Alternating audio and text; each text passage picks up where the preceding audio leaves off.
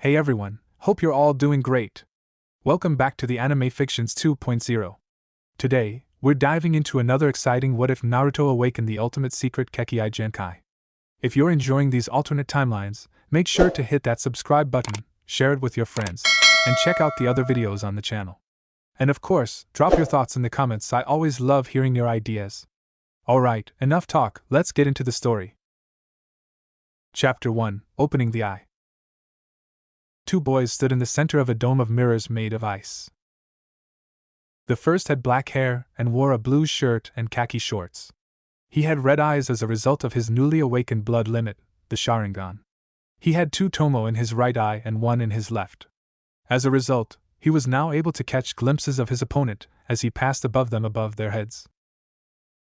He skillfully dodged, volley after volley of needles, though with each attack 2 or 3 would strike him in various places all over his body. He was the pride of Konoha, the last prodigy of the once almighty Uchiha clan. His name, Uchiha Sasuke. The second boy had bright blonde hair, vivid sapphire eyes and wore an orange jumpsuit. He wasn't faring nearly as well as his teammate. He also had 3 whisker-like birthmarks on each cheek. While he did his best to dodge them, he was not agile enough, nor could he see the minute needles unlike his partner. He was lucky if 2 or 3 from each attack missed him. He was the bane of Konoha, as well as its number 1, hyperactive, unpredictable, knuckle-headed ninja. He was the legacy of the Yondaime Hokage, the Jinchuriki of the Kyuubi no Kitsune. His name, Uzumaki Naruto. Their opponent was incredibly fast. Sasuke was barely faster than the Nuke Nin under normal circumstances.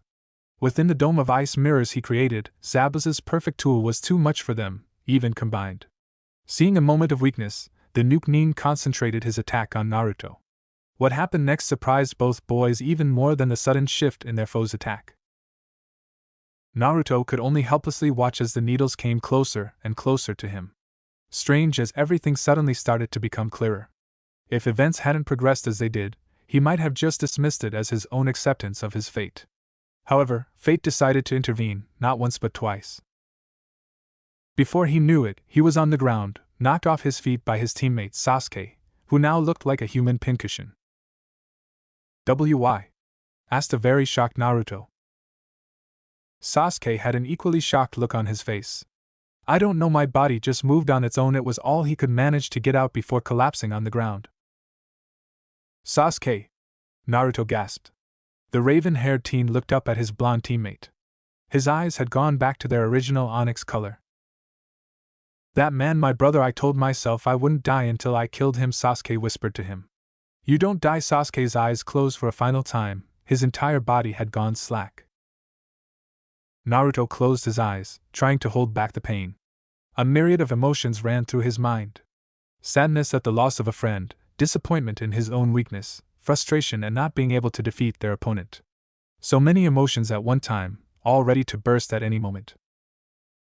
He protected a precious person, while knowing it was a trap, and he still decided to jump in. He was a shinobi that deserved respect. Said the masked boy. "Is this the first time a friend of yours has died? This is the way of the shinobi." "Shut up," was all Naruto whispered. Power, raw untamed power coursed through his veins. First it manifested in a fiery red spiral. The red chakra was fierce, angry, filled with more malice and hatred than even Zabuza had ever felt, and that Kakashi had only felt once before. The seal thought, "Kakashi, has it been broken?" That power, no, it's not, Kakashi, was the thought that ran through Zabuza's head. Meanwhile, the masked boy watched in horror and bewilderment. Naruto looked directly at him. His vivid blue eyes were now red with untamed fury, and the pupils were slitted. "I'll rip you apart."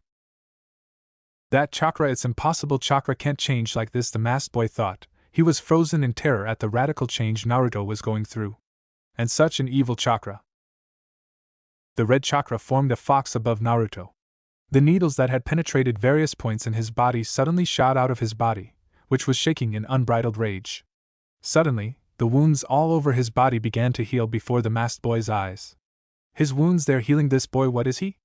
It was what happened next that solidified Naruto's reputation as Konoha's number 1, unpredictable, knuckle-headed ninja. Naruto's hatite fell off of his head as the sinister red fiery chakra became black and cold, yet the black flames seemed to sting with more intensity than the red ones. Even though the chakra had changed again, the whisker marks that had become thicker and more defined had not receded, and his eyes were still blood red and slitted.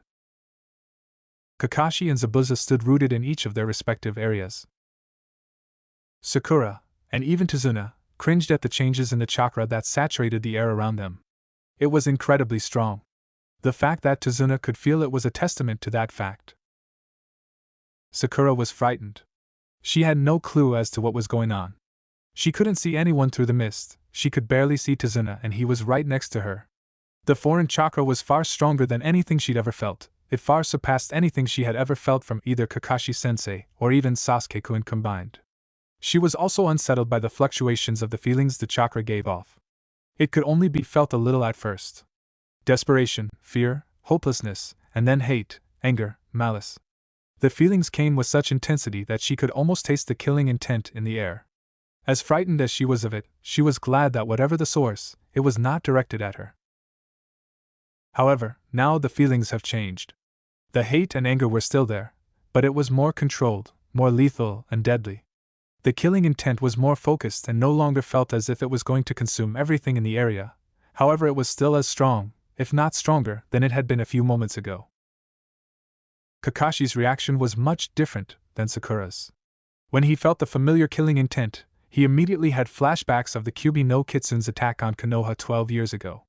He had felt the immediate need to deal with Zabuza quickly so that he could deal with whatever it was that had happened to Naruto. Now, though, he could only feel bewildered at the familiar feeling the chakra had given off. It can't be, Kakashi said, looking over in the direction that he felt Naruto's chakra coming from. Impossible. One of your students is doing something they shouldn't be able to, Kakashi? Said Zabuza with some amusement in his voice. Now Naruto just awakened a genkai thought to have been wiped out 12 years ago, said Kakashi, not even bothering to hide his astonishment. Oh, and you think it would be enough for him to defeat Haku? Asked Zabuza in a half-amused, half-disbelieving tone. Due to his more unique circumstances, I'd be willing to bet that he'd be able to defeat both of us if he could effectively use its power, said Kakashi. Oh, and what could actually give him the power to do that? Asked Zabuza. Although he was curious to know what could cause Kakashi's reaction, he couldn't help but think the copycat Nin was overstating his student's abilities. Then again, Haku took a vested interest in Uzumaki, while the Uchiha hardly caught his attention at all. The Juggin, was Kakashi's simple reply. Two simple words even made Zabuza start having second thoughts about the annoying and overly loud blonde ninja.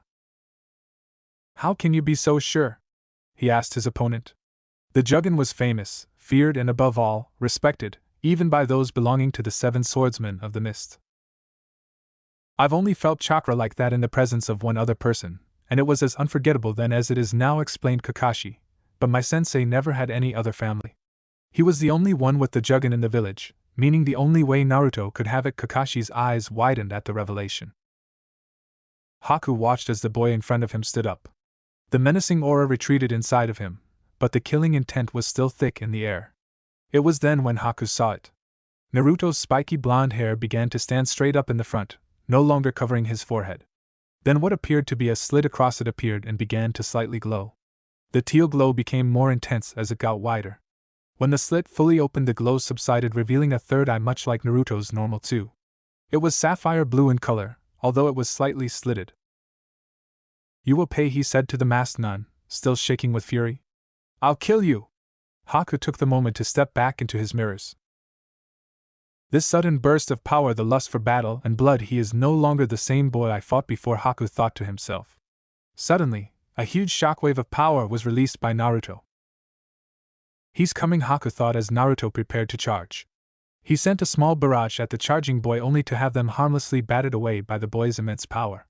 He barely was able to jump away from the mirror as Naruto shattered in with a simple punch. Haku's visage suddenly appeared in all of the mirrors at once. He was astonished at the boy's newfound speed and even more amazed that his last attack was merely blasted away without a mere thought. As one, all of the mirrors attacked. They embedded themselves deeply into Naruto. His third eye began to glow brightly again, and the red chakra from before seemed to surround him. Releasing his newfound power, Naruto forced the needles from his body, his wounds instantly healing. The sheer power Naruto was putting out was enough to crack the mirror Haku was in. He immediately charged.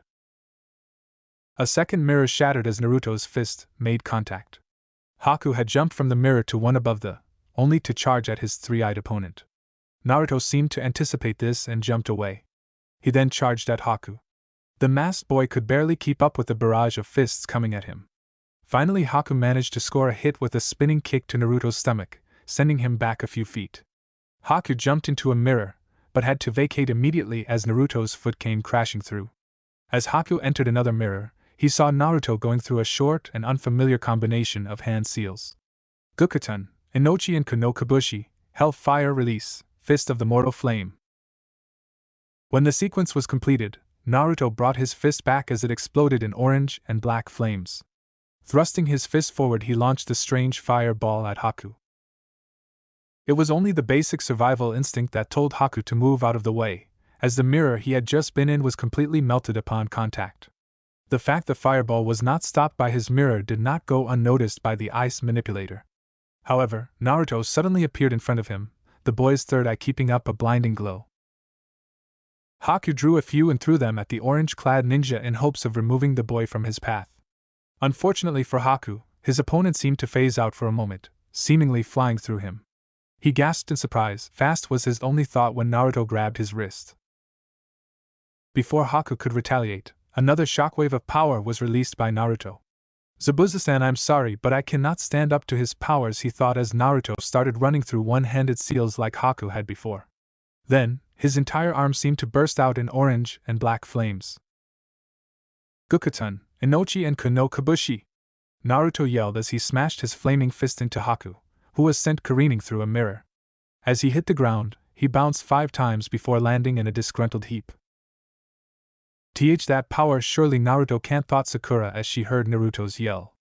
Sasuke-kun, please be alright. She became even more worried when the strange chakra suddenly vanished.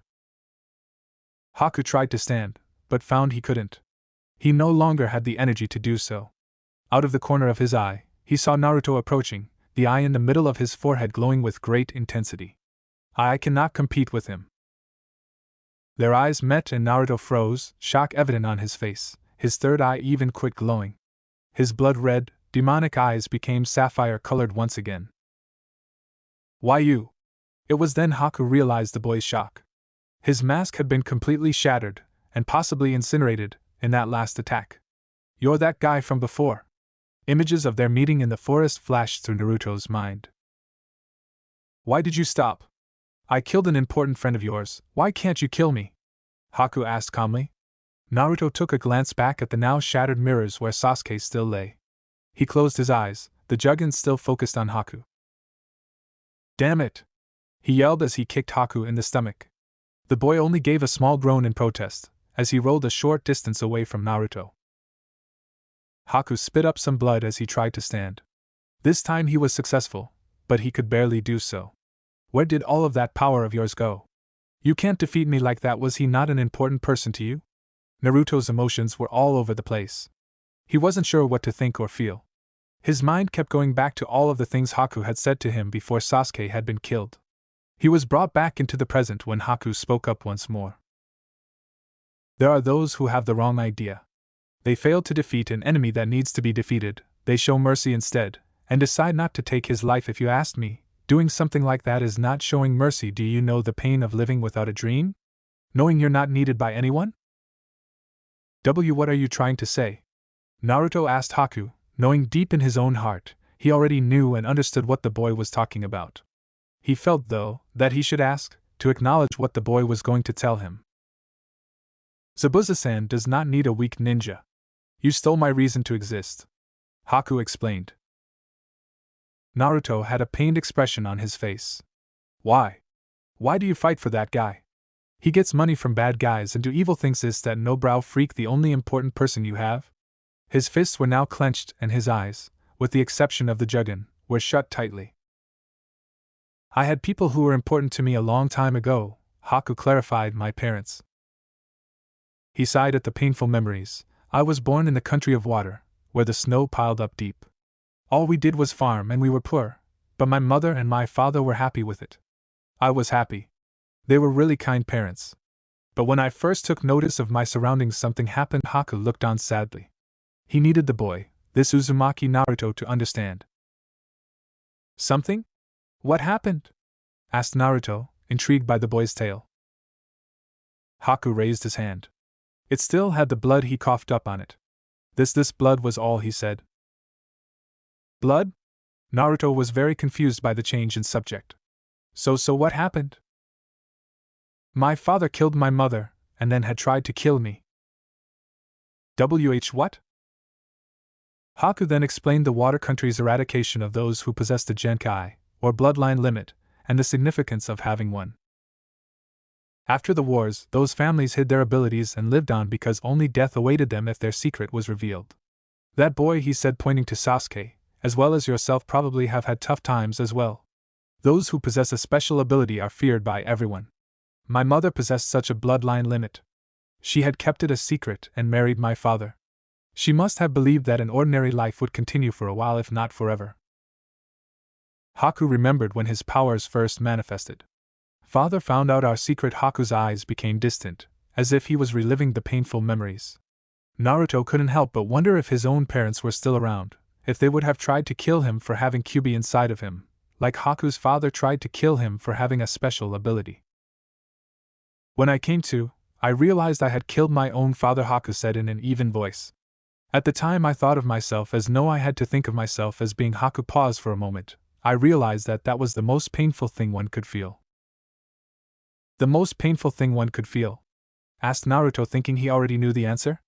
He had to know the boy's answer, if only for confirmation. The lost look in Haku's eyes merely confirmed the conviction and truth behind his words. It pained Naruto to see such a look mirrored in the eyes of another. The feeling you are not needed by anyone in this world.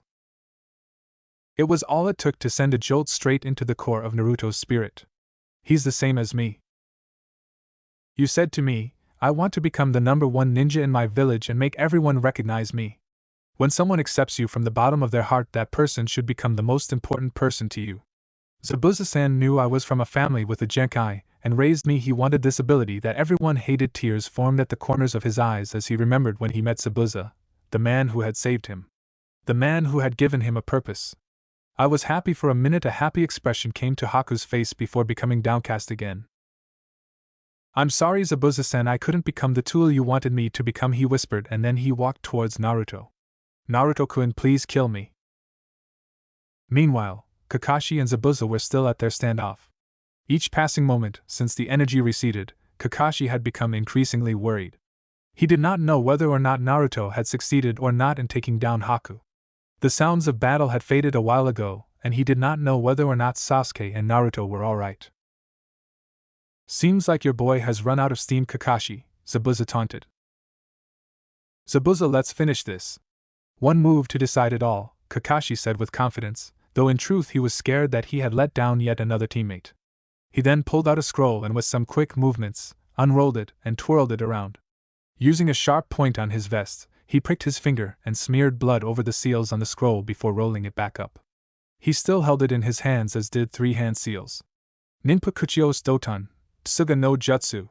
Ninja art, summoning move, earth release, dogging fangs technique. He then set the scroll on the ground, his hands still clasped to it. Zabuza felt the chakra surging from Kakashi. When nothing happened, he figured that Kakashi's technique had failed. Whatever you do, it's pointless. You can't even feel my presence at all. The demon of the bloody mist voice echoed from every direction, taunting Kakashi. But I know what you are doing very well, Kakashi. You have fallen into my trap completely. It was then that several dogs burst from the ground attacking Zabuza. Sakura and Tazuna could hear the growling from where they were. What is that sound? Asked a freaked out bridge builder. What's going on? Sakura asked herself. Both were feeling very uneasy, considering they had practically been left in the dark and unable to tell what was going on in either battle being fought around them. If I can't follow you with my eyes or ears, I'll just have to use my nose, said Kakashi calmly, as if lecturing a small child. That's what happens when you close your eyes in the mist. This is a summoning technique for pursuing purposes. I stopped your attacks 2 times, and bled both of those times for this purpose. Your weapons have my scent on them. Those are my cute ninja dogs, and their noses work better than any other dogs. You're the one who has fallen into the trap. The mist has cleared. Your future is death. I don't care about your bluffs, said Zabuza defiantly. Kakashi was right, the mists were clearing, and Zabuza was just feet away from Kakashi and held in place by several of Kakashi's summons. Don't act so tough. There is nothing you can do in this situation, scolded Kakashi. Your death is certain. Zabuza, you fooled around too much. Your ambitions were too big. You failed in the assassination of the Mizukage and the coup d'etat. You ran away with a few of your subordinates and became exiled ninja. Your name was given to the village of Konoha immediately. In order to gather money for retaliation and to avoid prosecution from the pursuing ninjas, you sided with vermin like Gatu. He said the last word as if it tasted bad in his mouth. Zabuza, do you really think I have survived all this time with just the Sharingan? I'll show you my original technique. It is not a copy. Kakashi did 3 hand seals and then gripped his right wrist with his left hand. Chakra began to gather around his feet when bolts of electricity surged from the ground into his right hand. Raikiri, lightning edge! He shouted. What the I can see the chakra in his hands, said Zabuza, astonished at the power and level of control that Hatake Kakashi, the copycat nin, possessed. You're too dangerous. The person you are trying to kill, Tazuna-san, is this country's courage. The bridge he is trying to create is this country's hope. Your ambition sacrifices too many people. That's not what a ninja is supposed to do. Kakashi could see the smirk appear on Zabuza's face through the mask. Who cares? I have fought for my ideal. And that won't change in the future either.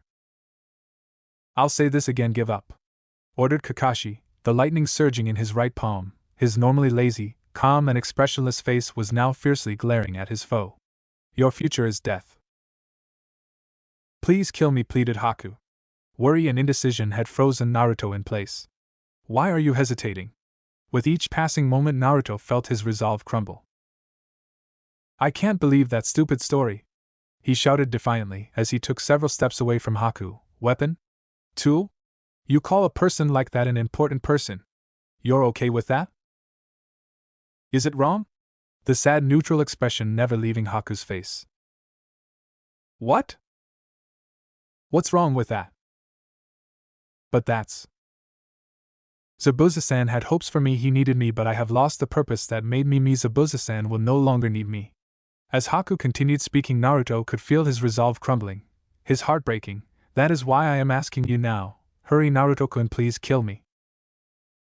I don't understand. Is staying strong the only reason you have for staying in this world? Naruto tried to reason with the boy. You could have made people recognize you through something other than fighting. A small smile graced Haku's face. The day I met you in the forest, I felt you were like me. You should understand. The look in Naruto's eyes gave away to Haku that he did. I'm sorry I have to soil your hands. Is that the only way? Yes. Naruto looked down. His eyes were clenched tight, even his newly awakened Jugen eye. If I had met you somewhere else, we might have been friends. He then opened his eyes, his resolve hardened. He charged towards Haku, his right hand going to his kunai pouch. Grab hold of your dream. Sasuke had a dream too, Naruto rationalized in his mind as he ran faster towards Haku, his kunai in his hand. Haku closed his eyes. Thank you, you will become strong, he silently thanked Naruto. The mist, it's beginning to settle, exclaimed Tazuna. There are 2 people over there. It looks like they're staring at each other, said Sakura. I can't see very well. Which one is Kakashi-sensei? She asked. One of them moved. Haku caught the movement out of the corner of his eye. He then grabbed a hold of Naruto's wrist before he could strike the killing blow. I'm sorry, Naruto-kun, he apologized while doing a few one-handed seals. But I can't die just yet. It was then that Naruto saw what Haku did after the ice manipulator vanished. Kakashi charged at Zabuza with a fully charged Raikiri. So this is it, huh? Zabuza asked himself. Suddenly a crack in the bridge opened up, releasing large amounts of frozen air. A mirror of ice suddenly formed and out stepped Haku right into the path of Kakashi's charged palm. Before Kakashi could reach Haku and Zabuza, Naruto materialized and knocked Haku through yet another mirror, placing himself in front of Zabuza, his jugun blazing. "Naruto-kun!" yelled Haku. Naruto, thought Kakashi as he knew what was about to happen. He couldn't stop, it was too late. Gukutun, Inochi and Kuno Kabushi! A powerful shockwave hit Sakura and Tazuna. They had to cover their eyes to protect themselves from the dust and debris from the fights on the bridge. "What happened?" asked Tazuna. "I am possible!" shouted Sakura as the figures became visible. Kakashi's Raikiri was being blocked by Naruto, whose arm was completely engulfed in black and orange flames. The sleeve of the jacket had been incinerated. Kakashi was staring right into the jugun, while Zabuza was being held fast by half a dozen dogs. Suddenly, Naruto shoved Kakashi's attack away from himself and hit him in the chest with a powerful palm strike to the sternum. The blow knocked Kakashi back, but he was able to stay on his feet. Everyone had been so shocked by the turn of events they were speechless. "And Naruto!"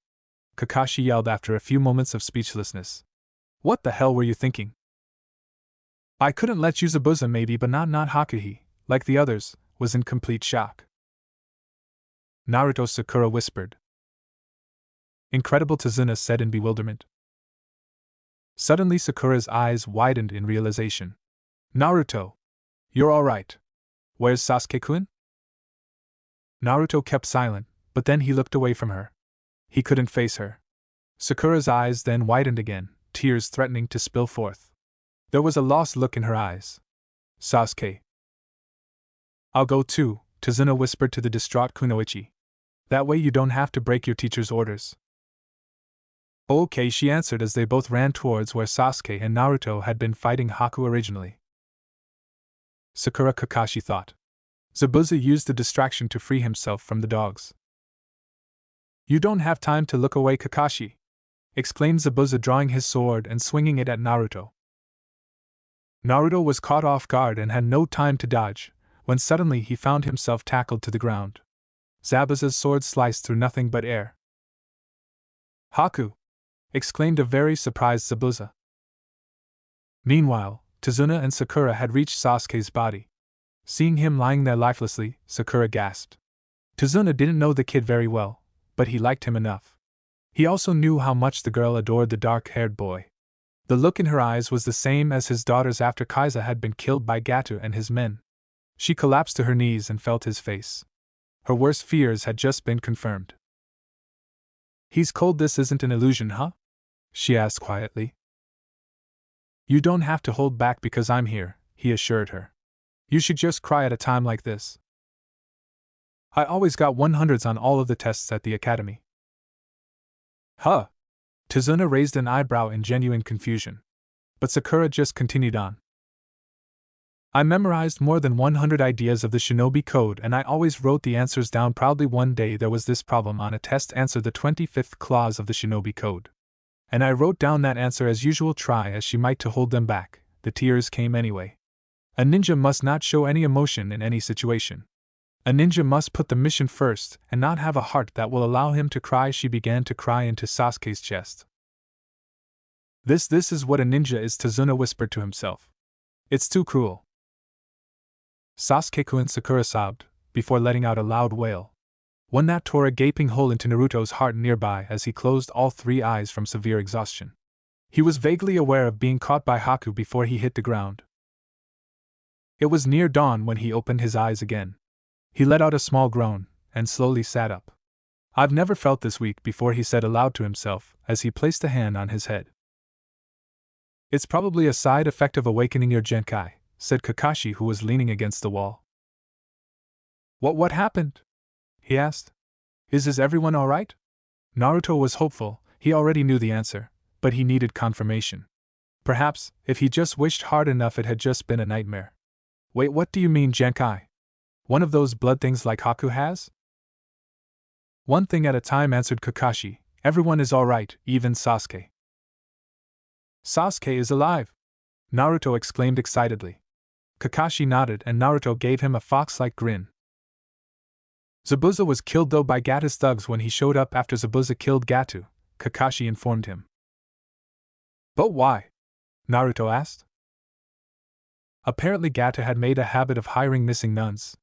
Then when it comes time to pay them, he kills them if they hadn't already died on the mission he hired them for. Kakashi told him. What about Haku? Asked Naruto. He took Zabuza's death pretty hard, but he is alright for the most part. He hasn't left your room since you were brought here. He'll be coming back with us to Konoha when we leave. He looked over to Haku when he spoke. The boy in question was fast asleep in his chair. Naruto sighed in relief. That's good, I suppose. Now what about my blood thingy? Kakashi couldn't help but smirk. While Naruto did have a serious side that was seen by almost no one, he was still the same knucklehead with a one-track mind at the end of the day. It's pretty rare. In fact, at the time of the Kyuubi attack there was only one known person who had it, and I have reason to believe he was your father. What? But that means Naruto's eyes got wide with excitement until Kakashi said, my family died in the attack. I still have to check with the Sandaime to be sure, but if I am not mistaken, I am the perfect person to teach both you and Sasuke in Konoha, at the moment, said Kakashi. Why is that? Asked Naruto. In Sasuke's case it's because we both have Sharingan, and in yours the man I believe is your father was also my sensei, Kakashi said. Naruto's eyes widened again. The excitement that he might find out a little bit about his family was too great. Why your sensei? Who was it? Kazama Erasure, the Yondaime Hokage, said Kakashi reluctantly. Why Yondaime? That means Naruto couldn't let himself finish the sentence. Kakashi merely nodded in response. Why? Why me? Kakashi sighed. He really couldn't blame the kid. To find out only a few weeks ago you had a demon inside of you and then that it was your own father who had sealed it, there would be too much for anyone. He had to help the boy understand. Think about it, Naruto. What does it mean to be Hokage? In his place, would you be able to ask some other family to sacrifice their child, if you saw a chance where your own child could be seen as a hero? Naruto interrupted. I know that didn't happen, but that is what Sensei had intended. Naruto was silent for a few moments. I think I understand. Now do you want to learn about your bloodline limit? Asked Kakashi. Naruto said nothing but nodded. As I said before, it's rare. In fact, you are the second person known to have had it. Yondaime, like you, was an orphan. He had no other family. He was found in the wilderness by a group of our ninja and brought back to the village. It wasn't long after, and he attended and graduated from the academy. Soon afterwards he became a genin and awakened his bloodline limit. He was able to develop it with the help of his sensei. It's called the Jugen. What does it do? Asked Naruto. Well, when it's activated, a third eye appears on your forehead. Kakashi had to stifle a small chuckle as Naruto felt his forehead. Not even Yondaime was completely certain of its full potential. But what we did know about it, or rather, what he told me about it, it helped with his chakra control and could sometimes give him boosts of power like what happened to you on the bridge. It can even slow down an enemy's movements based on your own reaction time. It can also give you access to a few techniques that can only be used by you because of the eye. That means not even the Sharingan can copy those techniques. Wow was all Naruto could say. I'll let you alone for now, but we'll have to talk to the Sandaime-sama about whether or not Yondaime was actually your father. Either way, I have something for you that will complement the changes in your fighting style with the eye. I'm sure Yondaime would have wanted you to have it under the circumstances, whether you're his son or not. Kakashi informed him as he was leaving the room. Thanks, Kakashi-sensei, Naruto said with a small smile on his face. One more thing, Naruto. Kakashi paused at the door. The Jugen seems to have a mind of its own. While in a sense you can control it, and it is a part of you, it is also sentient and separate from you. It's very prideful and demands respect. All of Yondaime's opponents who insulted the eye, all died. He then left Naruto to his thoughts. The boy had a lot to think about. Chapter 2, Training the Eye, Secrets Revealed. The country of Wave had a spectacular celebration after Naruto woke. The entire populace was extremely happy with the downfall of Gato, except two. While they didn't particularly care for Gato, it was another person that was lost the day before that dampened their need to celebrate. Haku stood out on the docks near Tazuna's house staring out at the ocean. He barely acknowledged Naruto's presence. No words were said, the two just sat in silence. When time for the celebrations came, Haku did not go with them, saying he needed time to himself. Naruto and Sasuke didn't stay long either. The former was concerned about his new friend, the latter wanted to get away from his fangirl. It was soon afterwards that the bridge was finished, and it was time for Team 7 and Haku to leave. They made one last stop at Zabuza's grave, his sword sticking out of the ground as a sort of headstone. Haku burned some incense, and Sakura placed flowers on his grave. I was wondering, Kakashi-sensei, said Sakura, does a ninja really have to be what he said a ninja should be? Haku was now looking at Kakashi in great interest. Shinobi are not supposed to seek their reason to exist, Kakashi explained. It's important that they exist as tools. That idea exists in Konoha too. As he was speaking, Sakura walked back towards the others. Haku looked towards Naruto, who seemed to be at a crossroads. He was staring blankly over the cliff, a myriad of emotions passing over his face. After a silent moment, he came to a decision as he spoke. Does becoming a real ninja really mean that? He asked. It was a simple enough question. One that Haku would have answered yes to immediately only a few days before, yet the blonde boy in front of him made him question whether or not it was true. I kind of don't like that he had an uncharacteristic frown on his face. Do you think so? Asked Sasuke to Kakashi. Well, no. That's why ninjas unconsciously suffer from that idea, he answered, like Zabuza did. Naruto stared back at the grave a moment longer, before speaking again. All right. I'm going to follow my own mind. I'm going to run straight down the path where I am not going to regret anything. He looked up into the sky as he was speaking, a small genuine smile graced his features. Kakashi looked surprised for a moment, but then gave him a small smile that was only visible but the small crinkling of his left eye, which was the only exposed area of his face. Haku also gave Naruto a small smile as well. We've completed the bridge thanks to you, said Tazuna. We're going to miss you guys. Be well, said Tsunami. Thank you for everything, said Kakashi. Don't worry, we'll visit you again one day, said Naruto cheerfully. He no longer wore his orange jacket because it had been irreparably damaged. So he just had on a black t-shirt with the red spiral design on the front and his orange pants. He also wore his hat tied around his neck. He didn't want it to become incinerated once he figured out how to call on the orange and black fire again, nor did he want it to cover the Jugon. Kakashi-sensei had told him that the orange and black flame was called the mortal flame. It burned hotter than any other flame and was often compared to lava from a volcano. To Kakashi's knowledge, only the Yondaime was capable of using the mortal flame because of the Jugon. The Jugon also allowed the Konoha no Kuroi Senko, Konoha Yellow Flash, to use his ultimate technique, the Hiraishin no Jutsu, Flying Thunder God technique. Naruto's smile faded a bit when he saw the look on Inari's face. Inari, you're going to be lonely, aren't you? You can cry, you know. I'm not going to cry, but you can, Naruto. Inari responded, holding back tears. Is that so? Naruto's face was a dam that was about to break. See you later. He turned around quickly. He wouldn't be the one to break. Even though he did his best, a few stray tears streamed down his face. Sakura couldn't help but roll her eyes. Stubborn baka. The people of Wave Country watched as the 5 shinobi walked back towards Konoha. The boy changed Inari's heart, and Inari changed the heart of the villagers. He created a bridge of courage, which led to hope, Tazuna said.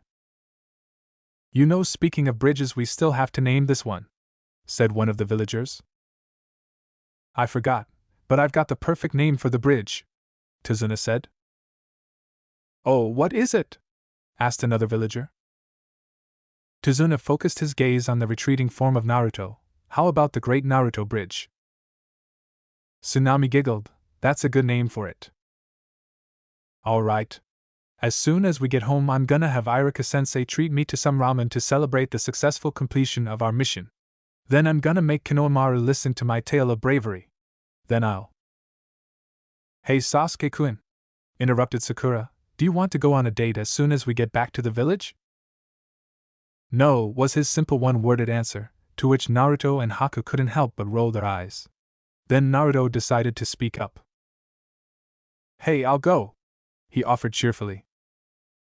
Shut up and be quiet, Naruto baka, snapped Sakura before hitting Naruto on the head. Haku slapped his own forehead at Naruto's hopeless crusade to get Sakura to notice him, much less win her heart. The trip to Konoha was a few days longer than the trip to Wave. Without the worry of getting Tazuna to safety and Sasuke and Naruto's training, it was understandable. Sasuke was working on activating his Sharingan at will and sustaining it. During the rigorous training, he managed to get a second tomo in his left eye. Naruto's training consisted of keeping the Jugen open and using it to help with his chakra control. During these sessions, Sakura would train with Haku, who trained her in some basic healing methods and techniques as well as some taijutsu to supplement what she had learned from the Konoha Ninja Academy. "Naruto, what's with your eye?" asked Sakura as she took a break from her training.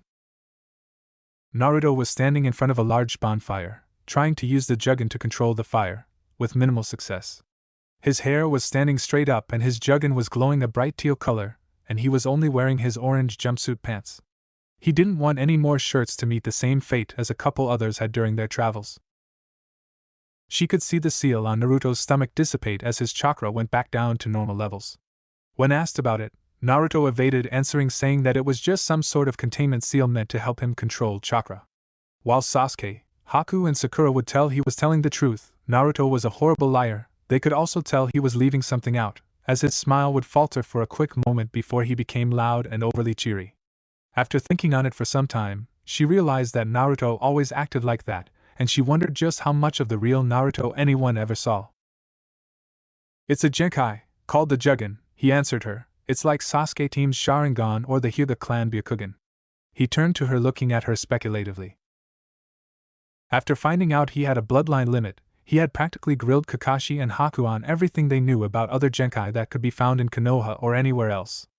Haku told him about his Hayatan, ice release, abilities, and Kakashi mentioned one that had once been found in Konoha, and used by the Shodaime Hokage, called Mokutan, would release. He also compared the Jugen to both the Byakugan and the Sharingan. Kakashi then told Naruto rumors of an ability to manipulate bones called Shikatsumiyaku, dead bone pulse, which was thought to have been eradicated by Kiri. Of course, the Hayatan Genkai was also thought to have been whipped out, so there could be other unknown survivors of the bloodline limit extermination that took place all those years ago, though it was highly unlikely. Not much was really known about it since the massacre had happened a decade prior, and Kiri had all records of their native Genkais destroyed. "Surely it can't be," as Kakashi interrupted what Sakura had been about to say by covering her mouth. "Trust me, Sakura, whatever you do, do not under any circumstances insult that eye, even unintentionally," he told her. The look in his exposed eye was enough to placate her anger, albeit temporarily. Even Sasuke and Haku looked curious about his reaction. The origins of the Jugen are a mystery. Unlike the Byakugan or the Sharingan, it is not a Genkai native to Konoha. In fact, it's so rare that there is only one other known sighting of the Jugen in all of the elemental countries.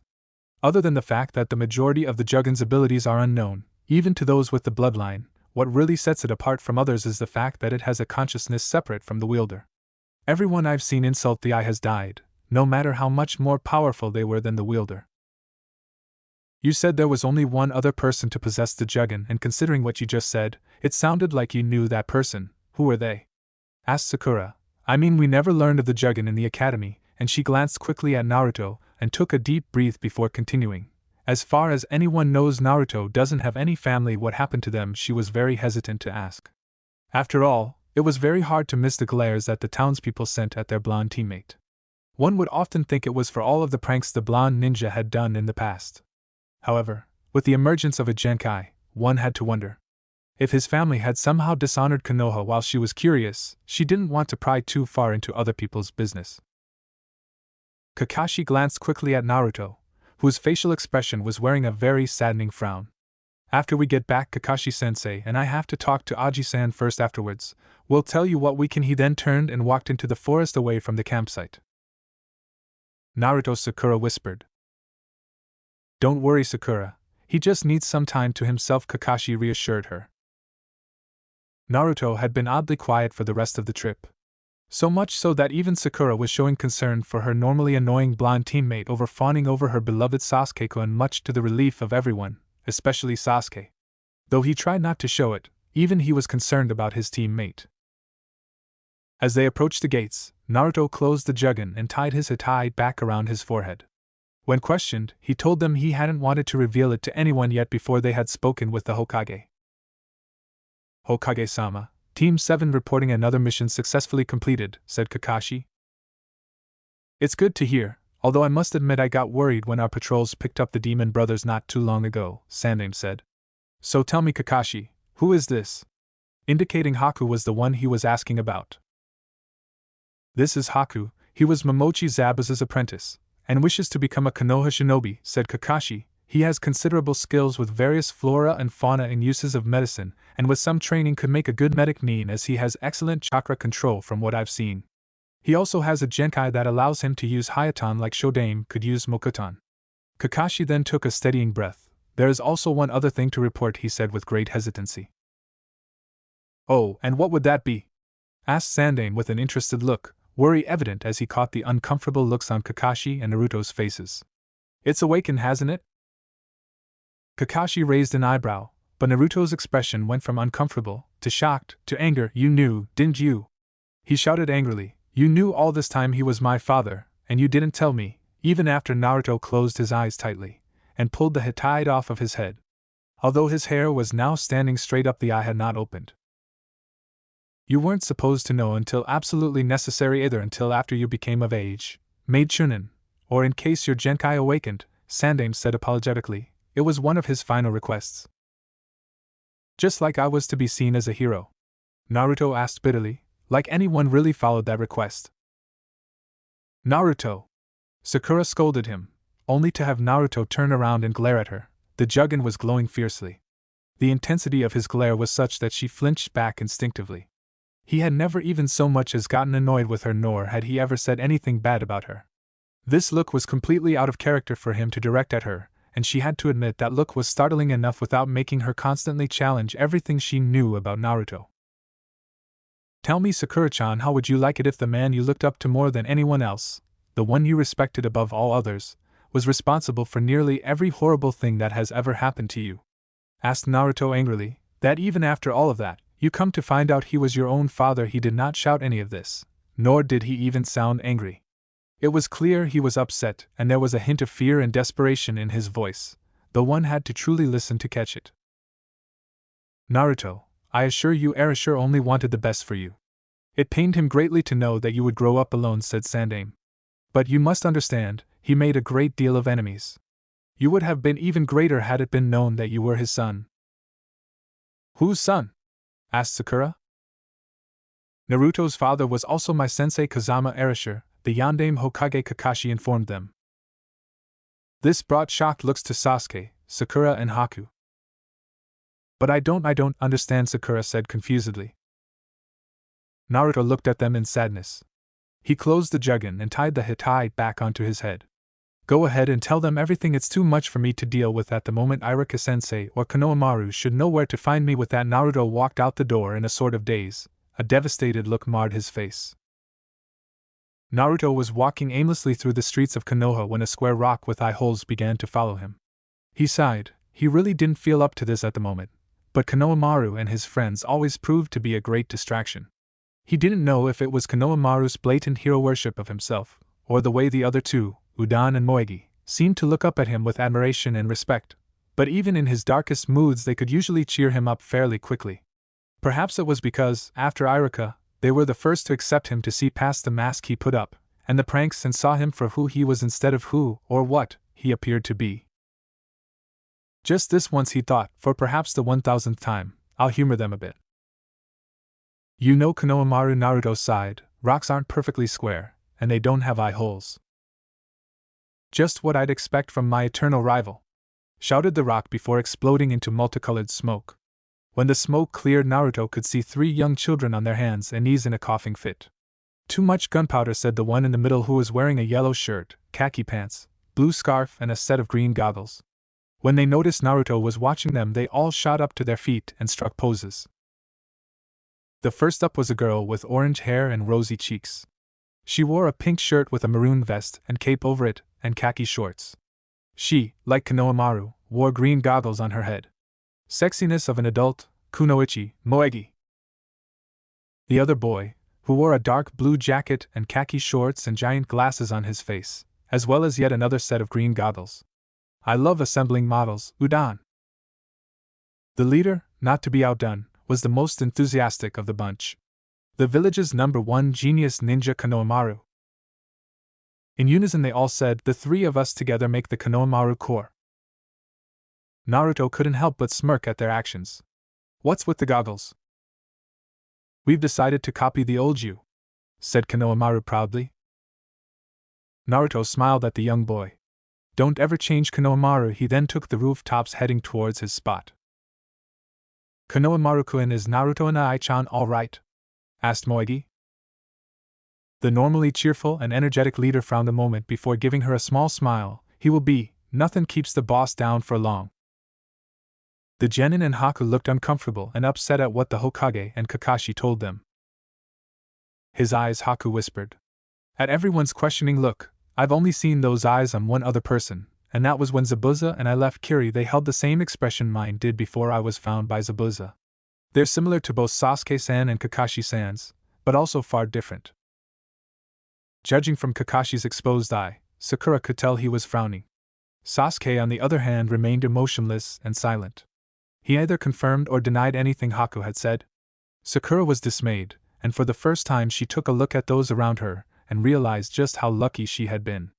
Sasuke-kun's entire family had been killed.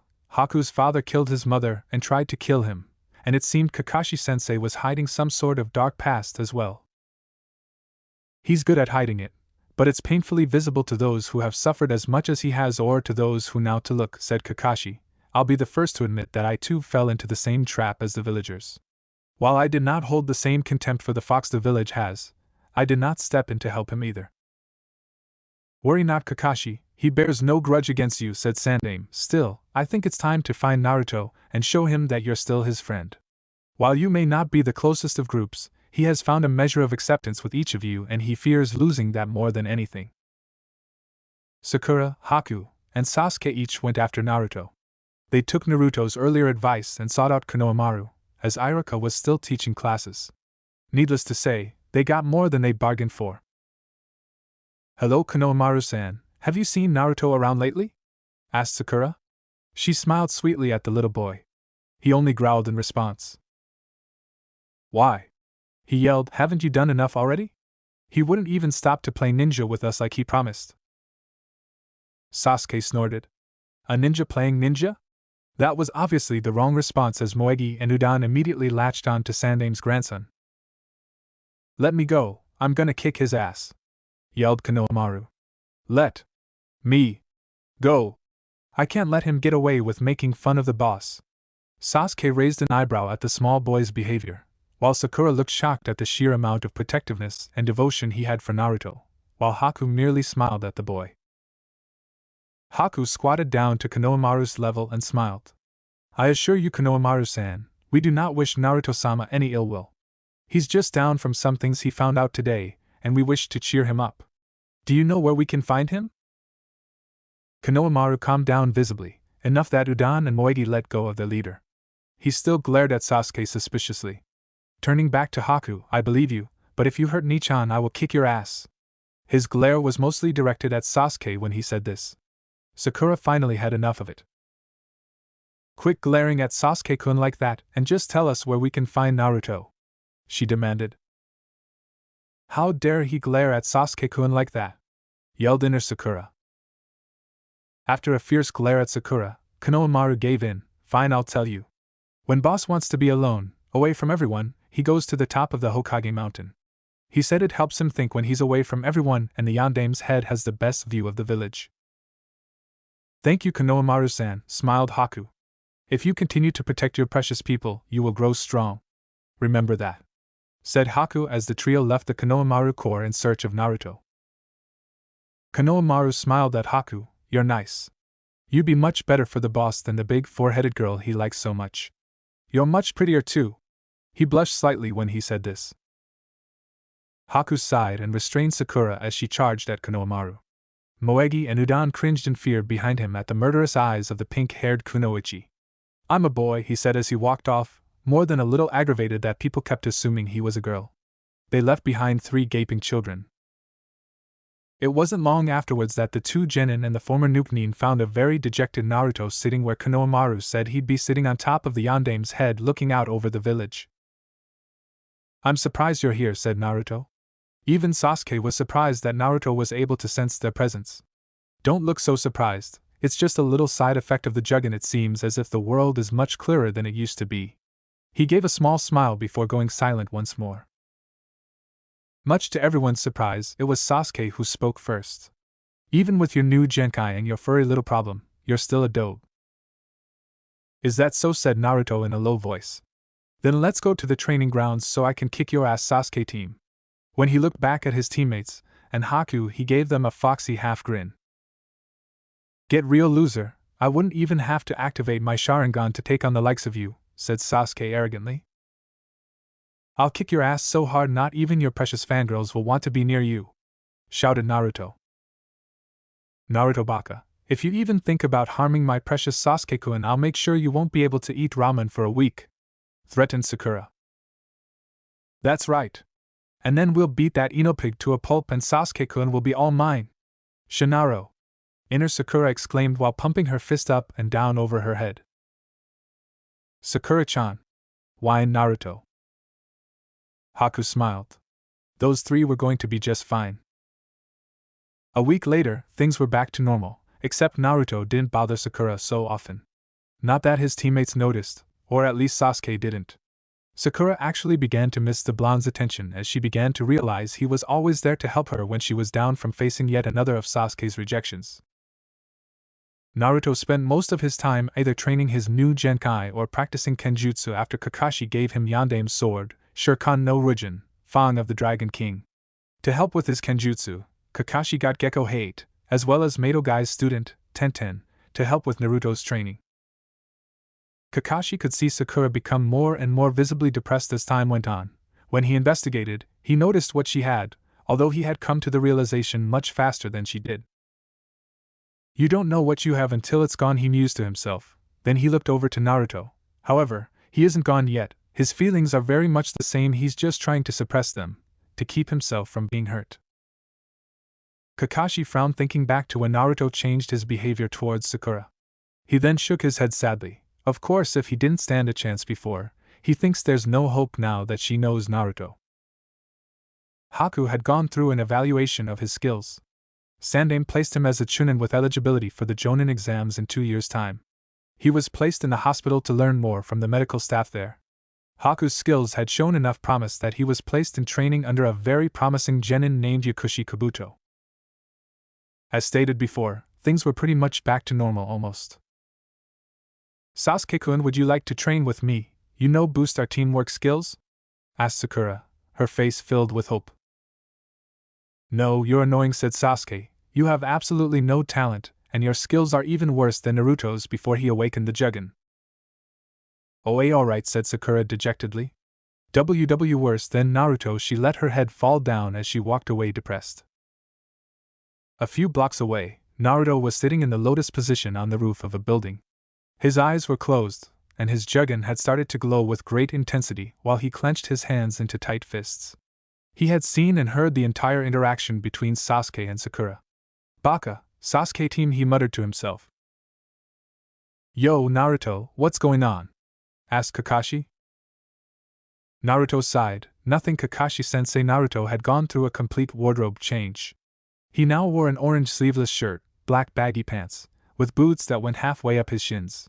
He was wearing his hitite, which now had orange cloth instead of blue, around his waist. He wore a simple black headband around his forehead, which was currently in his pocket, to conceal the Juggin, a black wristband on each arm, and a black trench coat with 2 orange stripes that stretched the entire length of both arms from the cuff to the collar. Sasuke rejected Sakura again? He asked innocently. He had been observing Naruto when he was observing the other two. Only one thing ever made him react like that. I don't know what you're talking about, shouted Naruto angrily. She'll come around eventually to Naruto, Kakashi consoled him. Naruto grunted. This I sees more than you think, Kakashi-sensei, he said sadly. I don't stand a chance, not now, not ever. There's still time, after all, you both are only 12, Kakashi said, trying to boost Naruto's spirits. It was unnerving having to do so, when far too often it was the other way around. You don't get it, do you? Asked Naruto respectfully. I can see everything in the smallest detail when I concentrate hard enough and take the time to notice. Sasuke's constant rejections haven't gone unnoticed. He had far fewer fangirls than he used to. Many of them that he still has react differently to him now. He's less of an idol to them, but not Sakura. She's so determined, her feelings run much deeper than the others. Even that Ino girl she's always competing with while the others are chasing a dream, she's trying to bring out the real Sasuke. He hides underneath all the layers of aimness. She loves him even more than she knows. I wonder if this is how Obito felt all those times. Kakashi gave Naruto a sad smile that went unnoticed due to his mask. Things will work out. They always do, said Naruto sagely. So, what do you need? I doubt you came to talk about my lack of love life.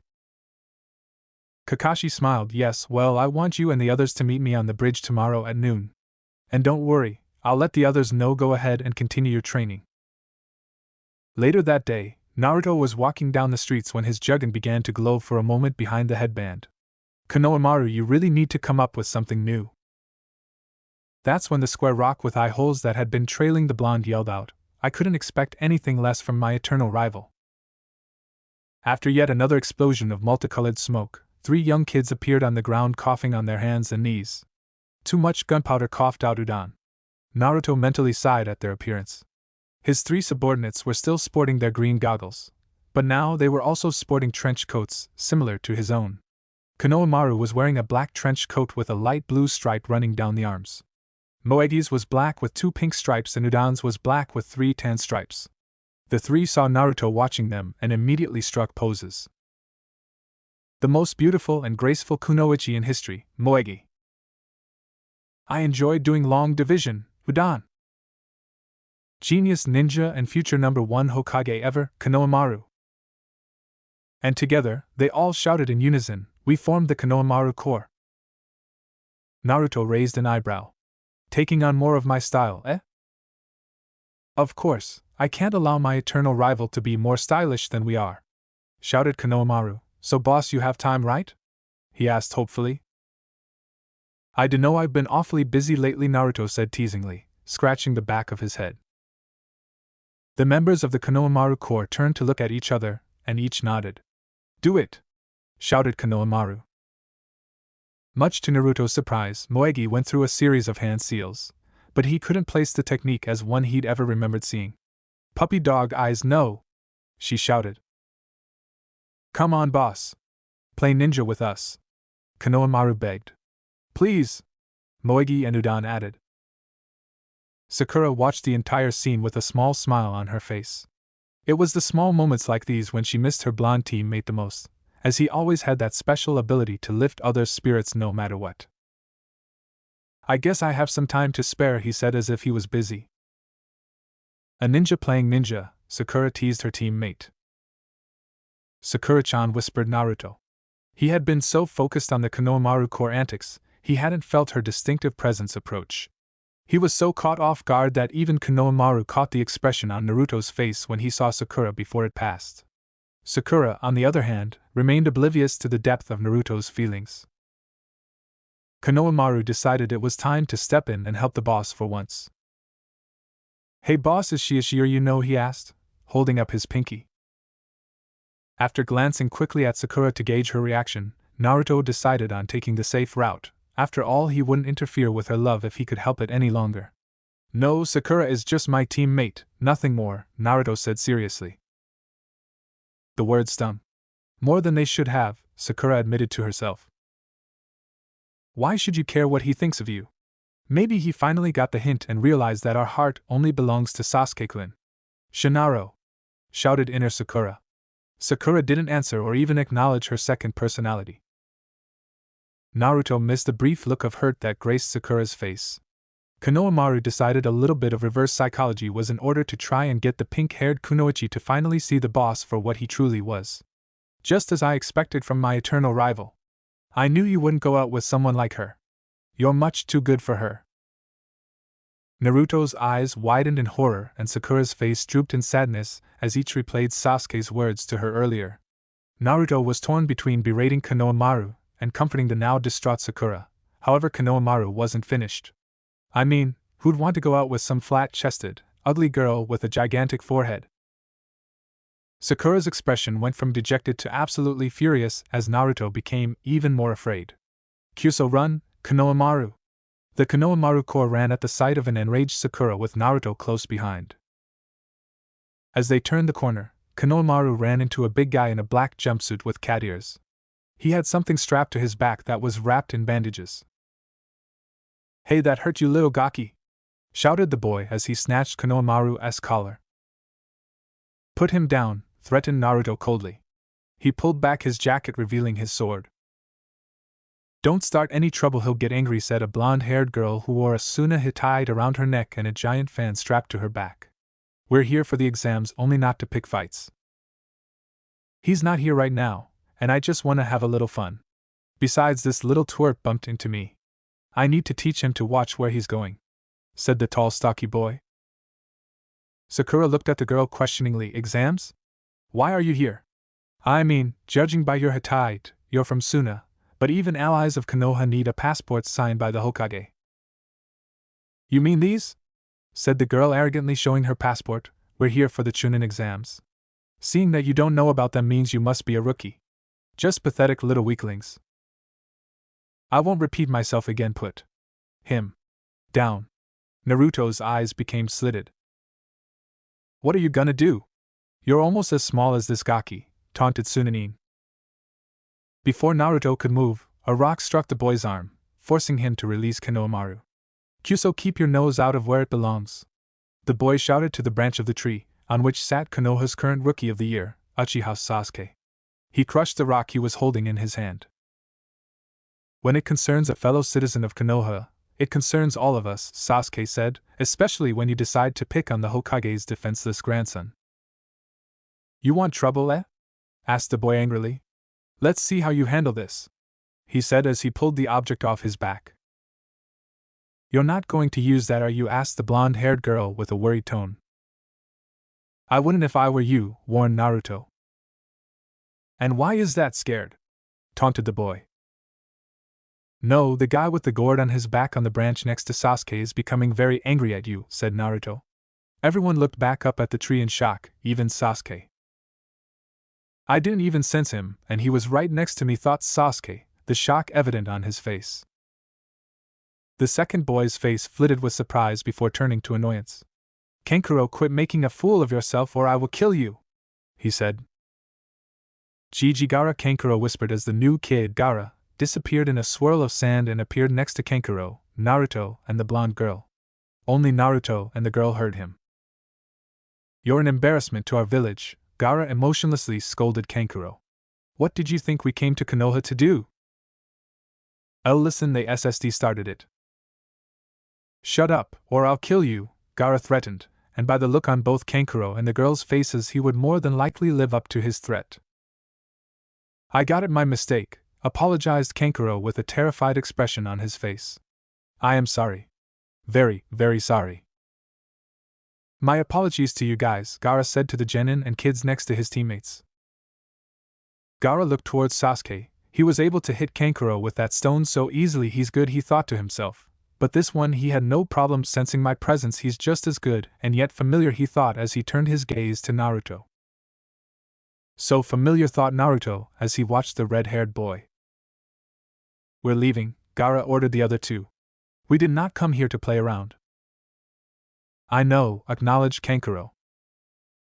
Sasuke jumped down to join his teammates. "What is your name?" he demanded of Gaara. Kankuro flinched, but the girl had a faint blush. "Why, you wish to know my name?"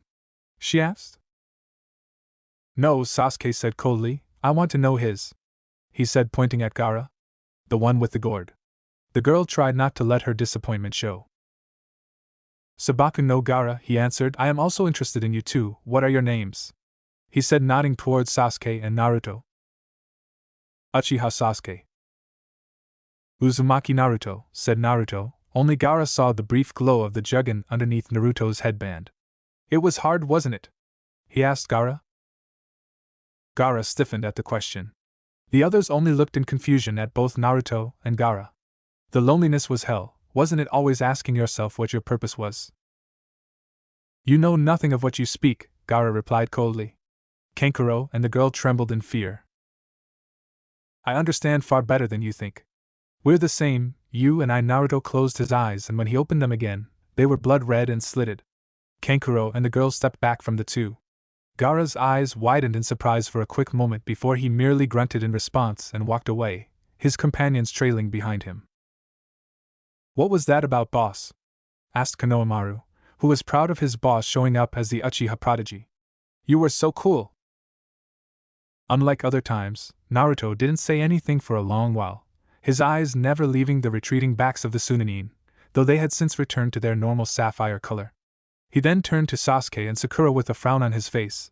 "That boy, he's like me, we have to let Kakashi-sensei know about this when we see him tomorrow."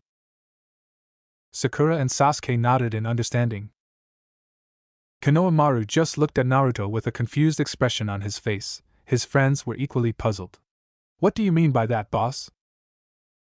Naruto simply squatted down to face Konohamaru. "I'll tell you, but now is not the time, alright? When I think you're ready, I'll tell you, all three of you," he said, pointing to Moegi and Udon as well. Konohamaru was about to protest, but Naruto quickly cut him off. "I promise, Konohamaru. I vow on my dream to be Hokage and our friendship, I will tell you eventually, just not right now." Konohamaru's smile threatened to cover his entire face.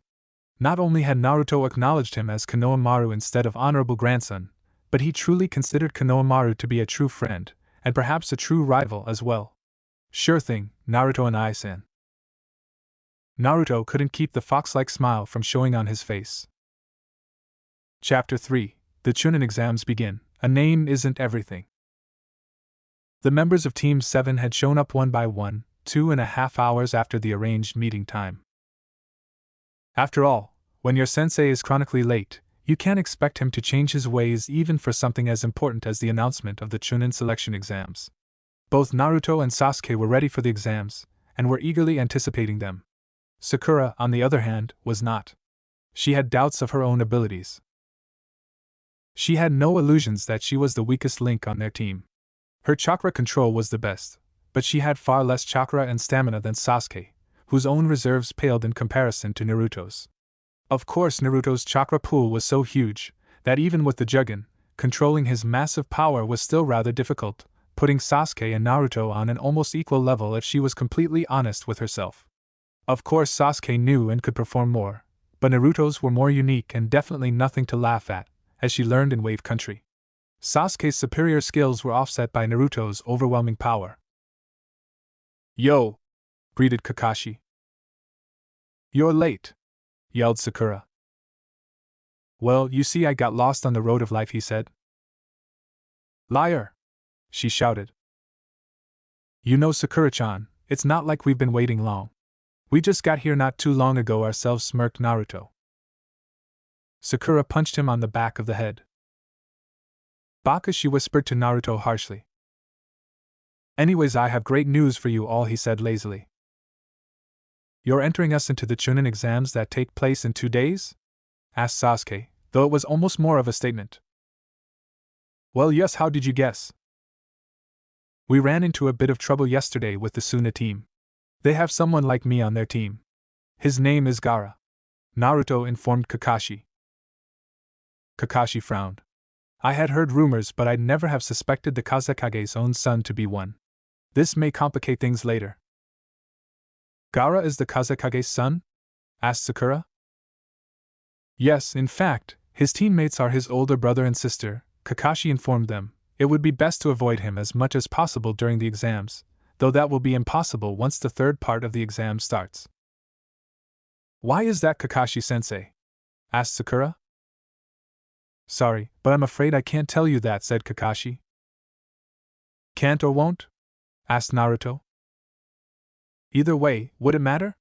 Sasuke asked Naruto. "We're not going to find out until we get that far." Naruto nodded his head. "Remember, it's each individual's choice whether or not to participate. I don't want to see any of you there unless you're absolutely ready," Kakashi warned them as he handed them their registration forms. "Don't worry about it, Kakashi-sensei, just leave everything to us," said Naruto. "Naruto Baka!" Sakura shouted, hitting him on the head. "This is serious. People have died in these exams." "But Sakura-chan, we're all a lot stronger now. Especially you, you're at least twice as powerful as you were when we first left for Wave Country. We've all grown a lot since then, but especially you, Naruto said sincerely. Sakura blushed with the bit of praise, only she quickly became dismayed because it was Naruto, not Sasuke-kun, that complimented her and tried to raise her spirits. Kakashi smiled at the small byplay.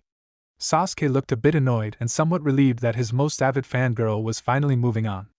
Thanks, Naruto, she said gratefully. Well, I must be off, you have the rest of the day free, said Kakashi as he used Shunshin to teleport away in a swirl of leaves. One of these days I am going to learn how to do that, said Naruto under his breath. Sasuke nodded in agreement. Hey, Sasuke-kun, would you like to do something tonight? Asked Sakura. No, he coldly answered, slightly annoyed at her. Sakura frowned for a bit before deciding to turn to Naruto. Hey Naruto, he was already gone. Even Naruto is leaving me behind now. She looked down at the ground and sulked as she left the training ground. Naruto watched her go with sad eyes. You know, it looked like she was finally going to ask you out, Naruto, said Kakashi from behind the genin. You've been waiting for that opportunity for so long, are you just going to let her walk away? I do have some pride, Kakashi-sensei, Naruto sighed. I am a lot of things, loud, annoying, and idiot, but I will not be Sasuke's replacement. Fair enough, though I think you might be underestimating her, though, said Kakashi. Naruto simply shrugged his shoulders and replied before setting out to find something to do for the rest of the afternoon. It wasn't long until Naruto found the Konohamaru core, or rather, they found him. Naruto and Ai-chan, are you going to play ninja with us today? Asked Udon. Yeah, you didn't play ninja with us the last time you said you would, accused Konohamaru. Well, I would have if you hadn't gone and pissed off Sakura-chan like that, Naruto defended himself. Then you had to go and pick a fight with that Suna bully. I was only trying to get her to go out with you, exclaimed Konohamaru, now on the defensive. I appreciate it, I really do, but Sakura-chan just doesn't feel that way about me, said Naruto. It wasn't lost on Moegi that he hadn't mentioned his own feelings for his teammate, and she decided to help out her own crush and call Naruto out on it. What about you and Ai-chan? Don't you like her? Naruto sighed. These kids would be the death of him one day, he was sure of it. Listen guys, I know what you're trying to do, but this is just something I have to deal with on my own. You still didn't answer the question, boss, pointed out Konohamaru. And I don't plan on it either, argued Naruto. The Konohamaru core all nodded in unison as they looked at each other. Do it! Puppy dog eyes, no!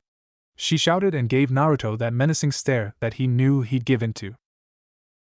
Before he could answer, though, Moegi was spirited away by an enemy shinobi. Ni-chan! Shouted Moegi. Konohamaru-kun! Boss, you gotta save her! Shouted Konohamaru. Right, just leave everything to me, said Naruto confidently as he took off after the other shinobi.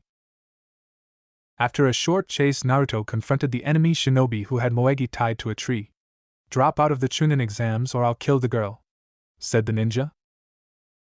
You're pathetic. I could beat you without even laying a finger on you, said Naruto confidently. And how do you think you're going to accomplish that? Asked the ninja. Look down, said Naruto as he puffed out of existence. Wah dash! Anything else he was about to say was interrupted when Naruto burst from the ground. Gukuten, Inochi and Kuno Kabushi! Shouted Naruto as he punched the ninja in the face. I've improved more than you gave me credit for, haven't I, Irika-sensei? The Konohamaru core looked at the enemy Nin in shock. The nun dropped the henge. Congratulations, Naruto.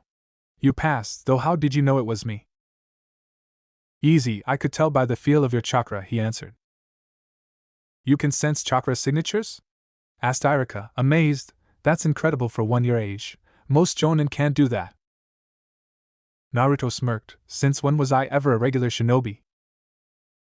You'll make a fine Hokage one day, Naruto, said Irika sincerely. The best one ever, until Konohamaru here takes over for me, he said as he smirked, ruffling Konohamaru's hair. It took a moment for Konohamaru to register what Naruto had said, but then gave him a big grin, before hugging him. Do you mean that, boss? Asked Konohamaru. You betcha, Konohamaru, It's the job of each Hokage to surpass the one before him, but don't think because you're my favorite rival that I'll make it easy for you. You're going to have to work extra hard to surpass me," Naruto told the young boy. "Don't worry, boss. Just leave everything to me," shouted Konohamaru. "When I become Hokage, I'm going to surpass all the ones that came before me. Believe it!" he shouted, going into the nice guy pose. A/N. The opportunity was just way too good to pass up. Naruto and Iruka sweat dropped. "He's even stealing my catchphrases," Naruto thought with a deadpan look on his face. "Why don't we go out for some ramen in a bit? I have to file a report on your progress, Naruto, but I'll meet you all at Ichiraka's in about 10 minutes, alright?" said Iruka, disappearing in a swirl of leaves. "KUSO! I really have to learn how to do that," thought Naruto as he and the Konohamaru Corps headed off to his favorite restaurant. Not too far away from where Naruto had saved Moegi. "How did they do?" asked Kakashi. "Spectacularly, I'm afraid," said Iruka with a small sigh. "They've all progressed much farther than I thought they would in such a short time." "What did you think of Naruto's performance?" asked Kakashi lazily. His performance surprised me the most," said Iruka with a slight smile. "He's really come far. How did he learn to sense chakra signatures in such a short time?" "Since Naruto trusts you so much, I suppose it wouldn't hurt to tell you, though I'm sure Naruto would have preferred to tell you himself," said Kakashi. "He's awakened a genkai. The only people who know are Sasuke, Sakura, Haku, myself, and the Sandaime." Iruka frowned. "But that means he must have a family after all." He then started to shake in rage. All the time spent alone. "His family all died during the Kyuubi attack," interrupted Kakashi. "We just know for certain who they were." "Who?" asked Iruka, letting go of his anger. "Arashi-sensei," said Kakashi. "Wayandame-sama," Iruka gasped. Kakashi nodded. But that means Kakashi nodded a second time. Iruka regained control. How'd he take it? "Not well at first, and that's to be expected, but he understood," said Kakashi. "He actually took it better than I thought he would." "So Naruto has the Jugen," said Iruka wistfully. He then looked sad for a moment. "You were right, Kakashi-san. You're just looking out for them, so there is no need to apologize," Kakashi assured him. "Just keep in mind that they do have to grow up sometime. Now I believe you have to meet some Hokage candidates and their friends that are waiting for you to treat them to ramen." Naruto was the first to arrive on the day the exams began. He only had to wait 10 minutes before Sasuke, slightly trailed by Sakura, came into view. "You ready, done?" asked Sasuke arrogantly. "You bet, team," said Naruto excitedly. "Just don't cry when you end up in the hospital after the beating I'm going to give you in the exams." "As if I work harder getting out of bed in the morning than I would fighting you," he said confidently, a smirk appearing on his face. "That's because you're too afraid to fight me anymore. You'd rather be lazy and stay in bed or practicing your stealth skills by escaping your fangirls," teased Naruto. "You're just jealous because you don't have any," replied Sasuke. "Take that back!" yelled Naruto. As Team 7 entered the building, they failed to notice the blushing pale-eyed member of Team 8 who had been watching them, or rather Naruto, from behind a corner of the building. She had frowned at Sasuke's remark because, while she didn't consider herself a fangirl, as that would be improper, she did admire Naruto a great deal. "Hey Hinata!" shouted her teammate, "what are you doing?" "And nothing, Kiba-kun," she said hesitantly as her two teammates approached. "Well, I guess we should go, huh?" asked Kiba, then he got an excited look on his face. "We are going to kick so much ass." "Provided you don't do anything too rash, Kiba," said Shino. "Relax, how hard can it be?" he asked. "More than anything we might be able to handle.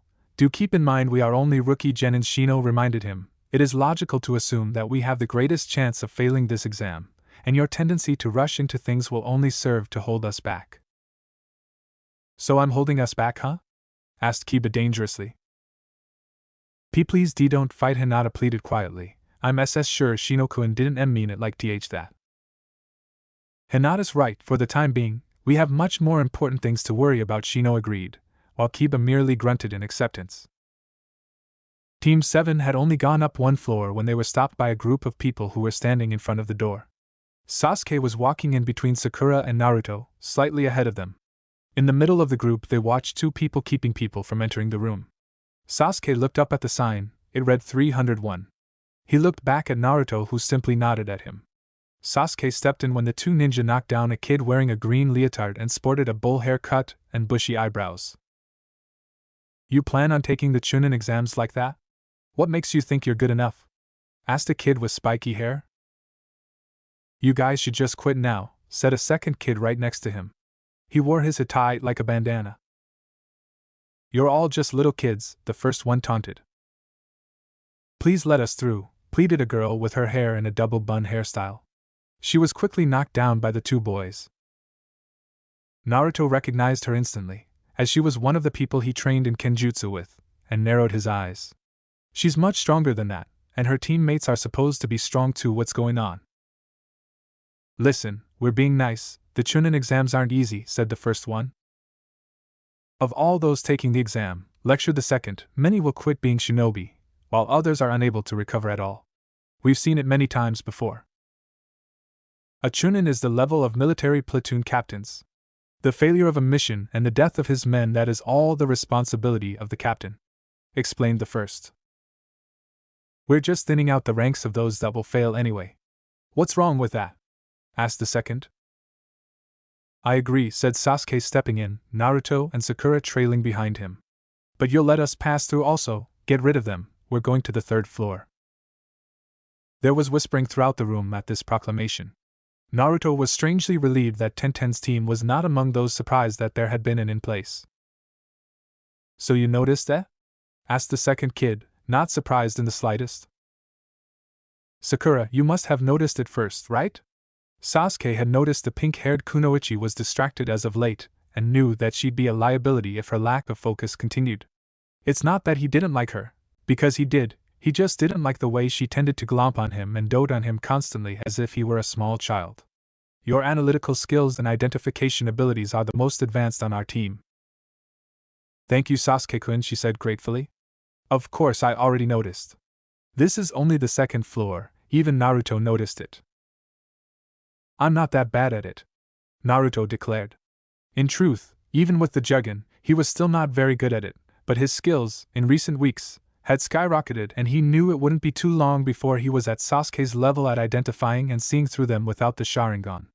He could dispel some weaker ones, but his chakra control was far too lacking to even perform the simplest of. The only one he could really do consistently was the Henji no Jutsu, transformation technique, and that was only because of the constant training and use of his patented kenjutsu, the Oiroku no Jutsu, sexy technique. "Not bad," replied the first, "but all you really did was see through it." As he said this, he began to move to attack Sasuke. Noticing his movements, both Sasuke and Naruto tensed. Before anyone knew what happened, the green-clad boy had come in between Sasuke and the spiky-haired kid. Fast, thought a wide-eyed Sakura. It's like he's completely changed from the person who was getting knocked down just moments ago. As Sasuke and his impromptu opponent relaxed, Sasuke couldn't help but admire the green-clad genin's skill. Catching that kick, that's some amazing chakra in his arms. Naruto was even more surprised than either of his teammates, because in the brief moment he used the Jugen, he had caught everything in detail. He didn't even use chakra. Even Sasuke can't move like that. In fact, he hardly felt any chakra coming from the boy, even less than a weak academy student. There was just barely enough for the kid to be alive. "What happened to the plan?" asked a pale-eyed boy next to Tenten, whom Naruto surmised to be her other teammate. "You're the one who said we shouldn't attract attention to ourselves." Well, the green-clad genin began to explain, as he looked over at Sakura. Sakura got a feeling of dread at the pit of her stomach. Oh no. So, they were hiding their abilities. I know how strong Tenten can be, and this guy doesn't appear to be too weak either. I can't help but wonder how strong that other guy is, Naruto thought to himself. Meanwhile, the green-clad kid walked up to Sakura. "My name is Rock Lee." "So, yours is," Sakura said, Lee, as if stealing up his courage. He then started to blush and gave her a thumbs up. "Will you be my girlfriend?" he asked as he smiled at her and gave her a wink. "I shall protect you always, until I die." "And no way," said Sakura, more than a little freaked out. Rock Lee just put his head down in shame. Naruto gave him a sympathetic smile, After all, he knew how it felt to be rejected. Hey, you, said the pale-eyed boy, directing his eerie gaze at Sasuke. What is your name? Sizing up the competition, I see, thought Naruto, looking at the boy intently. When you want to learn someone's name, you should give your own first, said Sasuke in an arrogant tone. You're a rookie, right? Asked the pale-eyed boy. How old are you? I don't have to answer you, replied Sasuke as the other boy narrowed his eyes. What? The pale-eyed boy asked coldly, as Tenten giggled at their little standoff. Sasuke arrogantly turned his back on the boy. Hey Naruto, Sasuke-kun, let's go, said Sakura excitedly. Naruto turned to Tenten. After this is all over, do you want to train some more, Tenten? Asked Naruto, who received strange looks from his and Tenten's teammates. Hayate-sensei says I've improved, but my technique still pretty much sucks. Sure thing, Naruto, she smiled at the blonde genin. While he wasn't anywhere near as good as she was, he was improving at an incredibly fast pace. She still couldn't believe how far he had come in a matter of a few weeks. She was almost certain he was training every bit as much as he could with that sword of his. Naruto, how do you know her? Asked Sakura. After Kakashi-sensei gave me my father's sword, he set me up with some extra kenjutsu training with Hayate-sensei and Tenten. From what I'm told, her sensei is something of a rival of Kakashi-sensei's, and so he jumped at the chance of helping out with my extra training. Naruto informed them. Kakashi-sensei said something about me being able to use a sword would help div-dibbers. Diversify? Asked Sakura, trying to help out her teammate. Yeah, that? Naruto said, smiling. Anyways, he said it would make us better as a team. With Sasuke's numerous ninjutsu and your skills with dealing with it, he said my being able to do kenjutsu would make us harder to defeat. As they headed down the hall, Sasuke couldn't help but think about all the skilled genin he had already met. All these skilled opponents, things look like they're going to be interesting. It wasn't long until they heard someone behind them. You! With the dark eyes, hold on! The trio turned to see the genin in the green leotard behind them on a platform above them. Naruto raised an eyebrow, Sakura cringed, and Sasuke remained impassive. What? Would you fight me, right here, right now? Lee said with a determined look on his face. A fight? Here and now? Asked Sasuke. Yes, Lee replied as he jumped over the banister and landed about a dozen feet from them. My name is Rock Lee. When you want to learn a person's name, you give your own first, right? Uchiha Sasuke. So you know? Asked Sasuke, now intrigued. I want to fight you, said Lee, taking a defensive stance. I want to test just how far my techniques will go against the prodigy of a genius ninja clan. Lee then turned to Sakura, who cringed in fear and was beginning to freak out. Plus, he said as he blushed, Sakura-san, love? Yeah, that was Sakura's limit as she began to freak out. Those eyebrows, just you. You are an angel, Lee said to her, oblivious to her obvious distaste. Just no. You. Stay away. She shouted at the bushy-eyebrowed boy. You know, you don't have to be so negative, said Lee, dismayed at her rejection. Sasuke scoffed at Lee, challenging me, knowing the Uchiha name. You are a fool. You will learn just what that name means, bushy brows, said a now scowling Sasuke. Great, smirked Lee as he changed into his Goken, strong fist stance. Finally, Gai-sensei, I shall prove myself. Don't do it, Sasuke warned Naruto. Want him for yourself, Naruto? Asked Sasuke, an arrogant look on his face. He wouldn't have challenged you if he didn't think you would win, Sasuke. Names and bloodlines will only get you so far, said Naruto. Rock Lee smiled at this. Shut up, Naruto, scolded Sakura. Sasuke-kun is one of the best genins there is. Not to mention with the Sharingan he's practically unstoppable. Suit yourself, but I know what I saw, he said, turning to them so Lee would not see the distinctive glow of the Jugen underneath his black headband. Then I'll just have to prove you wrong now, won't I, Naruto, said Sasuke. Though he had not voiced it, that had been a cheap jibe against Naruto's own bloodline limit. Sasuke was insinuating that the Jugen was somehow inferior to the Sharingan. Naruto's only thought at why the eye was not calling for Sasuke's blood was either because it did not catch the veiled insult, which he doubted, or it was content with the fact that Sasuke was about to be beaten to a pulp because of his arrogant overconfidence. "Ready?" asked Sasuke, turning his attention back to Rock Lee. Naruto watched the fight in interest, the juggin opened underneath the headband. With Lee's attention fully on Sasuke, he figured it would be safe enough to use to learn that he could. Sasuke charged Lee, who was waiting patiently. Sasuke threw a punch that was easily blocked by Lee. Sasuke planted his hand on the floor to attempt a whirlwind kick on Lee when the bushy-browed boy countered. "Konoha Reppu, Leaf Gale!" shouted Lee as he did a sweep. Sasuke pushed up with his arm flipping away from his opponent. Sakura looked amazed, while Naruto looked completely unsurprised, as Sasuke and Lee were now staring at each other. "He's strong," thought Sakura as she watched the boy nearly beat Sasuke-kun in the exchange. While he did not win, he definitely came out with the upper hand.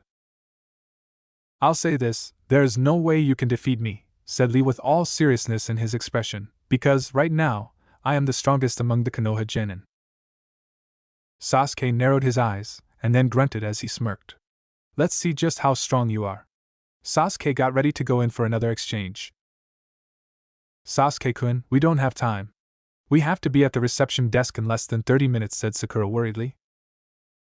"Don't worry," he said with a serious look on his face. "I'll be done in 5 minutes. He then charged at Lee a second time. As he went to punch the green-clad genin, he disappeared. "What?" Incredible, and without the use of chakra, thought Naruto with an excited look in his eyes. "Konoha de Zenpu, Leaf Great Whirlwind!" shouted Lee as he kicked at Sasuke's head. Sasuke narrowly ducked before a second kick came straight at him. "I can't dodge," Sasuke frantically thought. "I'll have to block." "What?" Lee's follow-up kick not only broke through Sasuke's guard but tore through it like a rock through paper. "Sasuke-kun!"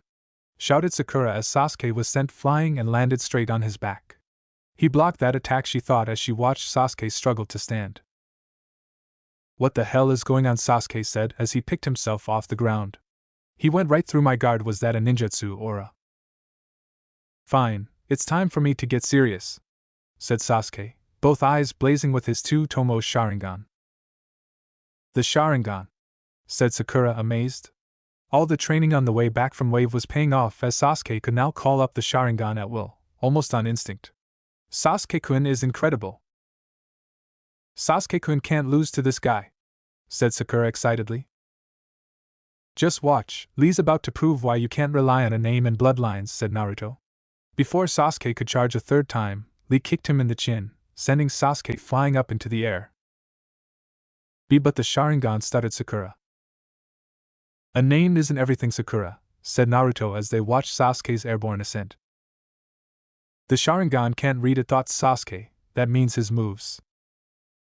"My moves are either ninjutsu nor are they," said Lee as he prepared the next sequence of his attack. Sasuke managed to land on his feet, but Lee was already on the attack, now charging Sasuke. Sasuke could now only hopelessly dodge Lee's attacks, but no matter what he did, Lee was still connecting with several solid shots. Sasuke backed away after taking an extra strong elbow attack from Lee. "My techniques are simple taijutsu, Sasuke-kun." "Just as I thought," Naruto said quietly. "What do you mean?" asked Sakura. "Just watch, we're about to learn the true difference between him and us," Naruto told her, as Lee disappeared only to reappear behind Sasuke. "You may not believe it, because it's so simple," said Lee, who then jumped to dodge an attack from Sasuke. "Kyuso," Sasuke said, gritting his teeth. "It's said that the Sharingan can read all types of ninjutsu and taijutsu," lectured Lee, "because ninjutsu requires you to summon chakra and hand seals to perform. You can easily defend against them. But taijutsu is different." "What do you mean?" asked Sasuke. "Even if you can read my movements with your Sharingan, your body still lacks the speed to react to my taijutsu. It doesn't matter if you can see it, if your body can't keep up, it's useless," explained Lee. "I believe there are 2 types of people amongst the strong. The hardworking types and the genius types. Your Uchiha blood is a genius type because of your Sharingan, while I am simply a hardworking type who has mastered only taijutsu." Sasuke's frustration came to a boil as he angrily charged Lee. Lee was still lecturing while dodging Sasuke's attacks. "It could be said that my ultimate taijutsu is the worst possible matchup for your Sharingan. With that, Lee knocked Sasuke into the air again with a solid kick to the chin, and then jumped after him. Kagebayo, Shadow of the Dancing Leaf. Lee was now soaring parallel to Sasuke's back. I shall now prove it with this technique that hard work surpasses genius skills.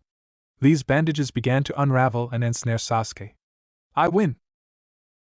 Before Lee could complete his move, a pinwheel cut through the air, pinning his bandages to the wall. Naruto cursed. He had been so intently watching the match, or rather Sasuke getting his ass handed to him, that he didn't sense anyone approaching. He immediately deactivated the Juggin, hoping the newcomer didn't see the teal glow through the headband. That's enough, Lee! Shouted a red and yellow turtle with a very angry expression on his face. Lee immediately landed while Sasuke continued towards the floor, his neck about to break his fall. Sasuke-kun! Shouted Sakura as she moved to catch Sasuke. Are you alright, Sasuke-kun? She asked with genuine concern.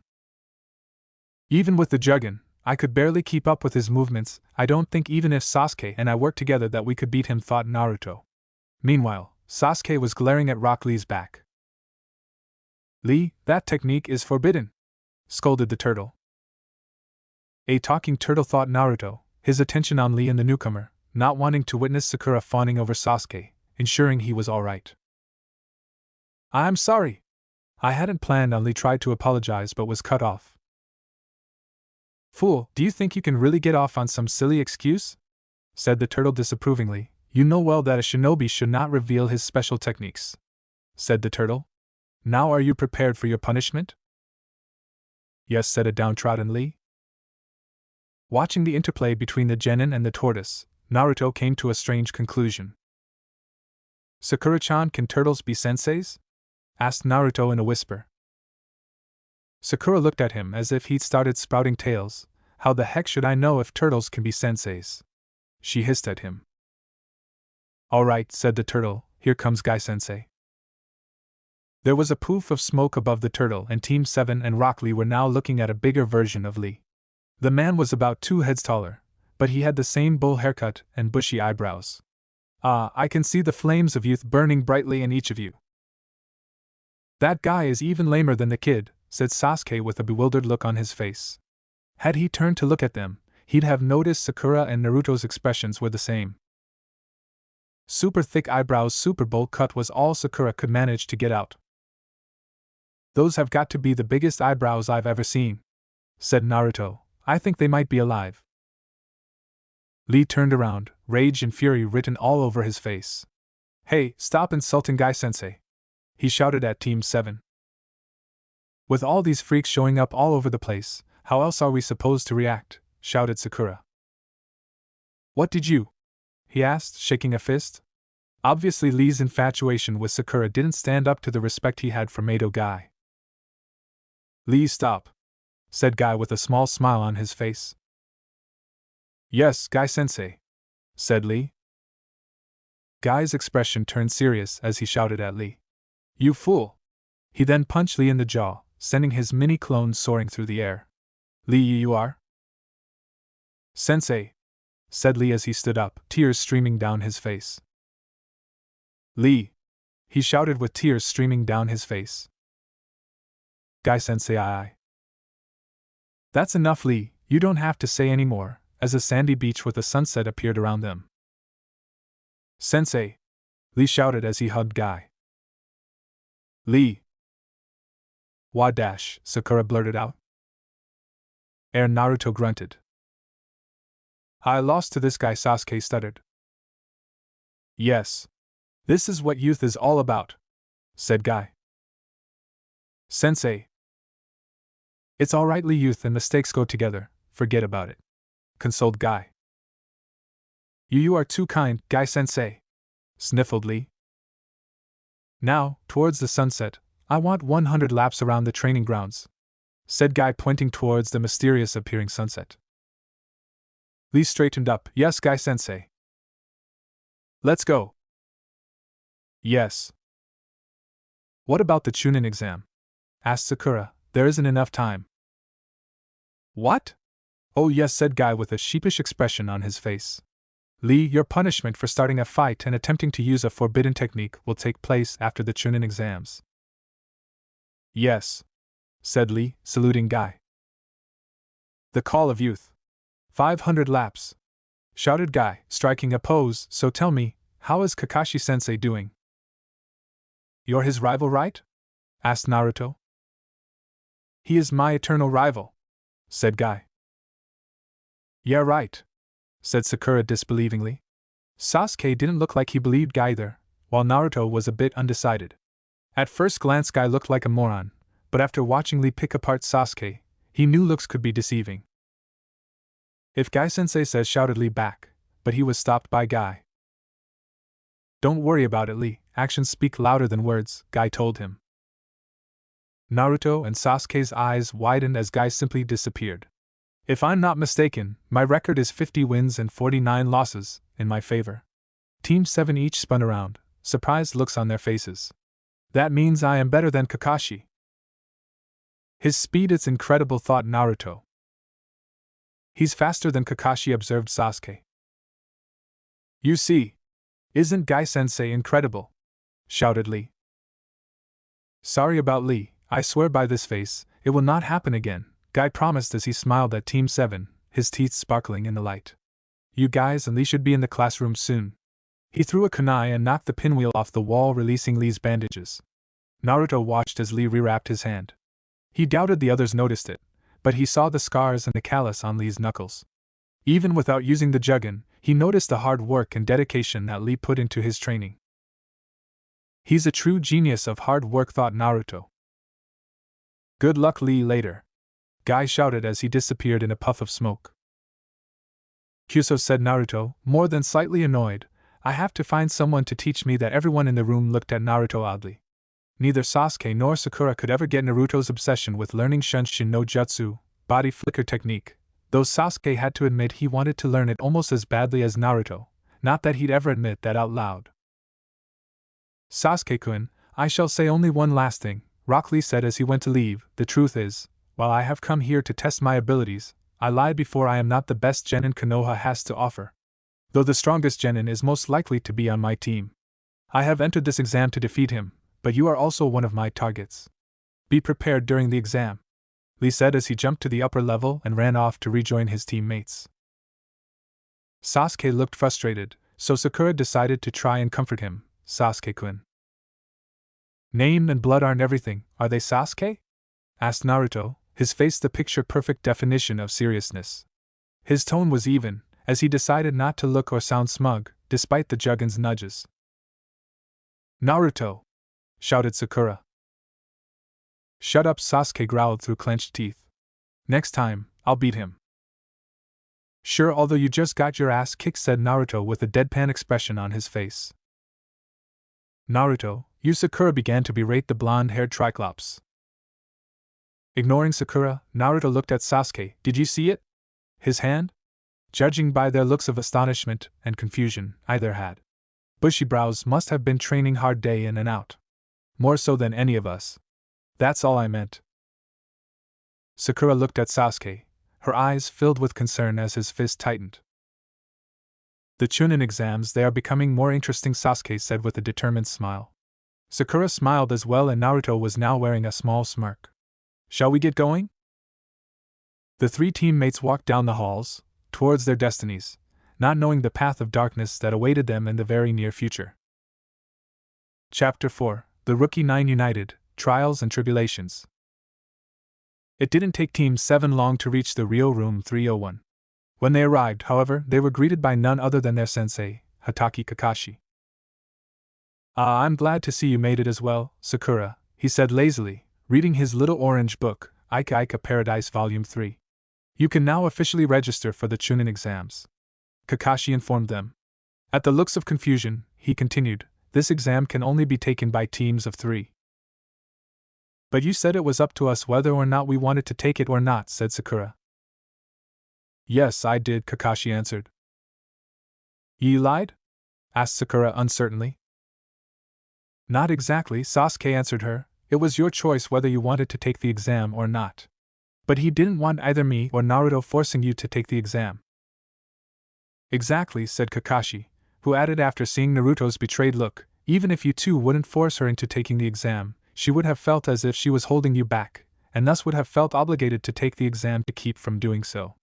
All of them accepted this explanation. So if only Naruto and Sasuke came, then what would have happened? Asked Sakura. I would have prohibited them from taking the exams and not allowed them entry into the next room, said Kakashi. But each of you came here of your own free will. Well done, I am proud to have each of you on my team. He smiled, though you could only tell due to the curve of his only visible eye, and moved to allow them entry. All right, yelled Naruto, let's go. Kakashi watched them as they entered the room as the door shut. Wow, Naruto said breathlessly, while Sasuke merely glared. Sakura looked astonished at the sight that greeted them. There's so many, is everyone here taking the exam? Her nervousness only intensified as she glanced around the room. See, could they are all strong. She was broken out of her thoughts by something worse than the killing intent concentrated on her team. Or at least in her opinion it was. Sasuke-kun! You're late, shouted someone as they glomped onto Sasuke's back. I've been eagerly waiting for you since I heard that I would be able to see you for the first time in such a very long time. It was none other than Yamanaka Ino, Sasuke's other #1 fangirl and Sakura's own eternal rival. Sakura went from nervous to enraged faster than Naruto could eat a week's supply of Ichiraku's ramen for free. Get away from Sasuke-kun, Ino pig! Yelled Sakura. Naruto just sighed while Ino shifted to Sasuke's arm. Oh, it's you, Sakura, still as wide forehead and ugly as usual, I see, the bubbly blonde girl said to her rival. What did you say? Demanded Sakura. Ino's response was to simply stick her tongue out at Sakura. You guys are taking this troublesome exam too? Asked another voice, this time a boy with a pineapple-shaped haircut who was standing next to a big-boned boy who was eating chips. They are Nara Shikamaru and Akimichi Tsuji respectively. It looks like we're all here, said a fourth person. Inuzuka Kiba. He had a dog sitting on the top of his head by the name of Akamaru. They went everywhere and did everything together. Naruto remembered when he, Kiba and Akamaru, Shikamaru, and Tsuji all used to cut school together. Hello Naruto-kun, whispered the girl of the third group. When Naruto looked over, she quickly looked away and blushed. Naruto was puzzled by her reaction, but he put it out of mind. She had always been like that, and he didn't know why. Despite attempts to get her to open up, she would stutter at him when they spoke and she never looked directly at him. Yes, for all the perceptiveness the Jugon possesses, Naruto is still as oblivious as ever to certain things. Moving on. The third member was as silent and stoic as ever. He was probably the tallest person of all of them. Naruto couldn't remember much about him, other than the fact that the boy had always been silent. His name Aburame Shino. You guys are here as well, troublesome, complained Nara Shikamaru. So all 9 rookies are going to take the exam this year, observed Kiba. How far do you think we'll go, Sasuke? You seem awfully confident, Kiba, said Sasuke. We've trained like hell, we won't lose to you, stated Kiba. Shut up. Underestimate any of us and you will lose, said Naruto defensively. Sorry, Naruto-kun, Kiba-kun didn't mean it that way, said Hinata, pressing her fingers together, still not looking at Naruto. Hey, you all should quiet down, said a silver-haired Konoha genin. You all are the 9 recently graduated rookies, right? You all need to get it into your heads that this isn't just a simple field trip. And exactly who are you to be telling us anything? Demanded Ino. I am Yakushi Kabuto, he introduced himself. You're the guy who trains Haku at the hospital, said Naruto. Sasuke and Sakura looked surprised, while the others looked confused. He is a friend of yours? Asked Kabuto. He has plenty of talent for medicine, especially without any formal training. We met him on a mission, Naruto explained to the others. Anyways, Kabuto continued from where Naruto interrupted him. Look around, the ones behind you are from America, and they have short tempers. Everyone here is very tense because it's right before the exam. I'm just warning you so you don't get picked on. Though I suppose it can't be helped with you all being rookies and all. It makes me remember the old me. Kabuto-san, right? Asked Sakura. Yes, answered Kabuto. Is this your second time then? Asked Sakura. No, replied Kabuto, it's my 7th. The exam takes place only twice a year, and this is my 4th year. So that means you know quite a lot about the exam, right? she asked. Yes, he answered. So that means you're practically an expert, said Naruto. But he hasn't passed it, Shikamaru added, to which Kabuto looked sheepish. Very true, Kabuto said. Ah, is the Chunin exam that difficult? This is getting even more troublesome, Shikamaru complained. Then perhaps you'd like some information then? Asked Kabuto as he pulled out a small deck of cards. These are ninja info cards. Ninja info cards? Asked Sakura. Put simply, I can burn information onto these cards using only my chakra. As he said this, he kneeled and placed the deck on the floor. With them, I've managed to gather data on this exam for the last 4 years. I have around 200 cards. He flipped over the top card and they noticed it looked blank. It may look blank, but there is plenty of information stored in these cards. He then started twirling the card underneath his fingers. What are you doing? Asked Ino. I've made them so the information can't be viewed without my chakra. Like this, he explained as he made a one-handed seal, and there was a small puff of smoke where the card had been. When it cleared, the rookies noticed that the card was no longer blank. Kabuto then gave a brief explanation of the purpose and politics of the Chunin exams. So, are there any cards with any detailed personal information on them? Asked Sasuke, intrigued. Well, yes, said Kabuto. Is there anyone that interests you? Yeah, how about Haku and Uchiha Sasuke? Asked Kiba. After all, that Haku guy would have been strong if Kabuto spoke highly of him. Naruto said they had met on a mission, meaning Sasuke and Sakura also had to have been there as well. It was the perfect time to get some good information on the only member of Team 7 that was worth Kiba's time. After all, Haruno was a weak Sasuke fangirl and Naruto was the dove of their class. No matter how far he had come, Kiba would still be far better than him. Sorry, but I don't have any information on Haku. I only have information on prospective Chunin, and Haku was made one about a week after he came to the village, explained Kabuto. Sasuke smirked at Kiba, who looked frustrated at only getting half the information he wanted. While you're at it, do you have any info on Rock Lee, Sabaku no Gaara and Uzumaki Naruto? Said Sasuke. Even Naruto looked perplexed at this. What gives them? We're on the same team? He asked Sasuke. Since we're already going to be looking at my stats, we might as well see how well you compare to me, said Sasuke with a smirk. After all, names and bloodlines aren't everything. Naruto raised an eyebrow at this. Like he can really compare to you, Sasuke-kun, said Ino. You were the Rookie of the Year, and he's just a dead last loser. Don't underestimate Naruto, said a scowling Sakura. Ino had to pinch herself to make sure it wasn't a hallucination. Ever since the academy, Sakura had always been one of the first to put down Naruto, especially since he was Sasuke's self-proclaimed rival. Kabuto watched with great interest as it seemed Team 7 had grown and changed the most since the three teams had interacted with one another, judging by the looks the rookies had on their faces. He's a lot stronger than anyone gives him credit for. Naruto gave Sakura a small smile. Thanks, Sakura-chan. What had changed Team 7 so completely that Naruto and Sasuke had a serious rivalry and caused Sakura to defend Naruto? Also, Naruto wasn't bouncing across the room because of the small compliment Sakura had given him. They were not the same three that were nearly at each other's throats right after graduation. These were some of the thoughts that ran through everyone's minds. Hinata frowned, as it seemed someone else had managed to see just how strong her Naruto-kun was. She was happy to see that someone else was finally giving him the acknowledgement he always craved, but she remembered Naruto's crush on Sakura. She knew that if Sakura ever returned those feelings, she wouldn't stand a chance. Then again, Naruto's crush seemed to be tempered a bit, so maybe, just maybe, there was still time. It's rare to see a newly formed team on such a level as yours, complimented Kabuto. Only the Sannin shared a bond that strong so early in their careers. Naruto grinned, Sakura blushed, and even Sasuke smirked at the compliment. Now then, just remember that the information on the participants of the exam may not be perfect. Nevertheless, I burned and saved them all. Though it's unfortunate you know their names, it kind of takes the fun out of it. Here we go. After sifting through the cards, he pulled out 4 of them. Let's see, first up, Rock Lee.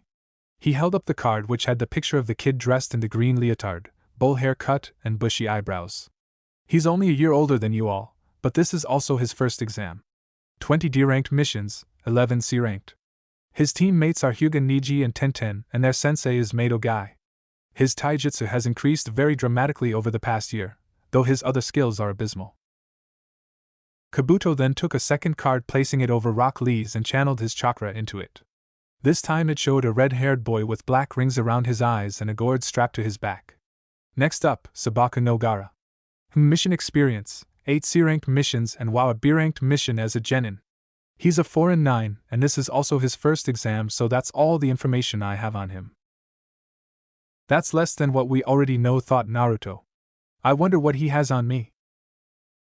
Oh wait, it seems he's come back from every mission completely unscathed, Kabuto informed him. He did a B-ranked mission and came back unharmed? Shikamaru asked, astonished. But how? Even with Naruto stopped his sentence, but Sakura and Sasuke knew what he was going to say. Naruto had the power of the Kyuubi no Kitsune, the most powerful demon in existence, at his disposal, and even he had been injured quite a few times if he was honest with himself. Well, now since you two wanted to compare, let's view the next two at the same time, said Kabuto. The remaining 2 cards were soon showing the pictures of a brooding Uchiha Sasuke and a grinning Uzumaki Naruto. Impressive for a genin, said Kabuto looking at Sasuke's card. Uchiha Sasuke, prodigy of the Uchiha clan and one of 3 Sharingan users left, Kabuto said. Only Naruto wasn't confused by this information, as Sasuke had told him back in Wave that the man he needed, to kill, was his own brother. Teammates are Haruno Sakura and Uzumaki Naruto, and your sensei is the copycat Nin, Hatake Kakashi. 8 D-rank missions and now 1 A-rank mission. Not even Sabaka no Gara has one of those under his belt. The other genin looked impressed. Your chakra levels are above the average genin, and even some chunins, and you can perform a C-rank katan. You're also one of the most skilled rookies ever to come out of the academy. Looking at Naruto's card, his eyes widened. Interesting, he said as he showed the others. 8 D-ranked missions, 1 B-rank, and 1 A-rank. My, you certainly have been busy, Kabuto said, impressed. No known family says here you entered the academy 3 years early, but failed the final exam 3 times. Couldn't produce a single bunshin, but has mastered the Kage Bunshin no Jutsu, shadow clone technique, a B-rank kinjutsu reserved only for jonin with high chakra levels. Both teams 8 and 10 were more than a little amazed at the info of Sasuke and Naruto. Sasuke's wasn't very surprising, though knowing your opponent has mid-chunin level chakra and hearing about it were 2 different things entirely. Naruto's, however, was astonishing, as he had even more chakra than Sasuke and knew a jonin level was forbidden. Added to the fact, he had completed 1 more mission, a B-ranked one, than his teammates had. With both Sasuke and Naruto having that much power and skill between them, and the camaraderie between the 2 of them and Sakura made them one of the most formidable teams in the exam. Naruto was relieved to hear that Kabuto had no information on him having the Jugen or his Gukatan, as he didn't want to reveal them yet. Hey Dun, what's with the extra B-ranked mission? Asked Sasuke. Naruto cringed, as he had not told either Sasuke or Sakura about the exact details of his graduation. Well, you see, Naruto began scratching the back of his head. I was feeling kind of down about not passing the exam, when Mizuki-sensei offered to let me take a second exam. All I had to do was sneak past some guards and get this scroll and learn a technique from it. Naruto explained, which I did, but I was found by Iruka-sensei first. Well, it turns out Mizuki was really trying to steal the scroll. Iruka-sensei got hurt fighting Mizuki, so I saved him using the technique from the scroll. Kage Bunshin, Kabuto said, so you managed to not only steal the forbidden scroll of seals from the Hokage Tower, but learned Kage Bunshin in less than a day, while managing to defeat a Chunin Academy instructor. If you were the dead last of your class, then the rest of you must be incredibly impressive. The other rookies, even Sasuke and Sakura, were gaping at Naruto. Anyways, Kabuto continued on as the others began to get over their shock. Konoha, Suna, Ain, Kusa, Taki and Oto, these are the villages who have sent many talented ninjas here for this exam. Oto is a village of a small country that has just recently come to power, so there isn't much information on them. Either way, there are a lot of powerful ninjas from a lot of different places. I'm starting to lose confidence, mumbled Hinata to herself. Naruto, however, heard her. So, in other words, the examinees here are all incredibly skilled and strong, observed Sakura. Yes, it's not just Lee and Gaara or Naruto and Sasuke.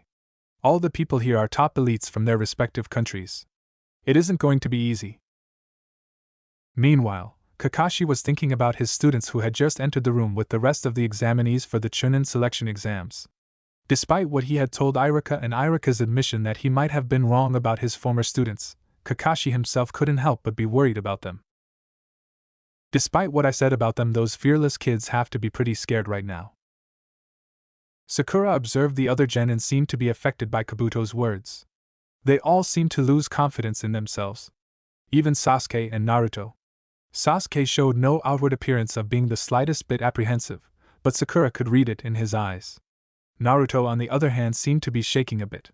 Even Naruto, the stubborn baka, is a bit nervous with all these people and the tense atmosphere. That fact alone made her start second-guessing herself, as Naruto hadn't shown any fear in any situation ever since he made the vow of pain after the fight with the demon brothers. Not even Zabuza could make Naruto back down. Though I suppose it's not too surprising, after all, even if all of us are geniuses, we're still just rookies. She was about to try and raise Naruto's spirits when Naruto became a burst of energy and confidence.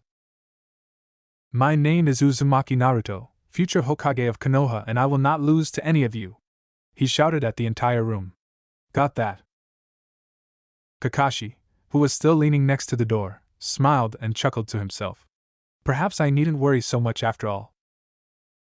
What is with him? Ino asked Sakura, pointing to Naruto. What's the point in provoking everyone? Don't ask me, exclaimed Sakura. Well, who else am I supposed to ask? Ino replied. Both kunoichis glared at each other. Only Sasuke and Kabuto seemed to notice exactly what Naruto had done. With a simple statement, Naruto completely broke all tension in the room, and the others completely forgot about their fears. Every other genin was glaring at them. There is no way that guy could be like Gaara, they're almost completely different, whispered Kankuro to Temari. Perhaps, but looks can be deceiving, she told him. Maybe he only appears to be an imbecile to hide how strong he truly is. Though she sounded more like she was trying to convince herself of that fact. Elsewhere, Team Guy was having a similar conversation. What is he thinking? Tenten whispered. He can't be that big of a baka. He's burning with passion, said Lee to his teammates.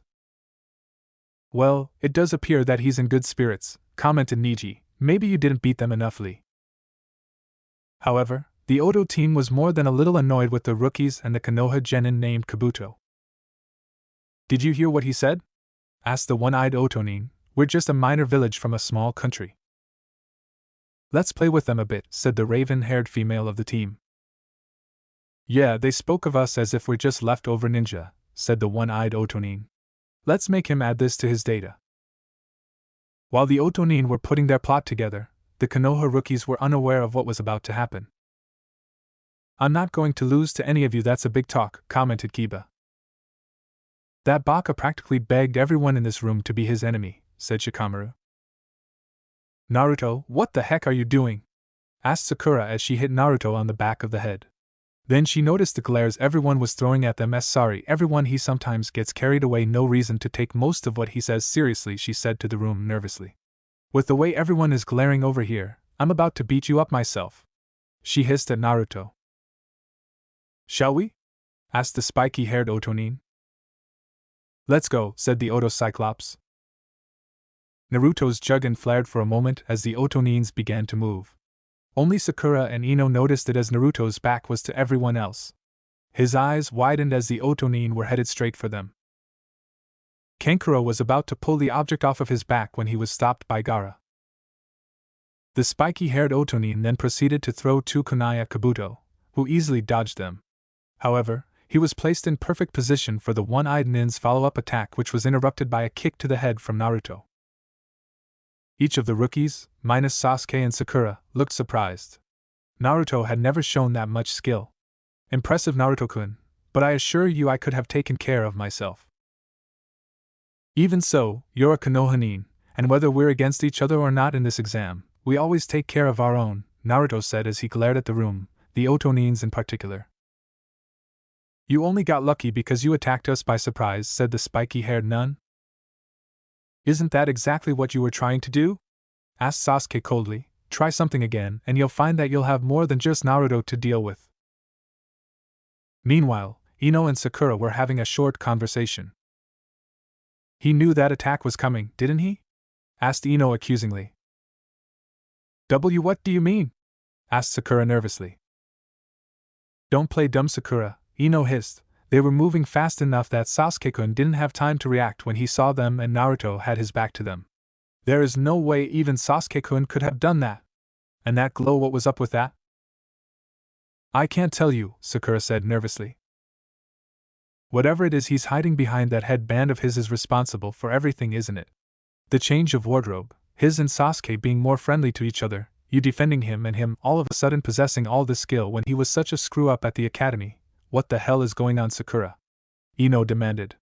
He didn't even bounce off the walls when you defended him like he would have used to when we were at the academy. Listen, Ino, Naruto might be an annoying idiot, but he's still my teammate and I will not betray him by telling you anything he doesn't want you to know. Sakura hissed at her friend. Hokage-sama and Kakashi-sensei already know, and that's all who needs to know unless Naruto says otherwise, so if you want to know about it, ask him yourself. Fine, forehead girl, I'll drop it for now, but I do expect answers, said Ino coldly. Quiet down, punks! A loud, authoritative voice boomed out.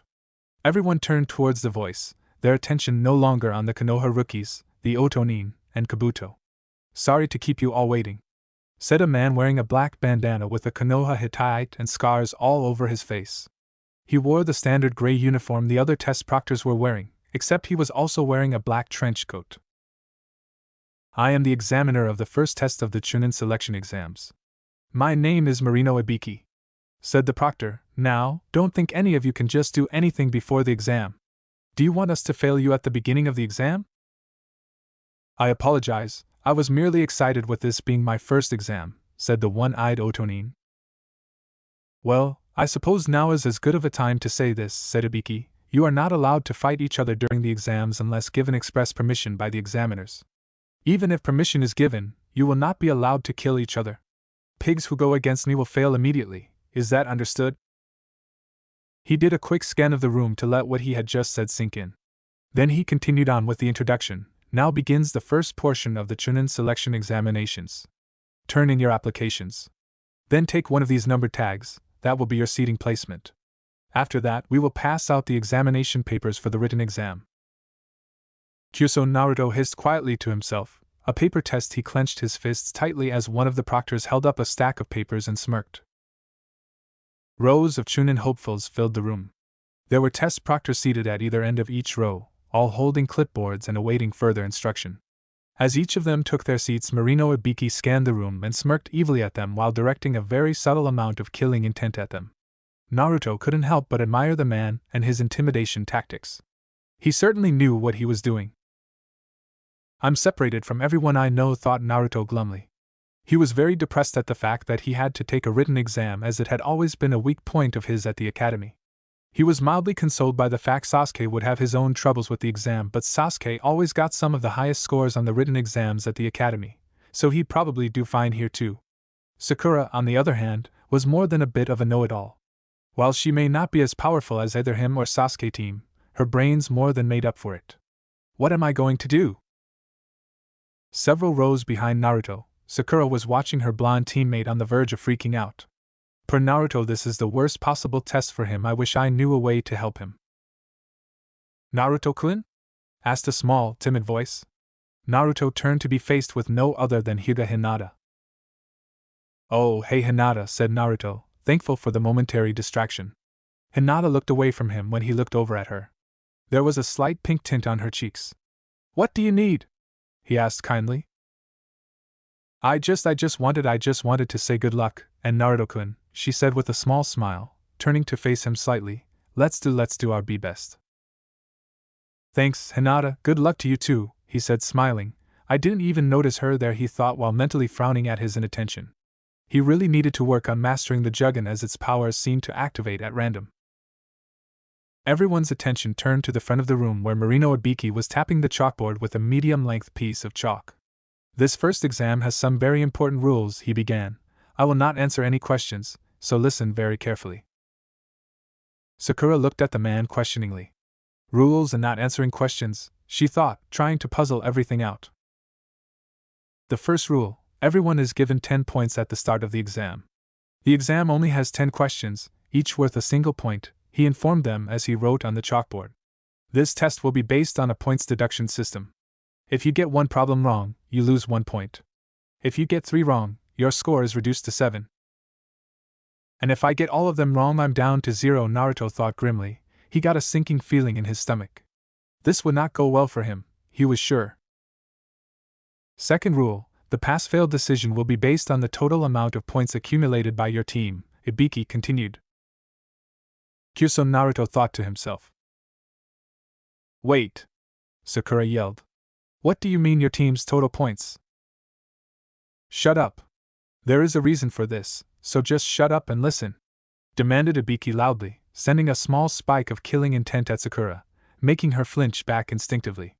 Now let's move on to the next rule. A reason? Sakura asked herself. If an examiner feels that you've done something to cheat or something similar during the test, you will be deducted 2 points for each time you are caught doing so, Ibiki told them with a smirk. In other words, there will be people forced to leave without their tests being graded. So there's a way to lose points without the test even being graded, Sakura thought to herself. Those who attempt to cheat without thinking carefully will only hurt themselves, he said. You are all trying to become chunins. If you are a ninja, you must act like a first-rate one. Alright, calm down, thought Sakura to herself. Putting Naruto aside, both Sasuke-kun and I should do alright. We'll just have to make up for it if Naruto gets a 0. Also, if anyone on the team gets a 0, your entire team fails, Ibiki said, breaking Sakura out of her thoughts. Sasuke's eyes widened. What? What did you say? Shouted Sakura. Kyuso, Naruto cursed in his head. His hands already clenched tightly into fists. He felt the killing intent radiating off of both Sasuke and Sakura directed at him. And Naruto-kun? Asked Hinata quietly, a slight blush across her face, as she noticed his slightly alarmed and frustrated expression on his face. The final question will be given 45 minutes after the exam begins, said Ibiki. You have 1 hour for the exam. Begin! Tapping could be heard all around the room as dozens and dozens of prospective chunin began filling out the 9 questions on their exam worksheet.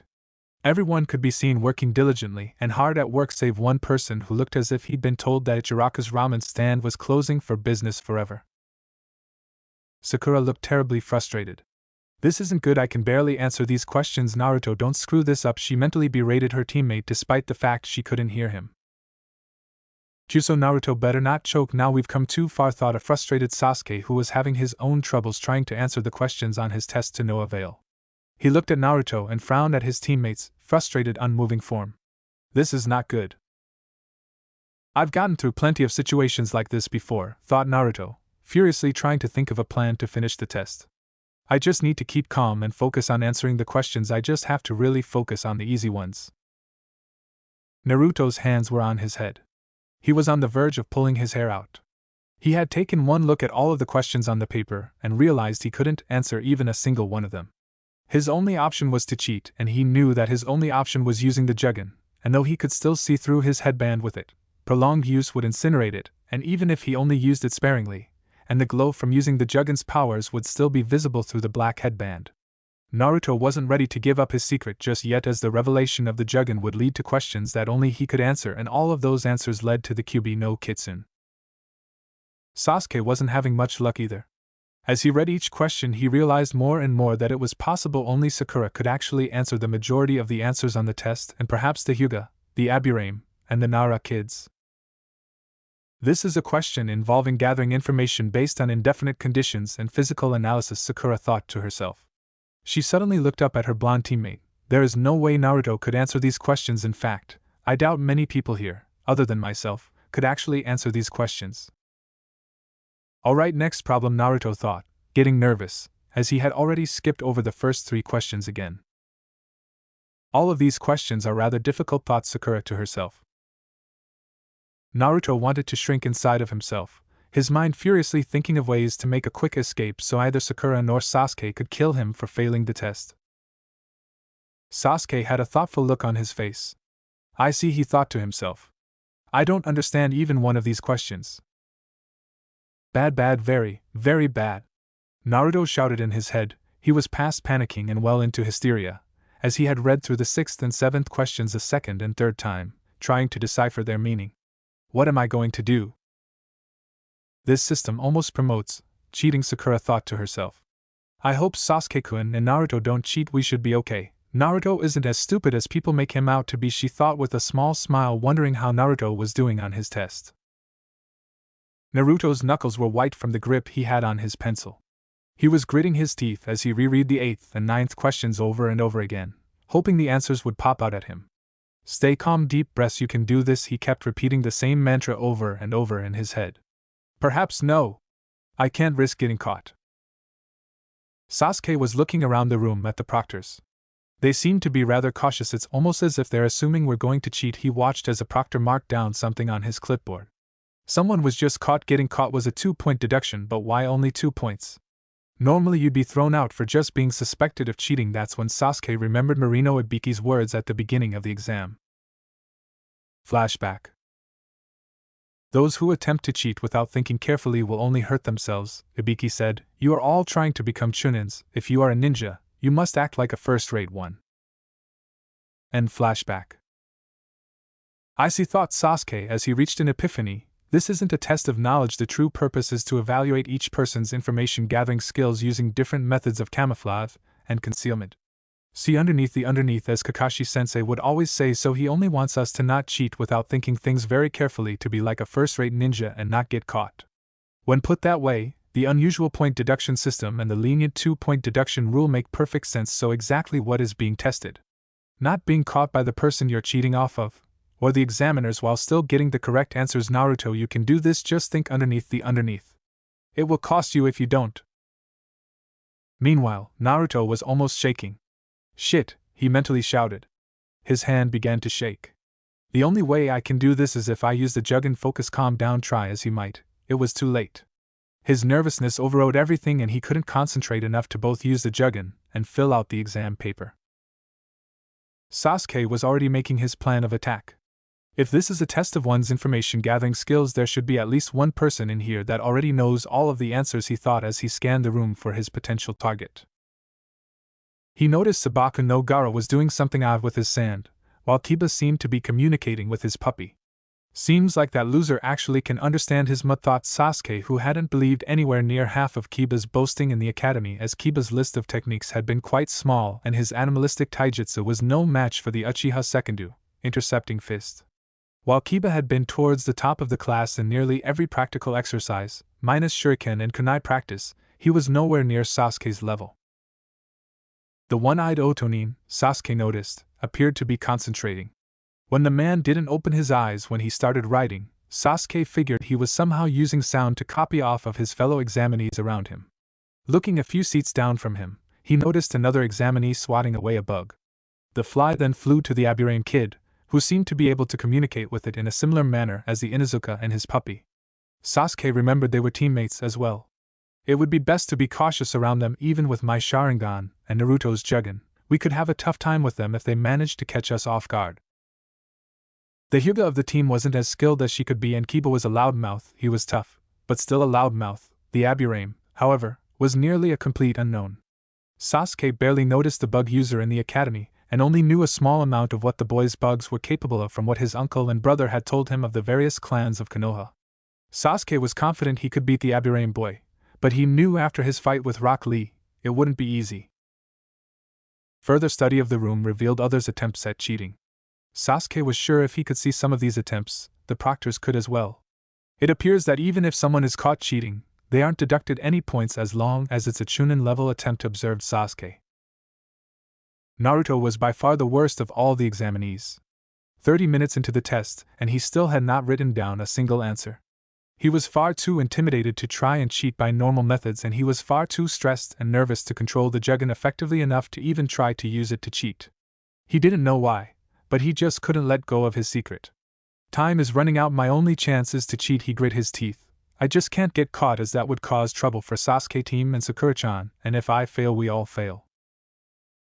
Naruto-kun, he heard a soft, gentle voice whisper. He hid his shock the best he could as he slightly turned his head and cut his eyes towards the pale lavender eyes of Hyuga Hinata. She was blushing slightly. I'll show why you my test. Why would she? Naruto thought, puzzled by the heiress' actions. Hinata isn't the type to try and trick people. Naruto then whispered to her, Hinata, why are you trying to help me? Hinata's blush deepened as she clenched and unclenched her fists. She was staring intently at her test, avoiding Naruto's gaze. Well, she whispered, even Naruto was barely able to hear her soft voice. As she gulped, she began to sweat slightly under Naruto's careful gaze. I just don't want YUTT to go away. Hinata gasped as Naruto looked at her questioningly and turned towards her a bit more, her blush becoming a bit more pronounced. Hinata was thinking furiously at what she should, or rather, could tell her longtime crush. You know the 9 of us we're the only rookies and everything is so uncertain. Thanks, Hinata whispered Naruto gratefully. I'm sorry I doubted you. Naruto gave her a small smile, to which she looked down sharply, continuing to blush. Looks like we're saved, he thought, relieved he wouldn't be the one holding back Sasuke and Sakura. Hinata subtly shifted her paper towards Naruto, who was shooting quick glances at it. Before Naruto could get a good look at the paper, however, a kunai whizzed in front of his face, grazing the tip of his nose. Hinata and Naruto looked behind them as the kunai embedded itself in the test paper of the guy sitting behind them. What is the meaning of this? He shouted, obviously freaked out as he stood. A spiky-haired proctor who Sakura, Sasuke, and Naruto all noticed looked awfully similar to the kid who was pushing around Rock Lee and attacked Sasuke earlier, smirked. You screwed up 5 times, you fail. What? He shouted. Take your teammates and get out of here, the spiky-haired proctor ordered. Now. His teammates stood up as the Chunin hopeful stood there in shock. In the seat in front of him, Naruto was wide-eyed and nearly hyperventilating. He flinched when he heard the next words. Number 23 fail. Numbers 43 and 17 fail. Naruto then began to look around the room as others stood up and left. 2 proctors dragged out one genin who was refusing to leave, while a Suna genin stood up and furiously demanded if they had any proof he had cheated 5 times. Can you really expect us to believe you are capable of watching over this many people? He disappeared in a blur as a Konohanin elbowed him in the neck and forced him to a wall. He had bandages covering the upper part of his head and a hat tied over where his eyes would be. Listen up, we are the Chunins that were chosen to watch over you punks during this part of the exam, he said tauntingly. We are the elites, so to say so we don't miss even a single thing you do. My strength is more than enough proof, he said confidently as he released Sunanin, who immediately slumped to the floor, gasping for air. Naruto was paralyzed in fear. Naruto-kun, Hinata whispered to him, getting the blonde-haired genin's attention. Hurry, look. Naruto then began to become ultra self-conscious of his surroundings. It took great effort not to flinch back, as if burned, when one of the proctors looked in his direction. Hinata, I can't, he said softly. Besides, a great ninja like me doesn't need to cheat, he said with a small fake smile that, though he didn't know it, she saw straight through. But Naruto-kun, Hinata tried to reason with him. I can't let you get into trouble for helping me cheat, he said seriously. Hinata stifled a gasp as her blush deepened. Naruto-kun, she thought. She sat there staring at him for a few moments, lost in her own world when she finally remembered where they were. I'm sorry, I did something unnecessary. Naruto chuckled a bit. Don't worry about it, thanks anyway, Hinata-chan, he whispered. He then looked at his still blank test, mentally berating himself for being incredibly stupid. Had he not been so focused on himself and trying to figure out what he was going to do, he missed Hinata's reaction. Her face was completely red and it was taking insane amounts of willpower to not faint in Naruto's presence. He called me Hinata-chan and doesn't want me to get in trouble. Stupid, stupid, stupid, stupid, was the mantra that kept running through Naruto's head. Around the room, others began furiously working on their test. Sakura began breaking down and calculating each problem, while Hyuga Niji activated his Byakugan and Sasuke activated his Sharingan. I just need to copy his every movement, thought Sasuke as he intently watched his target and furiously filled out his test. My hand is moving without hesitation, he smirked. I got him right away. Several rows back from Sakura, she was being watched by her longtime rival, Yamanaka Ino. Ino smirked. It looks like Sakura is about finished. I can't help but acknowledge that the wideness of her forehead and intelligence are incredible. Thought Ino, you should be thankful for being my target for this technique. The blonde-haired, purple-clad Kunoichi then did a few hand seals. Shintenshin no Jutsu, mind-body switch technique. Her spirit seemed to fly out of her body and straight into Sakura's. Ino slumped onto her paper. The only one who seemed to catch the movement was quite a few seats down from Sakura. Looks like Ino used that how troublesome better finish this test or Ino will become even more troublesome than my Ka-san. Chuji, who also wasn't too far away, thought to himself. Just can't beat that technique of Ino's, now I just have to wait for Shikamura to do his thing.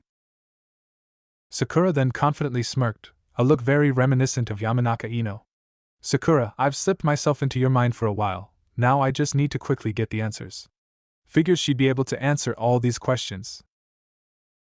Number 59 fails, shouted one proctor. Numbers 33 and 9, fail, shouted another. That's the 13th team that's failed, thought Kabuto as he continued answering the questions on his test. 41, fail, shouted a proctor. Ibiki just stood in the front of the room impassively as the babysitters began failing more and more Chunin hopefuls.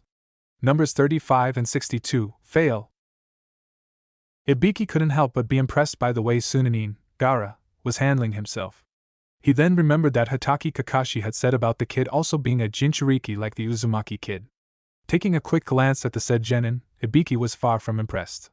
The kid looked as if he had an aneurysm. He looked as if he'd break under the strain of the pressure at any moment.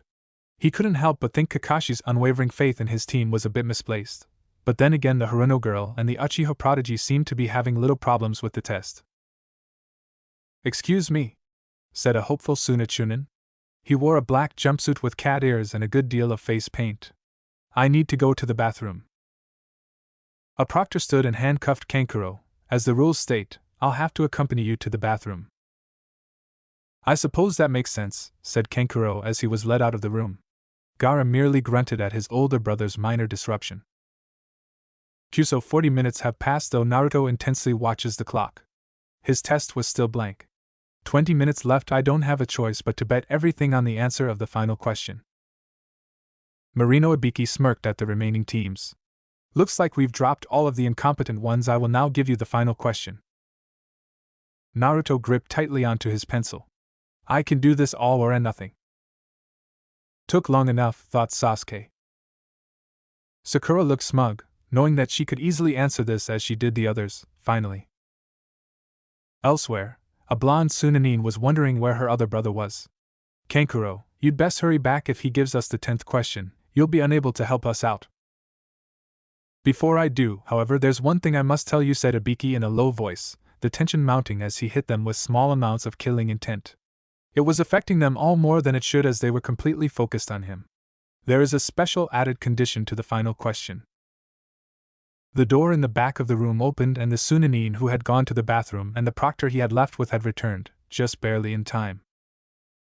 "You're lucky," Ibiki said to Kankuro. "Your puppet show didn't have to go to waste." Kankuro inwardly cringed, while Ibiki just smirked. He knows about Karasa, he thought to himself. "Well, sit down," Ibiki told Sunanin. As he passed by his blonde teammate and sister, he dropped a small object next to her test, which she immediately, but subtly, covered with her hand. "I shall now explain.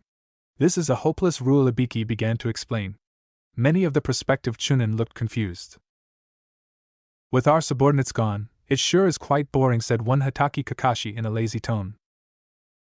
"I'm sure we'll be busy soon enough," said Sarutobi Asuma, joint instructor of Team 10, the Ino Shikacho group. Much to the distaste of the third member of the little get-together, he was smoking a cigarette. He wore a simple Jonin outfit, much like Kakashi's, except without the mask. "Oh, why do you say that?" asked Kakashi with a lazy drawl.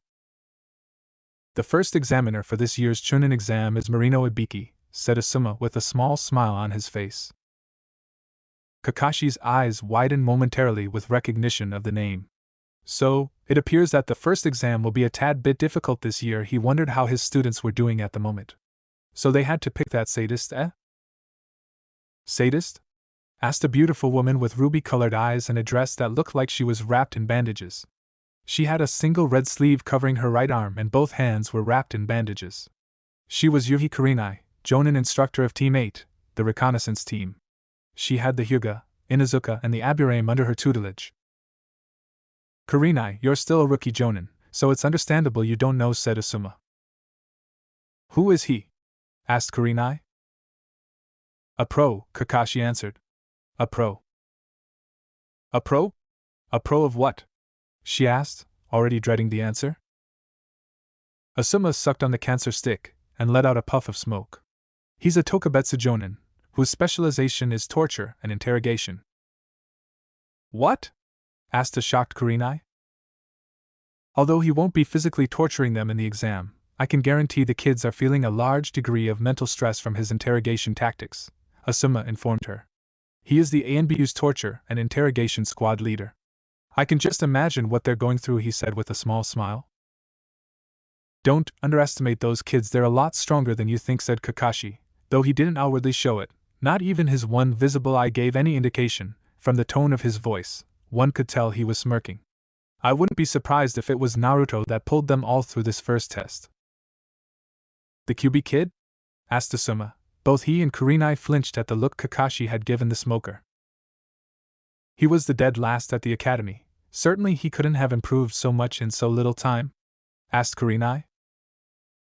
I'll admit, academically, he's still scraping the bottom of the barrel. However, he always performs best under heavy amounts of pressure and when he's being underestimated. I'm sure Ibiki is giving him both in heavy doses, explained Kakashi. Naruto's guts, combined with Sasuke's inherent skill, and Sakura's intelligence make them a very formidable team. I have very little doubt my team will make it all the way to the final exam. A hopeless rule? Naruto mentally asked himself. First, you are all going to choose whether or not you wish to take the final question, Ibiki told them. This announcement shocked everyone in the room. Choose whether or not to take the final question? Sasuke asked himself. The blonde Sunanin gasped. Choose? So what happens if we choose not to take the 10th question? Simple, said Ibiki, still smirking confidently. Your test points will be reduced to 0, and you fail, along with your fellow teammates. What's the meaning of that? Asked a random genin. Of course we'll take it, shouted another. Teammates, also failing is bull, complained a third. And here is another rule, said Ibiki as he closed his eyes. The shouting genin all became silent. What? Another rule? What gives? Sakura asked herself. If you choose to take the final question and you get it wrong, said Ibiki, you will forever lose the privilege of ever taking the Chunin selection exam again. What kind of crap rule is that? Shouted the familiar voice of Inuzuka Kiba. There are people in here that have taken the exams before. Akamaru barked as if to emphasize what Kiba was saying. Ibiki seemed amused by Kiba's outburst and started chuckling. You're unlucky this year because this year is my first year as the exam proctor and I make the rules. That's why I'm giving you all one last chance to back out now. Those who are not confident can choose not to take the question and take the next Chunin exam, or the one after that. Ibiki started laughing. Sakura, on the other hand, was quite panicked. So if one person decides not to take it, all three fail. If someone chooses to take the question and answer incorrectly, that person will never rise above genin. Either way, it's not good. Naruto tensed in his seat, while Hinata gave him a worried look. The fear on his face was enough to make her lose confidence in herself, as she knew more than anyone how Naruto never gave up, no matter how much the odds were against him. Let us begin, said Ibiki. Those who will not be taking the 10th question, raise your hands. After we confirm your numbers, you will be free to go. What kind of a question is it? If I get it wrong, I'll be stuck as a genin forever. I don't want that. But if I don't take it, Sasuke and Sakura-chan will fail with me, and I can't let that happen, Naruto thought to himself. I'm not raising my hand. I'm confident enough that I can get the problem right, Sakura thought to herself. But Naruto, please raise your hand, we can help you next time. Suddenly the tense atmosphere was broken, the Takinin sitting next to Naruto. He had decided to not take the next question. This set off a whole chain of people who decided not to continue on. One by one, people started to get up. The proctor called out the numbers of their teammates, and they left in groups of 3. Naruto began to become more depressed. Naruto, Sakura thought, why aren't you raising your hand? She watched him shaking. She thought back to his reasons for staying in the exam. Flashback. I'm the elite ninja who will receive the title of Hokage one day. Naruto said with enthusiasm, the name is Uzumaki Naruto. Remember it. Flashback. Shut up. I am prepared to go through anything to become Hokage, Naruto yelled in defiance. Flashback. With a certain fire in his eyes, he shouted, I'm going to become greater than all of the Hokages. I'm going to make the villagers acknowledge my existence. Flashback. Naruto stared back at the grave a moment longer, before speaking again. All right. I'm going to follow my own mind. I'm going to run straight down the path where I am not going to regret anything. Flashback. Just like I was to be seen as a hero, Naruto asked bitterly, like anyone really followed that request. Flashback. Tell me, Sakura-chan, how would you like it if the man you looked up to more than anyone else, the one you respected above all others, was responsible for nearly every horrible thing that has ever happened to you? Asked Naruto angrily, that even after all of that, you come to find out he was your own father. Flashback. Naruto's father was also my sensei Kazama Erasure, the Yondaime Hokage Kakashi informed them. Flashback. Let me go, I'm gonna kick his ass, yelled Konohamaru. Let me go. I can't let him get away with making fun of the boss. Sasuke raised an eyebrow at the small boy's behavior, while Sakura looked shocked at the sheer amount of protectiveness and devotion he had for Naruto, while Haku merely smiled at the boy. Haku squatted down to Konohamaru's level and smiled. I assure you, Konohamaru-san, we do not wish Naruto-sama any ill will. He's just down from some things he found out today, and we wish to cheer him up. Do you know where we can find him? Konohamaru calmed down visibly, enough that Udan and Moegi let go of their leader. He still glared at Sasuke suspiciously. Turning back to Haku, I believe you, but if you hurt Nichan I will kick your ass. His glare was mostly directed at Sasuke when he said this. Flashback. Konohamaru was about to protest, but Naruto quickly cut him off. I promise, Konohamaru. I vow on my dream to be Hokage and our friendship. I will tell you eventually, just not right now. Flashback. Worry not, Kakashi, he bears no grudge against you, said Sandaime. Still, I think it's time to find Naruto and show him that you're still his friend. While you may not be the closest of groups, he has found a measure of acceptance with each of you and he fears losing that more than anything. End flashback. He's always going on about becoming Hokage like an idiot, always shouting about gaining acceptance from everyone, wanting to be respected so he wouldn't be so alone, thought Sakura sadly. Flashback. The Solitude. Sasuke interrupted her. What? Sakura asked, genuinely confused. The pain, you can't even compare it to the level where your parents get mad at you, he scolded her. You're annoying. Flashback end. I'm sorry, Naruto.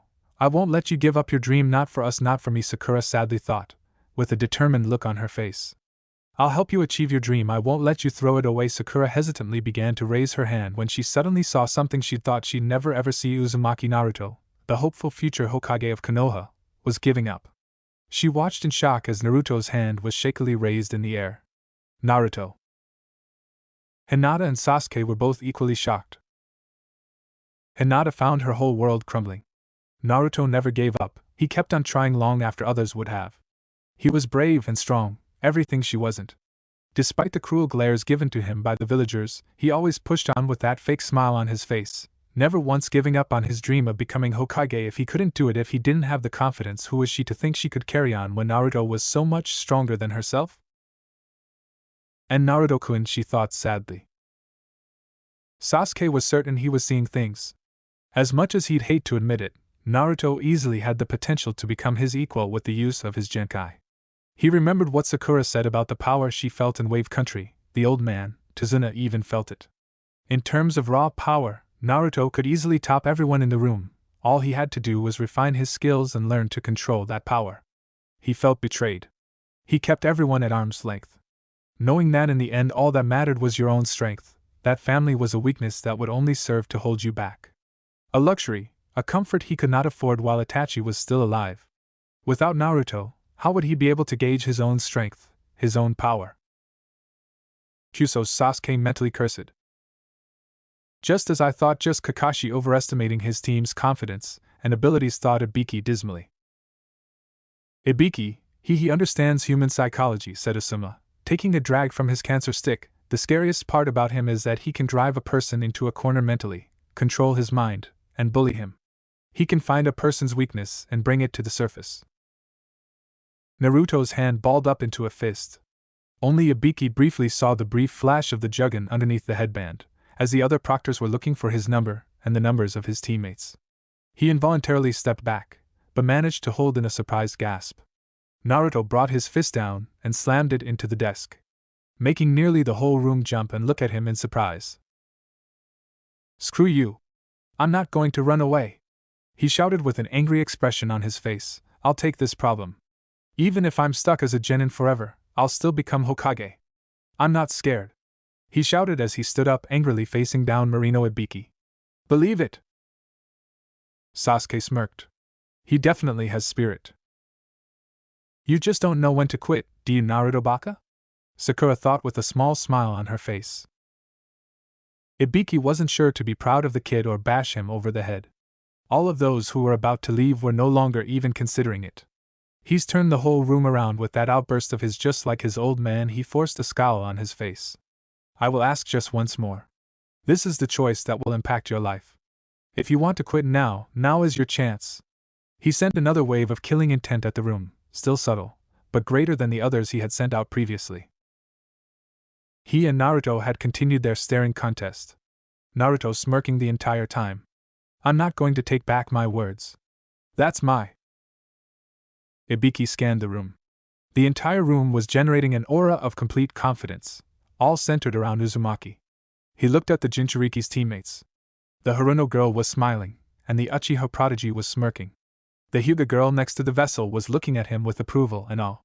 The Nara boy was also smirking in the corner, and Guy's student Rock Lee had an uncharacteristic cocky grin on his face as well. Even the Yamanaka girl was looking at the vessel in interest. The only person who didn't seem affected at all was the impassive Sunanin, the other Jinchuriki of the group. Even the other proctors looked pleased.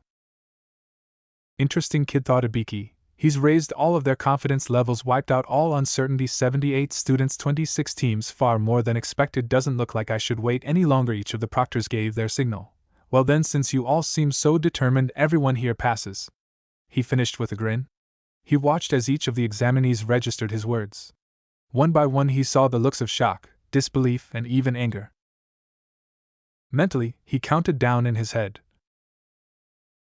Chapter 5: The Forest of Death, Snakes and Dragons. Interesting kid, thought Ibiki. He's raised all of their confidence levels, wiped out all uncertainty. 78 students, 26 teams, far more than expected. Doesn't look like I should wait any longer. Each of the proctors gave their signal. Well then, since you all seem so determined, everyone here passes, he finished with a grin. He watched as each of the examinees registered his words. One by one he saw the looks of shock, disbelief, and even anger. Mentally, he counted down in his head, 3, 2, 1. "Wait. What's that supposed to mean?" shouted Sakura. "What about the 10th question?" At this, Marino Ibiki laughed. "There never was a 10th question to begin with, or rather, you could call your two choices the 10th question." "Huh?" she asked. Many others around the room shared her confusion. "Then what about the previous 9 problems?" asked the female blonde-haired Sunanin. "Was it all just a waste of time?" She was livid, as were others around the room in response to her question. Ibiki smirked. The collective killing intent radiating from around the room was nothing compared to anything he'd felt prior from upper and B-class nins, let alone the Kyuubi no Kitsune. However, there were few exceptions, being the Suna Jinchuriki and a few of the other more exceptional genins. Strangely enough, none was coming from the Kyuubi kid, who seemed to be in a state of shock. Ibiki knew then it would be a mistake to underestimate the kid like he had just done moments before. No, it wasn't. The 9 problems accomplished their purpose," he said, looking out the window. He then turned back to the room. "The purpose of the test was to test a person's information gathering skills," he explained. "Information gathering skills?" she asked. "Yes, the true purpose of the test lies in the first rule," he clarified. "Your pass-fail decision is based on your 3-man teams. Taking that into consideration, we have given you the motivation to not be a nuisance to your team." "Just as I expected. I sensed that was the true purpose of the exam," said Naruto, as if he'd known it the entire time. Sakura scowled. Liar, she thought, while Sasuke merely rolled his eyes. Hinata giggled and smiled because she knew that Naruto had not even jotted down a single answer. None of these reactions were missed by Ibiki, who merely continued with the lecture. I'm sure many of you noticed that most of the problems could not be answered by a typical genin. I'm sure even some of you genius types couldn't even answer them, Ibiki said, so I'm sure that most of the people taking the exam came to the conclusion I have to cheat to get points. Essentially, it was assumed nearly everyone taking the exam was going to cheat. So we planted 2 chunins who already knew the answers to be the targets of the cheating. The 2 chunin Konohanin smiled and waved to the others in the room. Naruto smirked while leaning back, putting his hands behind his head. It was all too easy. Anyone could have seen through it, right, Hinata? Hinata blushed at Naruto's attention and ducked her head down while pushing together her fingers. Sasuke's sweat dropped. He didn't even notice it. Ignoring Naruto, Ibiki went on, of course those who cheated like fools systematically failed. Why? You might ask, he said, pulling off his bandana revealing a bald, scarred scalp, because information can have greater importance than a life at times during missions and on the battlefield. The accuracy of information is contested with the lives of people. Those marks, the burns, the scars, those cut marks, he must have went through great torture, Sasuke whispered to himself. Naruto flinched back and Hinata subconsciously edged closer to him. Only Sabaka no Gaara remained unaffected by the rigorous torture inflicted on Marino Ibiki. The information an enemy gets after being noticed by a third person may not always be accurate. Remember, collecting incorrect information can cause heavy loss to both your teammates and your village. Thus, we made you gather information in the form of cheating. He told them as he retired his Hittite bandana. We simply chucked out those who were lacking in that field during that part of this exam. I still don't get the purpose of the 10th question, said the blonde Sunanin. The 10th question was the main question of the first exam, Ibiki answered. What do you mean? Asked Sakura. The 10th question was a take or not take choice, Ibiki explained. It was a painful 2-choice problem. Those who did not take it failed with their teams. If you chose to take it and could not answer it, your right to take the exam would have been stripped from you forever, a very insincere problem. Ibiki walked towards the center of the room. I'll give an example. Say you have been made a chunin, he said. Your mission is the retrieval of a secret document. Your number of enemy ninja, their abilities and their armament are completely unknown to you. You may even encounter traps set up by enemy ninja. Do you accept this mission or not? He asked them sternly. Just because your life, as well as those of your teammates, may be in danger, are you going to avoid the mission altogether? No. There are many missions that involve very heavy risks and cannot be avoided. He paused for effect. Your ability to show your teammates courage when needed and to get through even the worst situations is what we look for in a chunin, a squad leader. Those who cannot bet their fate in a critical situation, those who give up when given the chance because there is always next year, they have no right to become chunin because they are fools lacking in determination to do what is right over what is easy. That is what I believe. Those of you who stayed, who had chosen to take the 10th question, answered it correctly. You have gotten your foot into the entrance, and I believe without a doubt that you can get through the difficulties you will undoubtedly face. The first exam of the chunin selection exams ends right now. I wish you all good luck, he said with a small, proud smile on his face. Naruto began to celebrate, but before anyone could say anything, Ibiki cut his eyes towards the window, watching as a large object came right through it. Many chunin hopefuls shielded their eyes from the flying shards of glass. Kunai flew from the mass as it seemed to expand. When everyone looked up from the chaos that had taken the room by storm, they saw a huge banner with a barely dressed woman in front of it. She was very attractive and was a spitfire of energy. She wore a fishnet tank top, a barely legal miniskirt, and a tan trench coat. The banner behind her read, "Second Examiner, Mitarashi Enko is here." Listen up, maggots. This is no time to get happy. The scantily clad woman shouted, I am the second examiner, Mitarashi Enko. Let's start the next exam. Follow me. She just likes Naruto, Sakura mentally noted. Naruto was looking at Enko contemplatively. Something's off, something with her chakra. Stepping out from behind the banner, Ibiki looked at Enko. Your timing is a bit off, he said in a huff of annoyance. Enko merely glared at Ibiki before turning her gaze back to the room. The second exam isn't until tomorrow. 78? she asked with a cocky smirk. Ibiki, you let 26 teams pass? Now she was the one speaking in an annoyed tone while Ibiki was glaring at her.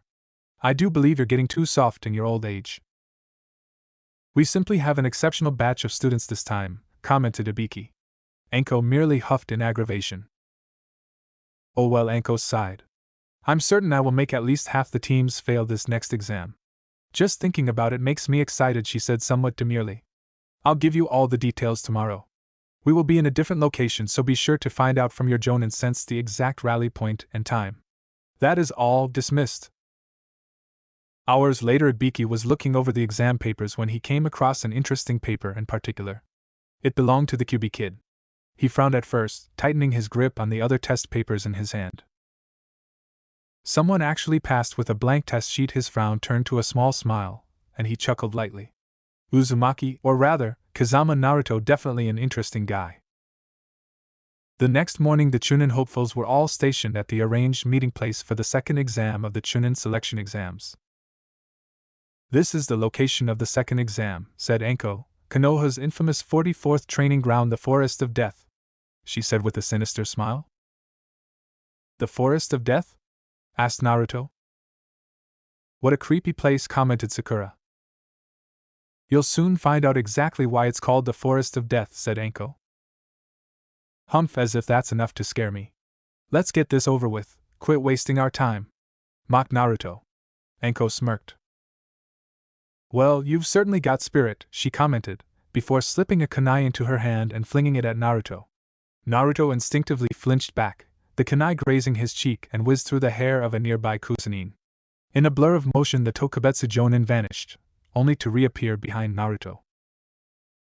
Kids like you are usually the first to be killed, she said semi-seductively, spraying that red blood that I love. A red scratch appeared on Naruto's cheek. A smirk appeared on Naruto's face before his juggins started to glow beneath his headband. Ino, who had been waiting for some sort of explanation, caught it, as did Hinata, who was looking concernedly over at her longtime crush. Kabuto also saw it and decided to file it away for future reference. Anko's eyes suddenly darted away from Naruto to the approaching figure behind her. Drawing a kunai from her wrist holster, she moved to defend herself from her possible attacker, who simply held the kunai Anko had just thrown in her long coiled tongue. Before Anko could retort, Naruto spoke up. His sword poked into the back of the kusanin. It's not nice to just sneak up on anyone unannounced, and it's foolish to let your guard down. Anko's eyes widened in surprise, as did many others. I was just returning the proctor's kunai, hissed the kusanin.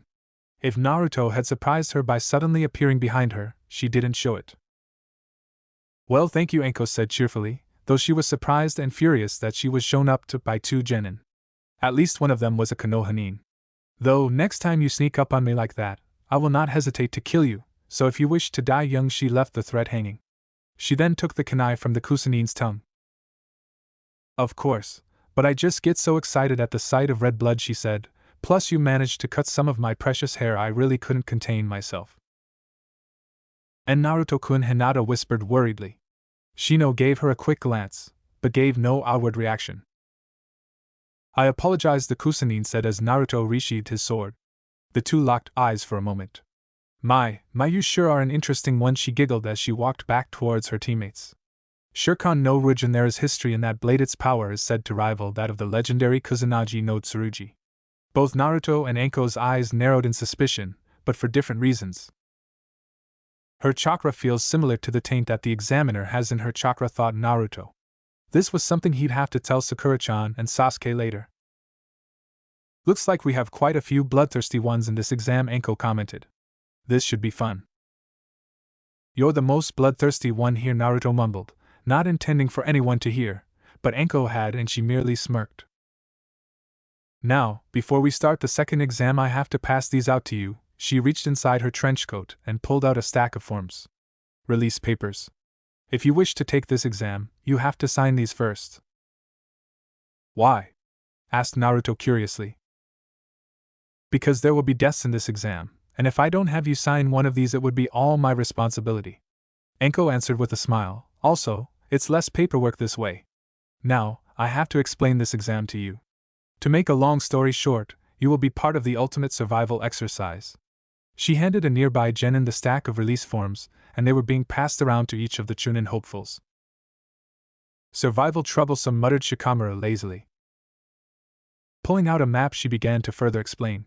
First, I'll explain the layout of the exam. Around Training Ground 44 are 44 locked gates. There's a forest, a river, and a tower in the center.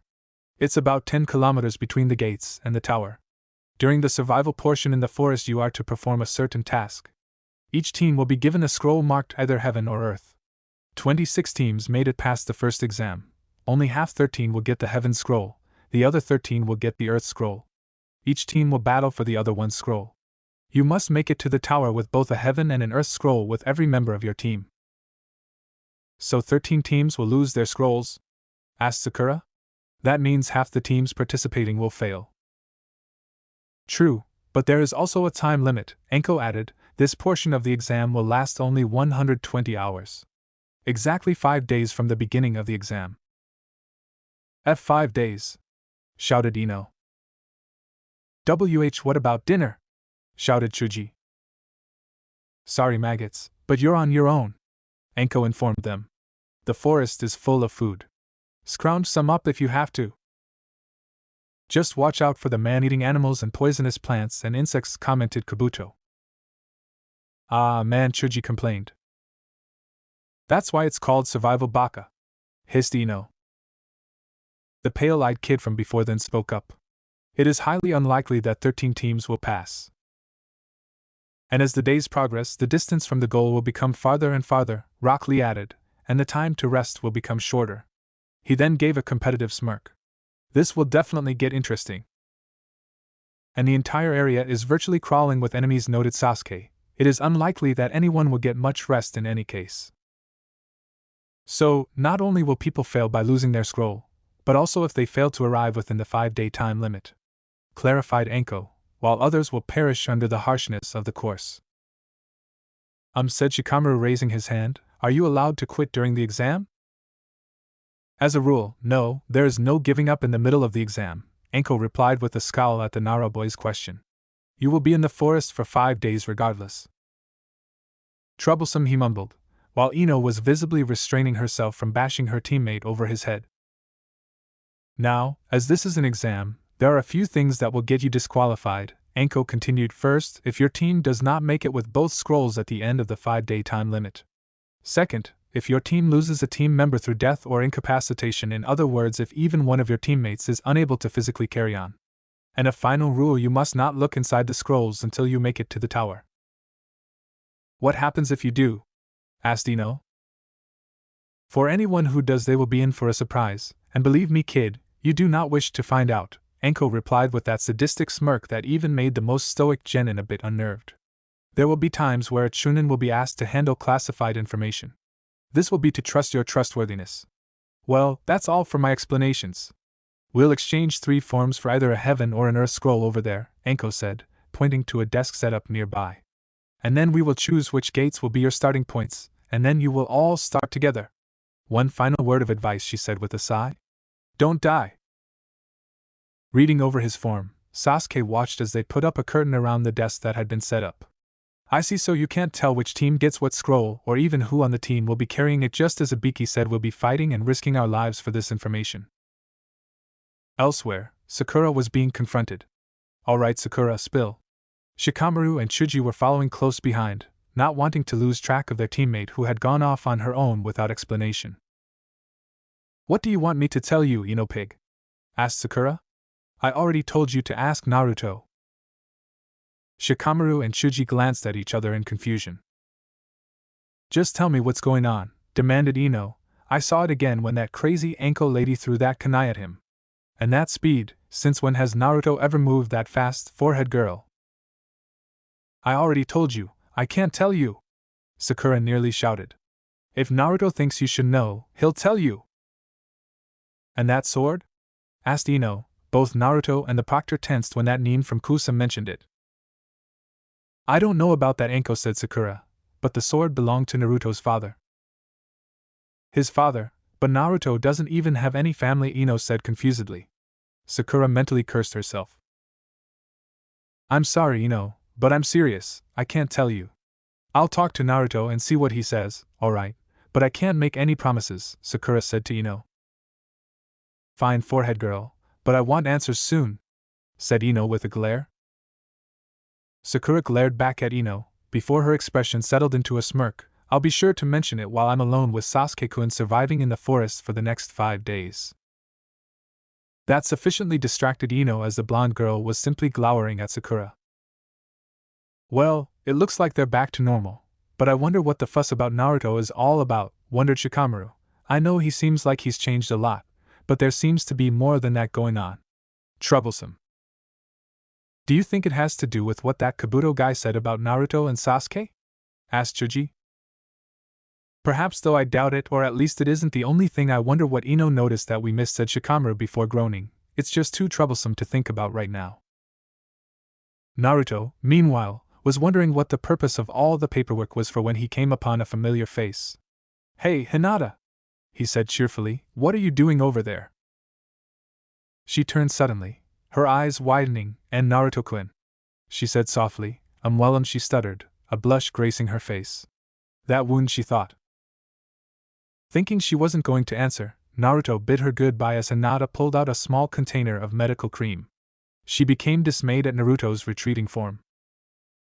Alright, it's about time to exchange for the scrolls, shouted one of the proctors. In groups of 3, each team moved towards the desk to turn in their release forms and retrieve their scrolls. I can't help but wonder how many of the teams will actually make it. Enko checked her watch. Once you've received your scrolls, follow an instructor to your gate of entry. We'll start in 30 minutes. Alright, Kiba shouted. As his team arrived at gate 16, this sort of thing is our specialty. He then noticed Hinata seemed sort of down. Hey, Hinata, don't be going soft on us now. Hinata looked a bit sadder when he said that, and Shino simply scowled behind his collar. Why, yeah, Hinata stuttered. At gate 27. This sucks, but I guess we'll have to do this troublesome exercise, complained Shikamaru. Normally, I'd say we go after Naruto's team, but after what we've seen today, he's come farther than any of the rest of us. Not to mention Sasuke definitely isn't a slouch either. The only one we don't really know about is Sakura, but since Naruto's a lot stronger than he used to be, it stands to chance that she is too, Shikamaru said to Ino and Chuji. Hey, which one should I have? Asked Chuji, rustling through his pack looking at each bag of chips. Baka! Ino shouted as she bonked him on the head, pay attention. Over at gate 12. There's just no way we'd possibly lose, said Naruto excitedly. We'll kick all of their asses. Shinaro. Inner Sakura agreed with Naruto, while Sakura merely smiled and Sasuke gave his trademark confident smirk. From a nearby loudspeaker, Enko's voice was heard at each gate. The second exam of the Chunin selection exam begins now. After she said this, a loud horn sounded and each of the gates opened. As Kakashi's Team 7 stepped through, alright. Let's go! Naruto shouted as they jumped up to travel through the trees. A sudden scream stopped them in their tracks. That looks like it started, stated Sasuke. I'm a little nervous, said Sakura. Don't worry, Sakura-chan, this is nothing, said Naruto before the Jugen began to glow briefly. He closed his eyes in concentration, the Jugen glowing for even longer this time. Listen, I'm gonna go pee for a bit. Both Sasuke and Sakura nodded as Naruto went back into the bushes. It was several minutes before Naruto came back. Wow, that felt great, he said, relieved. Sasuke threw a punch at Naruto, knocking him into a tree. As Sasuke-kun. Sakura looked pleadingly at Sasuke. Sasuke then charged at Naruto, engaging him in a small bout of taijutsu, with Naruto coming up short and getting knocked flat on his back by Sasuke. Hey, what gives? Shouted Naruto. You're an imposter, stated Sasuke. What the hell are you saying? Asked Naruto confusedly. With a puff of smoke, Sasuke changed into the real Naruto. The fake one just stared at Naruto and Sakura in horror. When Naruto smirked, the real Sasuke is behind you. What? Shouted Naruto as Sasuke chopped the back of his neck, knocking him unconscious. As he slumped to the ground, the henja on him failed, revealing an Aimnin. 2 more nuns appeared from nowhere, grabbing Sakura. "Sakura-chan!" Naruto shouted. "Give us your scroll or the girl dies," shouted one of them. Sakura this time smirked, "Think again." The 2 Ainins looked at her in confusion as both of her teammates had matching smirks. Sakura then changed into Naruto, as did Sasuke. Taking advantage of their confusion, the Naruto that had been Sakura elbowed both of his captors before poofing out of existence. The other 2 Narutos charged. They easily subdued one of the nuns, but the other one was too fast for Naruto. He didn't make it too far. "Katan, Gokakyu no Jutsu! Fire release, great fireball technique!" shouted a nearby voice before a giant fireball filled the space where the Ainin had hastily vacated. He jumped to a high branch before something impacted with his back, knocking him off of the branch. He barely managed to land on his feet when he looked up, seeing a smirking Sakura on the branch he had escaped to. It was the last thing he saw as he slipped into unconsciousness. "That plan was perfect, Sakura-chan!" shouted Naruto to the smirking girl up in the tree. Sakura blushed with praise. Sasuke scowled. Too bad they had a heaven scroll. "We can always keep it just in case someone else gets ours," Sakura offered. "Less we'll have to deal with afterwards," said Sasuke in agreement. "We need to keep moving. Other teams may be here soon." Naruto and Sakura nodded in agreement before talking to the trees again. They had traveled several meters before they came to a stop in a small clearing of forest. Sasuke turned to Naruto and Sakura. "Alright, should we get separated? We can't trust anyone, no matter how much they look like us," said Sasuke. "Like we just saw, the enemy may try to henge into one of us. So we should set up some form of password," said Sakura, finishing Sasuke's thought. He nodded in agreement. "That way if one of us is a fake, we'll know right away."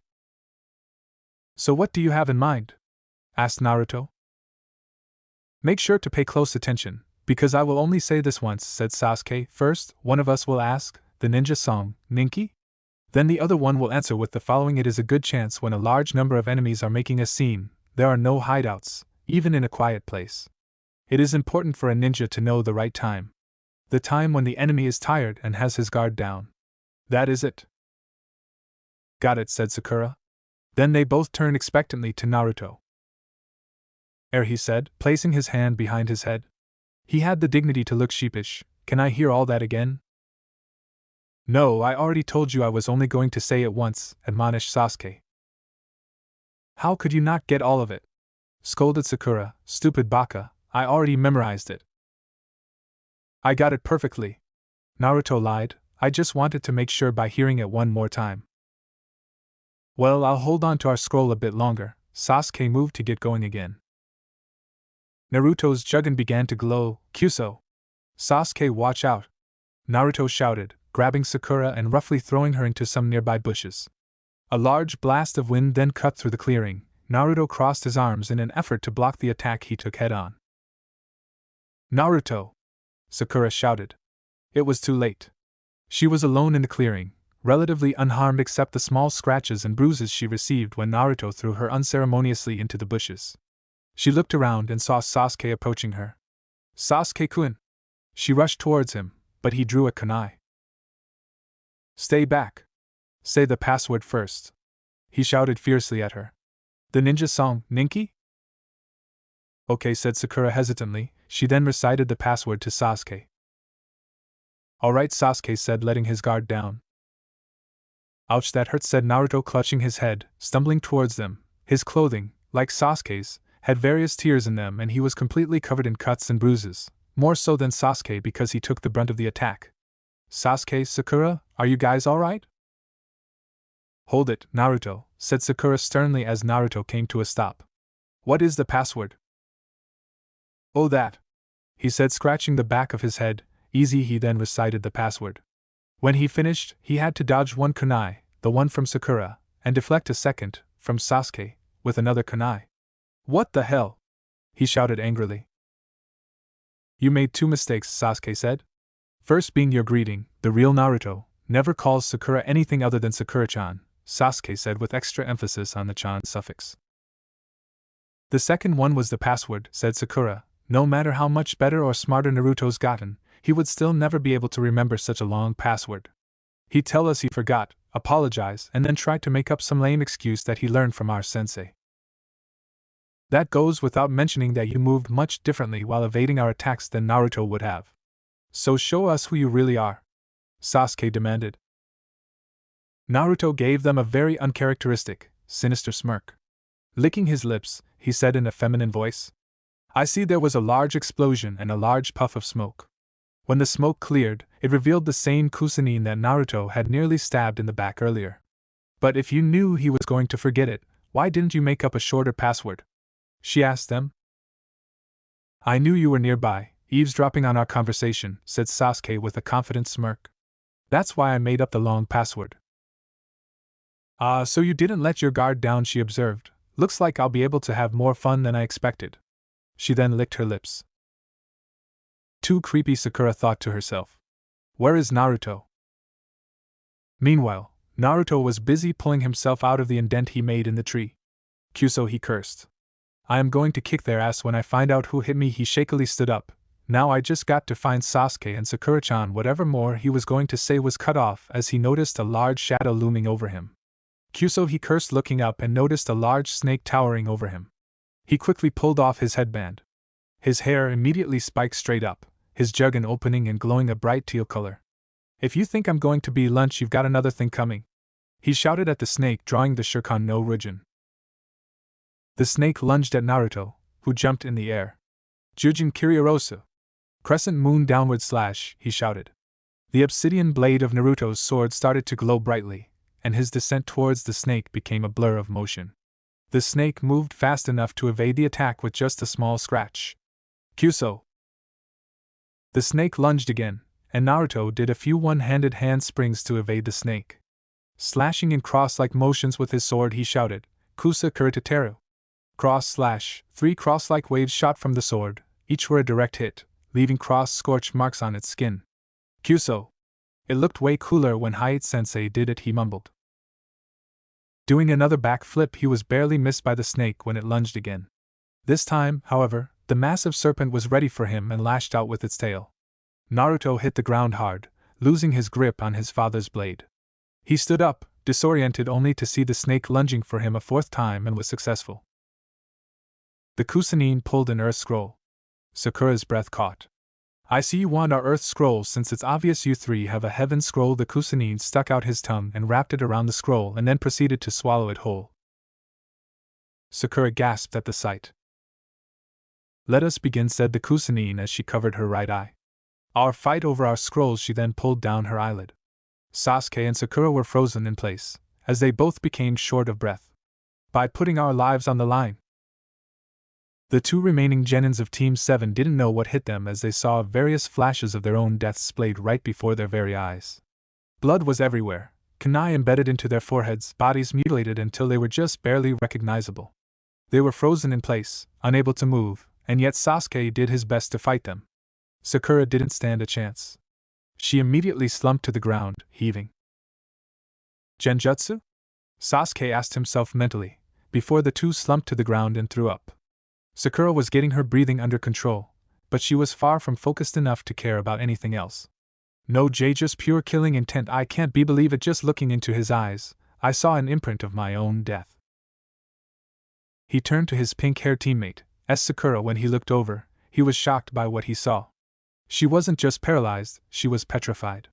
Her face was locked in an expression of absolute terror, her eyes lifeless. He'd have thought her dead if not for her uncontrollable shaking and the tears streaming down her face. Not good. We have to get out of here, or we will die. The massive snake coiled around itself to rest after its satisfying meal. Meanwhile, his meal was very disgruntled about his current predicament. Let me out! Throw me up! He shouted while trying to stab the snake's innards with his kunai. It had minimal effect. I knew I shouldn't have neglected to sharpen my kunai after I got that sword. Naruto shouted angrily to himself. Kuso! Naruto was trapped, with nothing else to use. No! I refuse to become snake shit before I become Hokage. He shouted this as he slid further into the snake's gullet.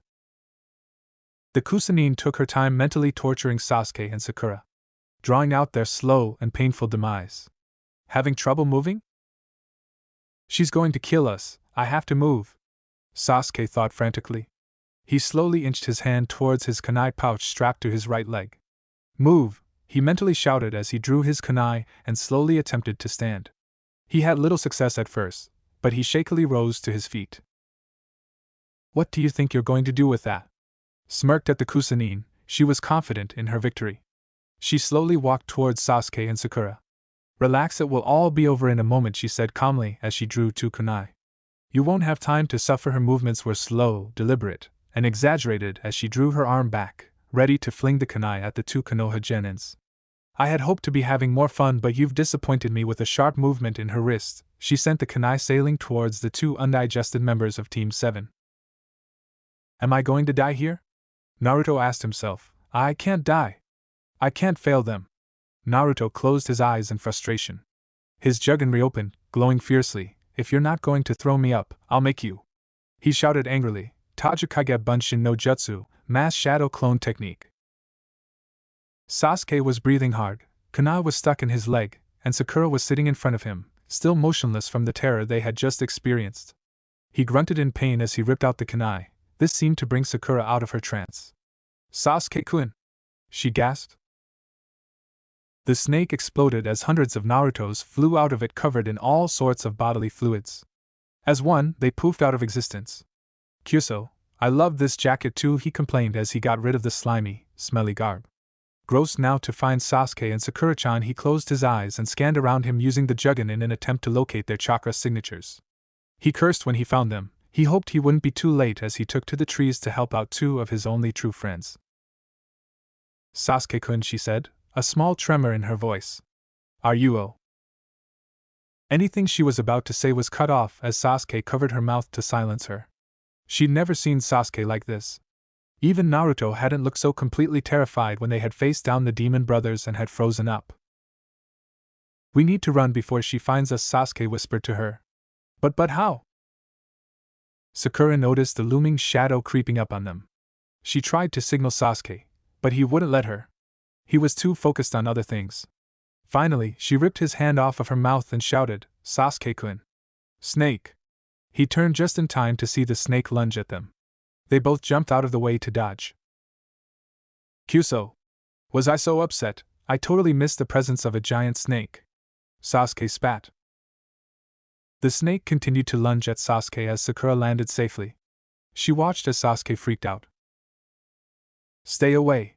He shouted, throwing half a dozen shuriken with enough force to not only penetrate, but completely slice through the snake's head. Sasuke was breathing hard as the snake crashed into the lower branches of a nearby tree. You can't let your guard down, even for a second, the snake corpse said in a familiar feminine voice. Suddenly cracks began to form in the snake's thick hide and Sasuke and Sakura watched in horror as the Kusanine emerged from the deceased snake's head. Prey needs to keep their minds cautious and run at all times in the presence of a predator. The Kusanine's eyes took on a psychotic look. She began to snake her way towards Sasuke. Here, take the scroll and leave us, shouted Sasuke. Ku, the Kusanine chuckled. She prepared to catch the scroll as Sasuke hurled it toward him. Suddenly Kusanine was struck by several black and orange fireballs and doused in flames, while a very enraged Naruto landed in between them. His normally laughing sapphire blue eyes were now a steely blue color and slitted in the center. He had managed to intercept the Heaven Scroll in Sasuke's possession. Sorry I'm late, I had a dinner plan I couldn't get away from, said Naruto as he landed. A relieved look graced Sakura's features. He turned to Sasuke. What the hell do you think you're doing, team? Yelled Naruto at his teammate. He was more powerful than we are, I had no choice, yelled Sasuke. And what made you think he was just going to let you go after you gave up the damn scroll? Shouted Naruto. Ku. Quite observant of you, Uzumaki, said the Kusanine, his voice becoming more raspy and masculine. So my little pet didn't finish you off. I must admit though, you did take me by surprise. It's rare to see anyone use the mortal flame. You've impressed me, Naruto-kun. I'm quite surprised you're still standing with the amount of control and power it takes to effectively use it in close-range taijutsu, never mind the skill it takes to use it in long-range ninjutsu. You'll find I'm just full of surprises, Hebe team, shouted Naruto defiantly. The Kusanine chuckled some more, Perhaps you'll entertain me more than the Uchiha prodigy. Be warned, no matter how good you think you are, I am far above your level. After all, I am one of the legendary Sannin, Orochimaru. He introduced himself to Naruto. I don't care if you were Kyuubi's mistress, shouted Naruto as his hair spiked up and his juggins slowly opened. When it was completely open, it was glowing brighter than it ever had. I will not let you harm my friends. Orochimaru's eyes widened. The JJ Juggin. I thought that the cursed bloodline was wiped out by the Kyuubi, he exclaimed. Then he realized who he had to be talking to. In conjunction with the slitted eyes, there could only be one person, the of the Kyuubi no Kitsune. You truly are the Yondame's legacy, aren't you, Naruto-kun? No matter, that freakish damnable eye is nothing compared to my power. Orochimaru started chuckling again, but then suddenly stopped. Naruto started to change. His nails elongated into claws and his whisker marks widened. His canines became more pronounced, and his spiky hairstyle became even more wilder and untamed. His slitted blue eyes then turned blood red and the glow of the Juggin turned from teal to an orangish red. He then crouched low as he prepared to draw his sword, and let out a low, but menacing growl.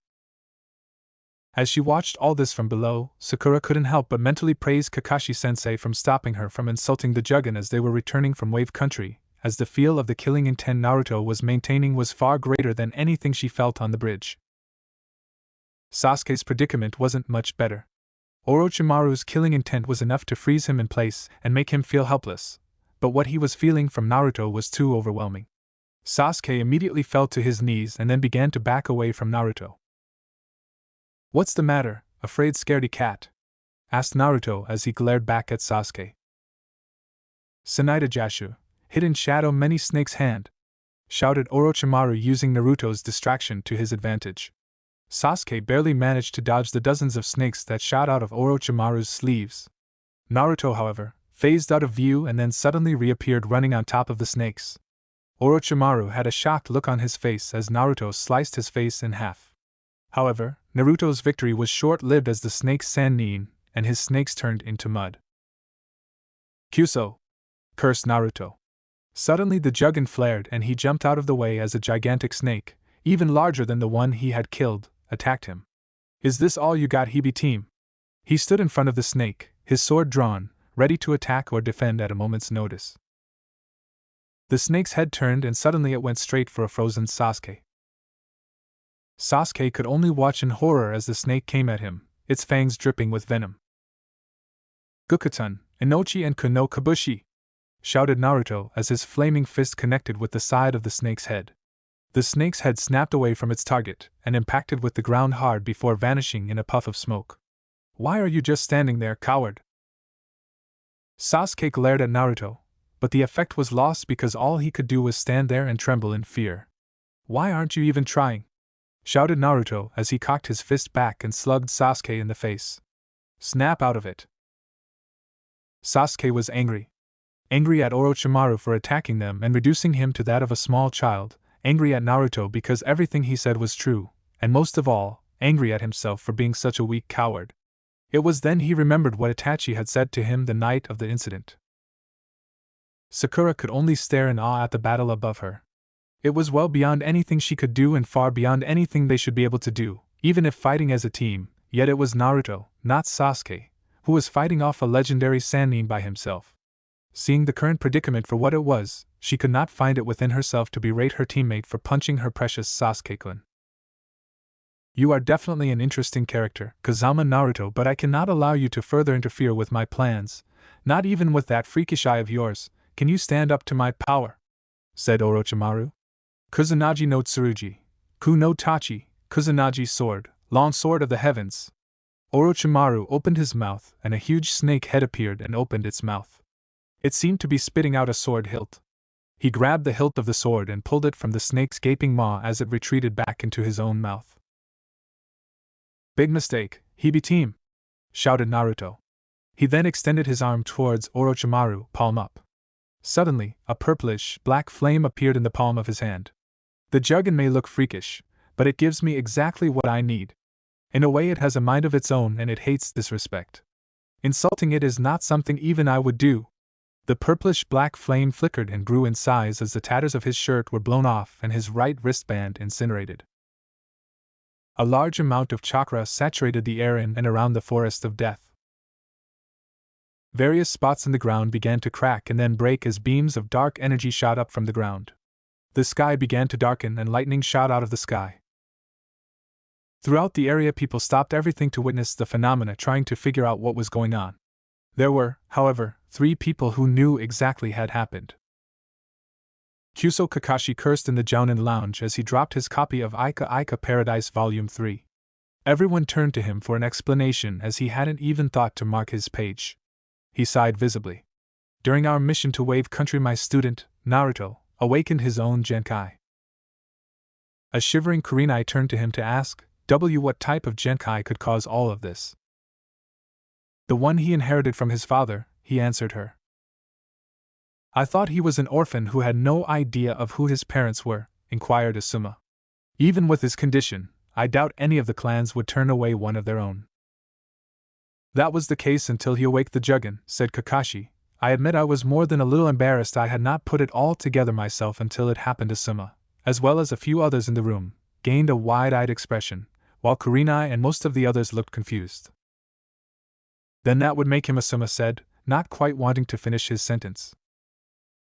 The Yandame's son. When Kakashi finished, he and Asuma had begun to be affected by the intense feeling of the immense chakra, and it appears someone has insulted Jugen. I've not heard of one person who has ever insulted the Jugen ever surviving, and with Naruto's condition, as you put it, Asuma, it must be a truly terrifying experience. As something is coming, said Yamanaka and Noichi unexpectedly. He was shivering worse than anyone else in the room and had a truly terrified expression on his face. It's not the QBBB, but it's far more destructive, and just as powerful. Kakashi took a look around the room at the other jounins. Some were more affected than others by the saturated chakra in the air. He frowned. It appears Naruto, with the help of his tenant, has awakened a new technique. It looks like the more adept you are at reading chakra signatures, the more you are affected by Naruto's attack, observed Asuma, who, like most, was barely shivering at all. Ga was seemingly unaffected, but Ebisu, Kurenai, and Naro Shikaka looked nearly as bad as Inoichi. The Yamanaka family also deal a lot with the mind, body, and spirit, so they are likely to be affected even more so by Naruto's technique, even if they aren't trained in sensing chakra signatures, said Kakashi, looking at Inoichi in his reduced state. I wouldn't wish to be your student right now, Asuma. At the tower, 2 other teams felt the energy. The first was Yuhi Kurenai's teammate. Whoever is putting out that strange energy has Akamaru even more frightened than that Gaara guy, said Kiba, trying to coax Akamaru. My bugs tell me that surge of energy is something made of raw chakra that is being summoned. We should be wary of such a technique, as I doubt even the Hokage could do something of this magnitude, said Shino quietly. Hinata was shivering quite badly. It feels like Naruto-kun, yet it feels wrong, she stuttered. I do hope he's alright. Shino furrowed his brow in thought, while Kiba merely dismissed the notion. After all, Naruto couldn't even do a simple bunshin. How could he even hope to summon something made completely of chakra? Elsewhere in the tower, Sabaku no Gaara raised his head and eyed the area from which the energy seemed to come from in interest. Temari was shivering, as was Kankuro, to a much lesser extent. Gaara, however, anticipated fighting a being that could possess so much power. They shrank back in fear of Gaara because they recognized the bloodlust in his eyes. Yamanaka Ino was not having the best of times at the moment. She had been reduced to a whimpering small child, clutching tightly to her teammate Nara Shikamaru. He himself was shivering in fear. What's going on, Shikamaru? Asked Chuji. While he could feel the chakra all around them, it didn't affect him like it had Shikamaru, whose reaction was nowhere near as strong as Ino's. I don't know, Chuji, said Shikamaru. It's strong, though no regular genin could do anything like this. It would be far too troublesome to fight anyone who could do this. WEW wouldn't stand a chance, stuttered a whimpering Ino. I don't know what's going on, B, but whatever it is, it's BB big. We need to find some place to hide until this passes. Ino can't go on like this, said Shikamaru. Such a technique with no hand seals, if it weren't for the blasted Kyuubi, I'd make his body my next vessel rather than the Uchiha's Orochimaru, told himself mentally. Naruto smirked, seeing Orochimaru's expressions of surprise and fear. This power, it's impossible to control once I release it. I have no say. I have the power to pull you into oblivion. I assume just my right arm will do Kinjutsu, Akiton, Muin-kun no Dorigan, Forbidden Technique, Demonic Release, Dragon of the Darkness Flame. Naruto started running at Orochimaru as he brought his arm back and thrust it towards the Hibi Sannin. When Naruto charged at him, Orochimaru expected a variation of Yandame's Mortal Flame, a close to medium-range attack which he could counter easily. What he got was a very powerful mid to long-range attack at very short range coming at him. Though he managed to dodge dragon-shaped purplish-black flame, he did not escape unscathed, as his right arm was caught at the edge of the attack and was nearly completely incinerated, and what was left was badly burned. The right side of his torso and right thigh were also minimally damaged. The tree behind him was completely demolished, and even the Kusanagi had been damaged, the hilt partially melted and the blade was scorched. "Has scared Hibi team?" taunted Naruto, who was breathing heavily. Orochimaru had dropped to his knees in pain, just barely maintaining an upright posture. Naruto charged after Orochimaru. He was moving at speeds that even the Sannin had trouble following. Naruto then tried to draw his sword when he felt shooting pains traveling up his arm. He winced in pain and his arm jerked back from his sword. Orochimaru, seeing the pain in Naruto's face and the delay in his follow-up attack, moved to counter Naruto. Years of experience allowed him to push back the pain he was feeling, allowing him to fight the Jinchuriki. He opened his mouth and stretched his tongue out, and wrapped it around Naruto's ankle, flipping him up into the air. Running through a series of one-handed hand seals, he caught Naruto with his tongue securing his arms and torso. Naruto struggled and kicked with all he could to no avail. Orochimaru noticed the seal on Naruto's stomach around his navel. Opening up his right hand, small purple flames appeared on each of Hibi Sannin's fingers. "Gojyo Fuin!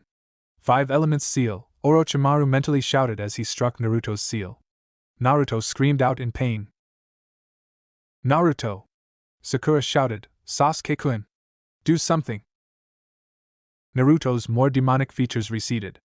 His blood-red slitted eyes returned to their normal, unslitted, sapphire blue, his claws turned back to normal, and the whisker birthmarks became thinner, while his canines shrunk back down. His juggin lost its glow completely, revealing its own sapphire blue iris with its slitted pupil and closed halfway.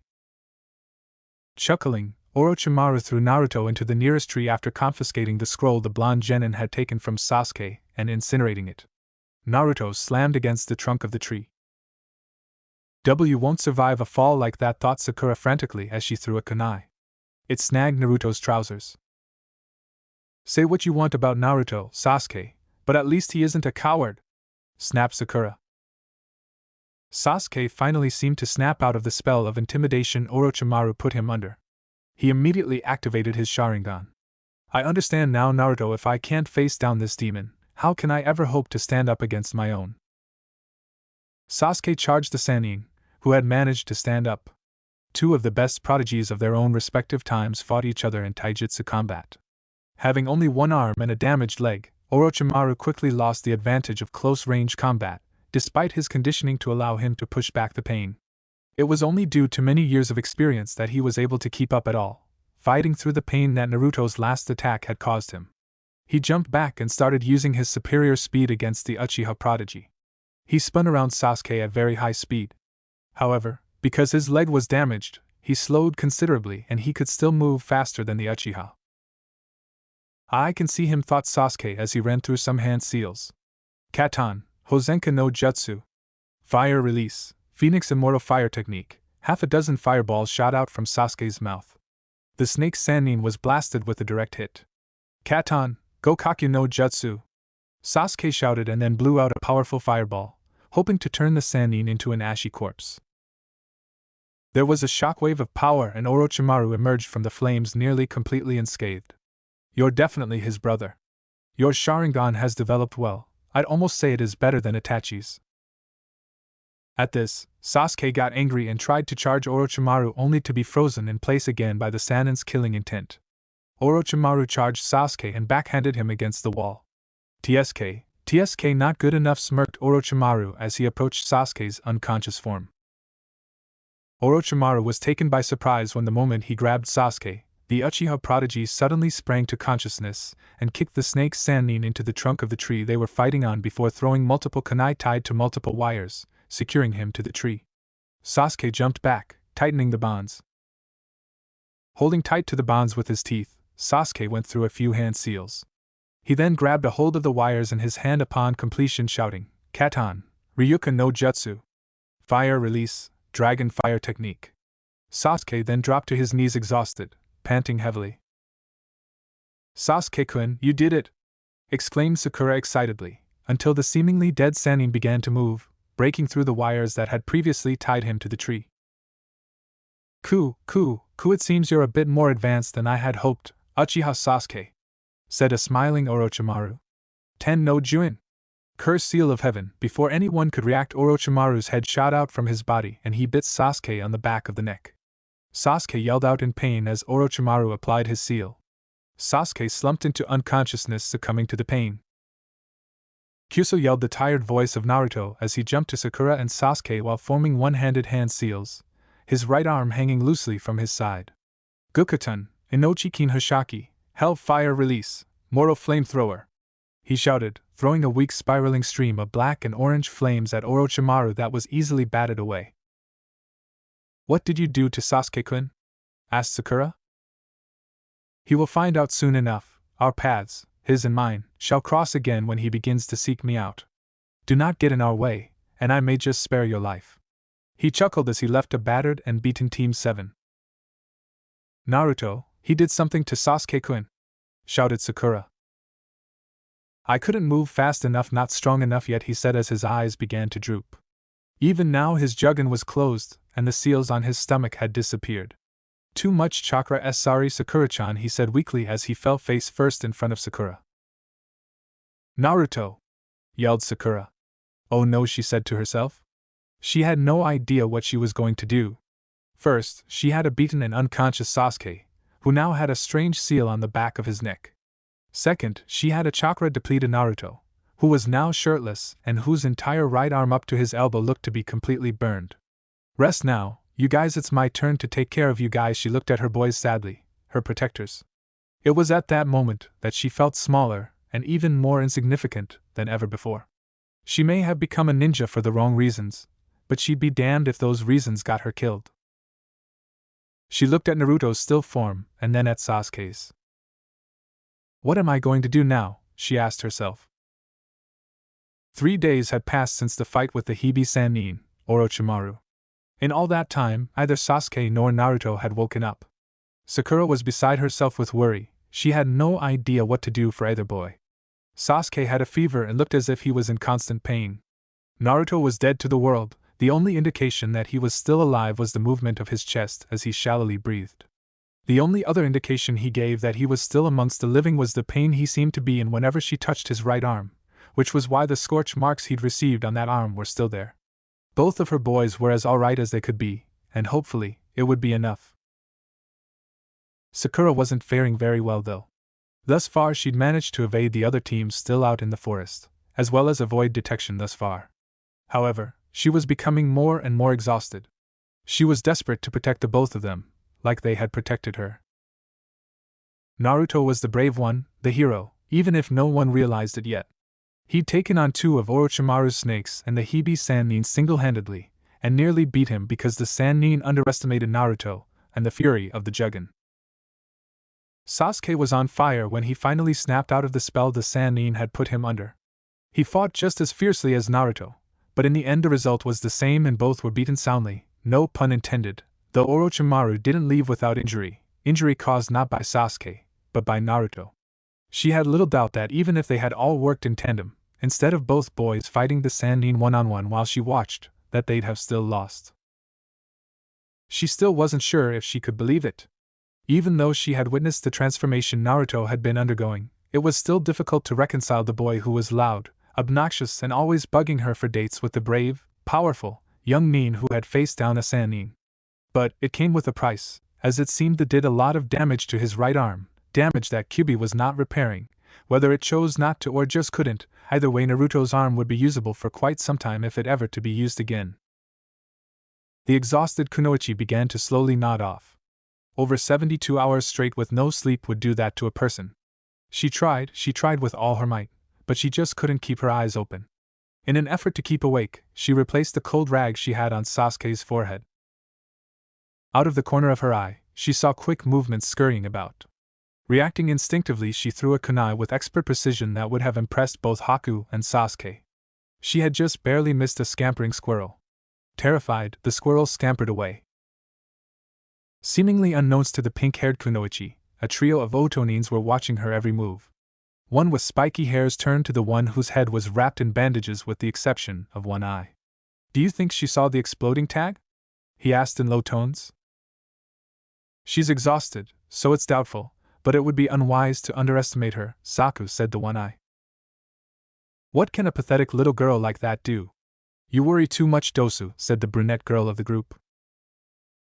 "A weak opponent can always take down an overconfident one, no matter how much stronger or more skilled they are if they allow themselves to lower their guard," reprimanded Dosu.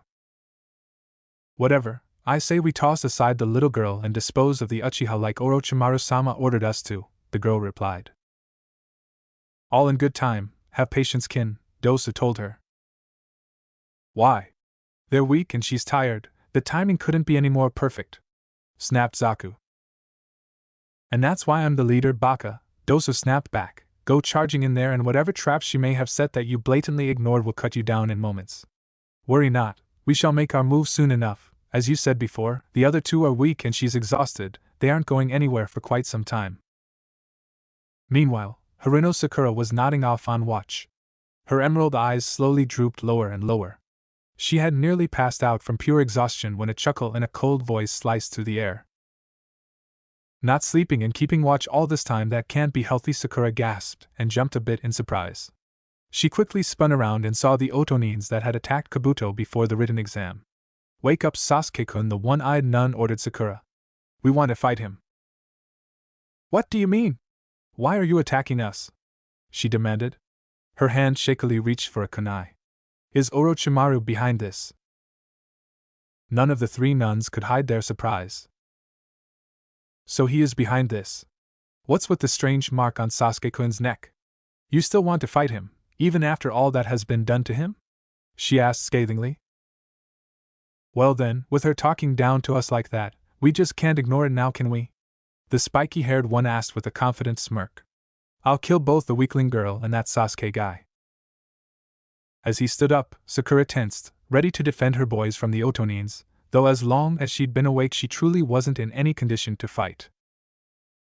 "Wait," Zaku ordered the Cyclops. "Why?" Zaku inquired. The Cyclops didn't answer, he merely took a few steps forward. "How completely unoriginal," he sarcastically scolded Sakura. "The color of the dirt indicates that it was recently dug up. Some of this grass doesn't even grow here."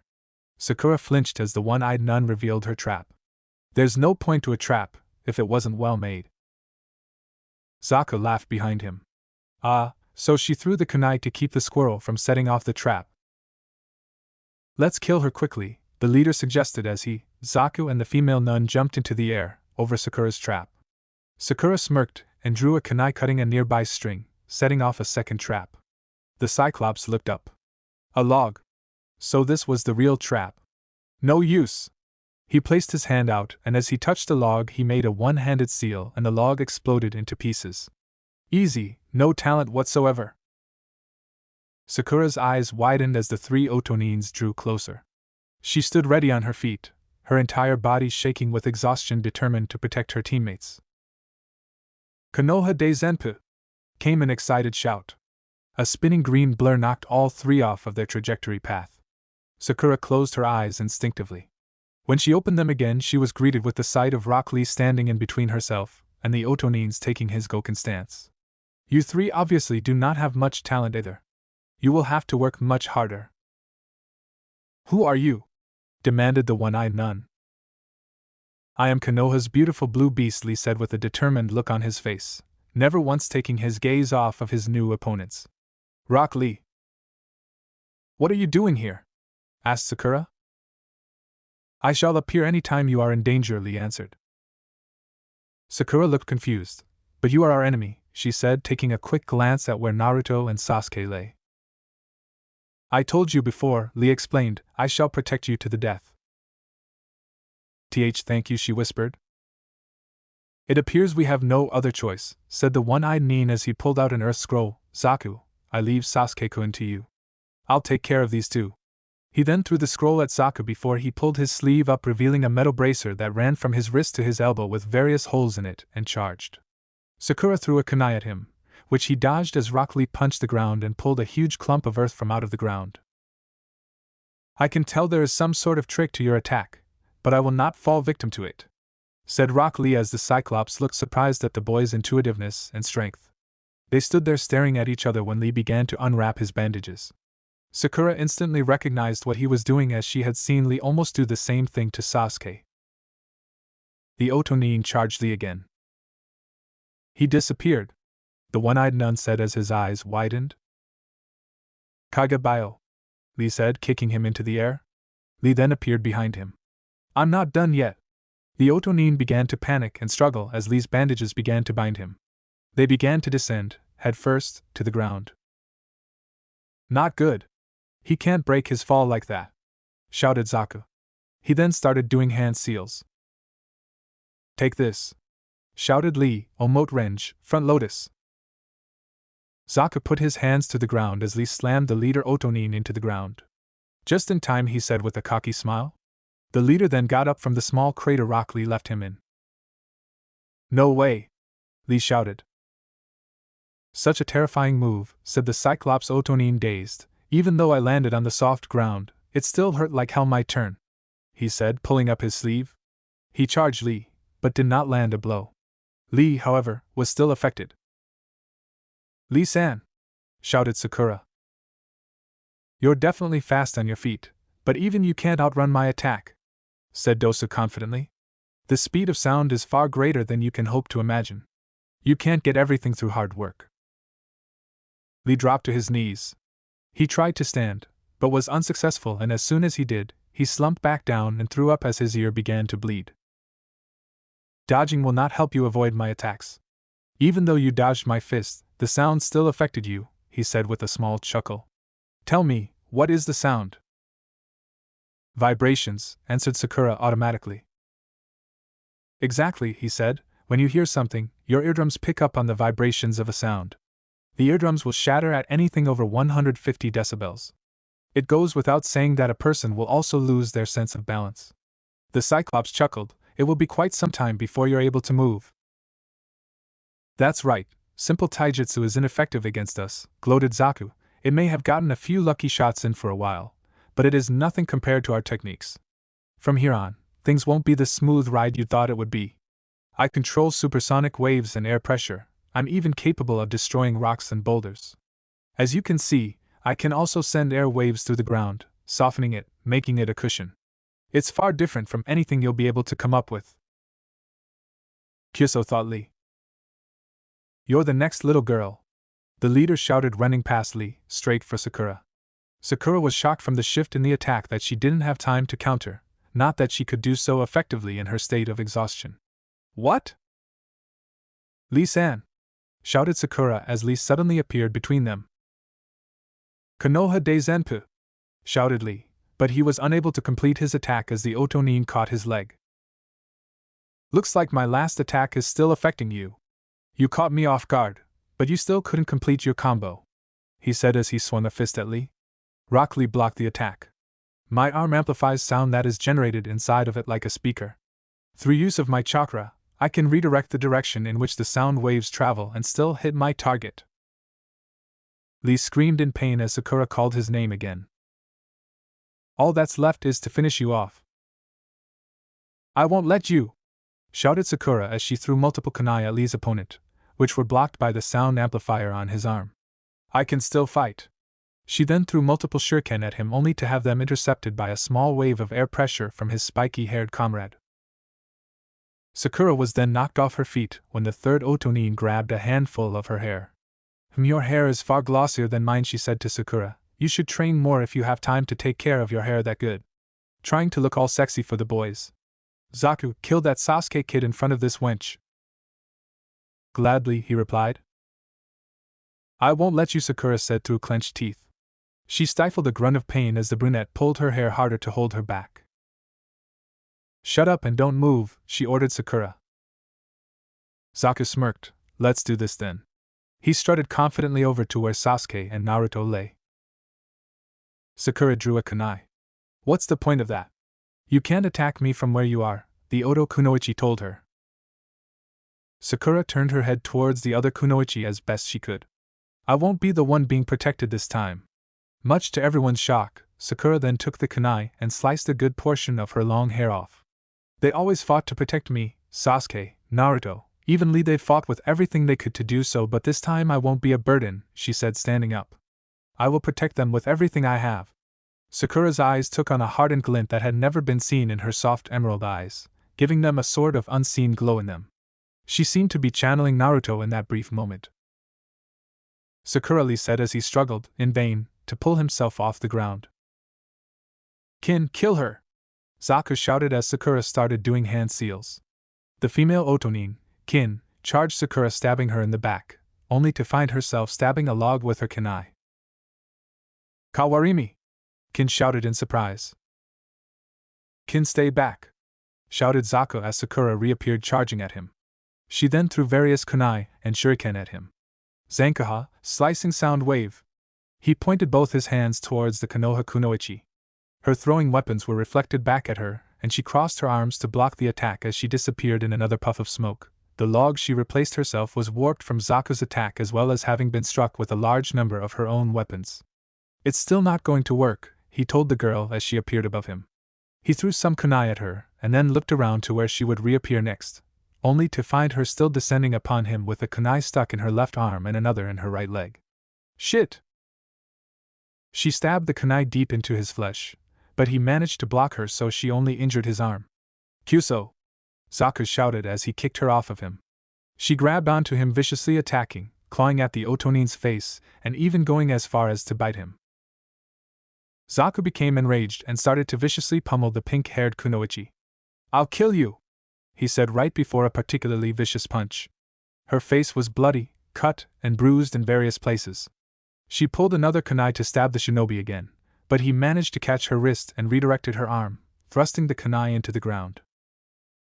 He rolled on top of her, intent on killing her. I will not let you harm them! She shouted as she flipped him over her head. She rolled onto her stomach and tried to stand, only to find herself too exhausted. Kyuso, she cursed. Exhaustion was taking over, the adrenaline rush she felt coming on slowly fading. Zaku got up, pulling the kunai from his arm and doing a few hand seals. Before he could complete the sequence, she charged him again, slamming into him hard. Before she could move, Kin kicked her in the side of the head, knocking her towards Sasuke and Naruto.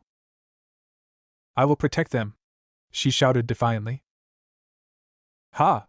You can barely move, what makes you think you can keep me from killing each one of them right in front of you one by one? Taunted Zaku. Say your prayers, bitch. As he ran through his hand seals again, ready to finish her off, when 3 others appeared in front of Sakura. Under other circumstances, Sakura would hate who had come to her rescue, but at this point she couldn't have been happier. Ino. I just couldn't let you have all the fun, replied Ino. Besides, I can't just let you win over Sasuke-kun by letting you play the heroine, and you and Naruto still owe me an explanation. They're like cockroaches, commented the leading Otonin. Just what the hell were you two thinking, just interfering in a fight like this? Chuji yelled at Shikamaru and Ino. Troublesome as it is, it's even more troublesome if we don't help them out, Shikamaru said lazily. Since Ino decided to step in, we, as men, just can't run away. Besides, we're a 3-man team, replied Ino. There isn't anything we can't do together. But I'm not ready to die just yet, Chuji pleaded as he tried to get away, only to be held in place by Shikamaru. Shut up. We can't help that now, shouted Shikamaru. Zaku laughed at the big-boned guy's actions. Go ahead and run if you'd like, fatty. Both Ino and Shikamaru gasped and took a step back, the latter instantly letting go of Chuji's scarf, as if he had been burned. Chuji, on the other hand, stopped trying to run. What did he say? Chuji asked in a menacing low whisper. I'm not sure I heard him correctly. I said you can go jack off in the woods for all I care, fat ass, shouted Zaku. I'm not fat. I'm big-boned. shouted Chuji, turning around abruptly. Now it's a fight for honor of Konoha and big-boned people everywhere. Hirade for big-boned people. Ino smirked. Now you've made him angry. Troublesome, said Nara, shaking his head. Sakura, Ino said suddenly, take care of those two, all right. The Ino Shikacho team is going to fight with everything we have. Baika no Jutsu, multi-size technique, shouted Chuji as he ballooned out to an incredible size. Nikuden Sasha, human bullet tank. Chuji's limbs and head receded into the big-boned guy's body as jets of steam streamed out from where each appendage disappeared to. He then began to spin at a very rapid velocity. What the hell? Zaku said, placing his hands out in front of him. Zankaha. He shouted, streams of air slamming straight into Chuji's gargantuan body. They were at a standstill until Zaku got frustrated and put more power into his. Chuji then shot up into the air only to start rapidly descending on the spiky-haired Otonin. Kyuso, because of his spinning I am ineffective. The leader saw Zaku's predicament and ran to save his partner. Shikamaru decided to step in at this point. I don't think so. Kagemain no Jutsu, shadow possession technique. The Naro boy's shadow launched out to capture the Otonin's shadow, holding him in place. Kagemain's success. Meanwhile, Zaku was just barely able to dodge Chuji's attack. Dosa! What the hell are you doing? Shouted Kin when she saw him not doing anything. Ino, take care of the woman, ordered Shikamaru. No problem, Shika, replied Ino, just take care of my body. Shintenshin no Jutsu. Shikamaru caught Ino as she slumped to the ground. Chuji had Zaku boxed in with no escape in sight. Kin! What are you doing? Shouted Zaku. What's wrong? Asked Dosu. Kin/Ino then held a kunai to her throat. This is it. If you move, she's dead. Unless you want us to do lasting harm to you guys, you'd better drop your scroll and go. She ordered them. Once we feel that you're a good distance away, we'll then release her. Zaku's response was to attack his teammate. Chuji! Shouted Kin/Ino. Chuji intercepted the attack, taking the brunt of the damage, but Kin was sent flying back into the tree behind her. Ino's body started bleeding. Ino! Shouted Shikamaru. Chuji had returned to his normal size, his attack expired and he was in no condition to continue the fight. What the hell? They attacked their own teammate, Kin/Ino said as she got up. You took us far too lightly, said Zaku, smirking. Our purpose is not some dumb scroll or to even make it through the exam, added Dosu. It's Sasuke-kun. Shikamaru's shadow then receded back to him, releasing Dosu. I see you have a set time limit, observed the newly freed Dosu, and the girls judging from the blood, if we kill Kin, she dies as well. You'd kill your own teammate? Shikamaru asked, surprised. If we have to, said Zaku, raising his hand towards Kin. I have to admit though, you almost had us. However, you let your guard down, Dosu informed them. Disgusting, said another voice, one Sakura remembered as the pale-eyed kid who had confronted Sasuke the day before the second exam started, Hyuga Niji, the teammate of the girl Naruto trained with, and Rock Lee. Simple Otonins waving around their victory by beating a bunch of second-rate shinobi like them. Lee! Shouted the girl, Ten, if Sakura remembered correctly. Looks like he underestimated them, said Niji, seemingly unconcerned for his teammate who was currently unconscious. Where do they keep coming from? Asked Zaku. They're like pesky bugs you just can't get rid of. The kid in green is our teammate, and it looks like you went just a little too far, replied Niji as his pale lavender eyes turned white and the veins around his eye bulged, intimidating everyone in the area who was conscious, with the exception of Ten. Niji then turned his head in surprise as he felt a huge chakra spike. Niji? Asked Ten. Quit showing off and fight us, demanded Dosu. Niji smirked. It looks like I'll no longer have to. That's when everyone else felt it. A sickly, powerful aura saturated the air around them as Sasuke was doused in purple chakra. He abruptly stood up. Sasuke-kun! You're awake! Sakura said excitedly before becoming afraid. As Sasuke slowly stood, the purple chakra swirled around him.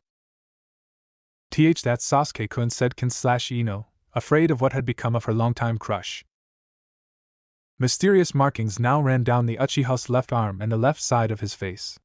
Only Niji seemed unafraid of the new transformation. Sakura, who did that to you?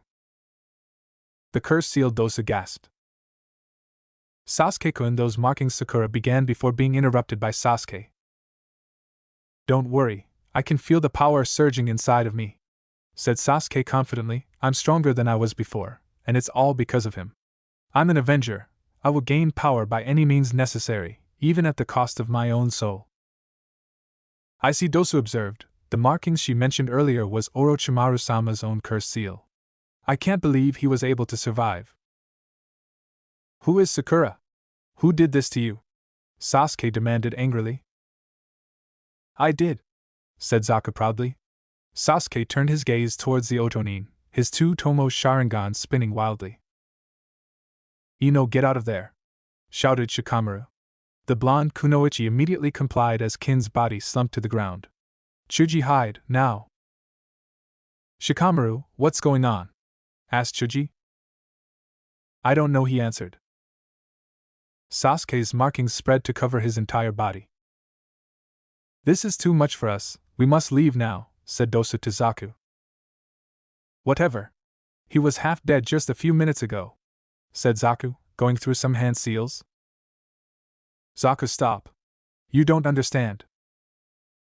I'll kill them all, shouted Zaku, Zankukyakua, ultrasonic air slice. Everyone had to cover their faces as Zaku struck Sasuke. Blown to pieces. Who was? Asked someone from behind Zaku. His eyes widened in realization as he was knocked off his feet across the clearing. Zaku! Shouted Dosu, but Sasuke was already attacking again. Katan, Hozenka no Jutsu. Several fireballs were streaming at Zaku. Too easy. Zankaha!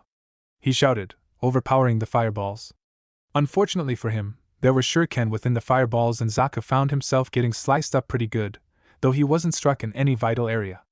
Before anyone could say or do anything, Zaku found himself doubled over, Sasuke's foot in the center of his back, his arms held fast behind him, by the Uchiha.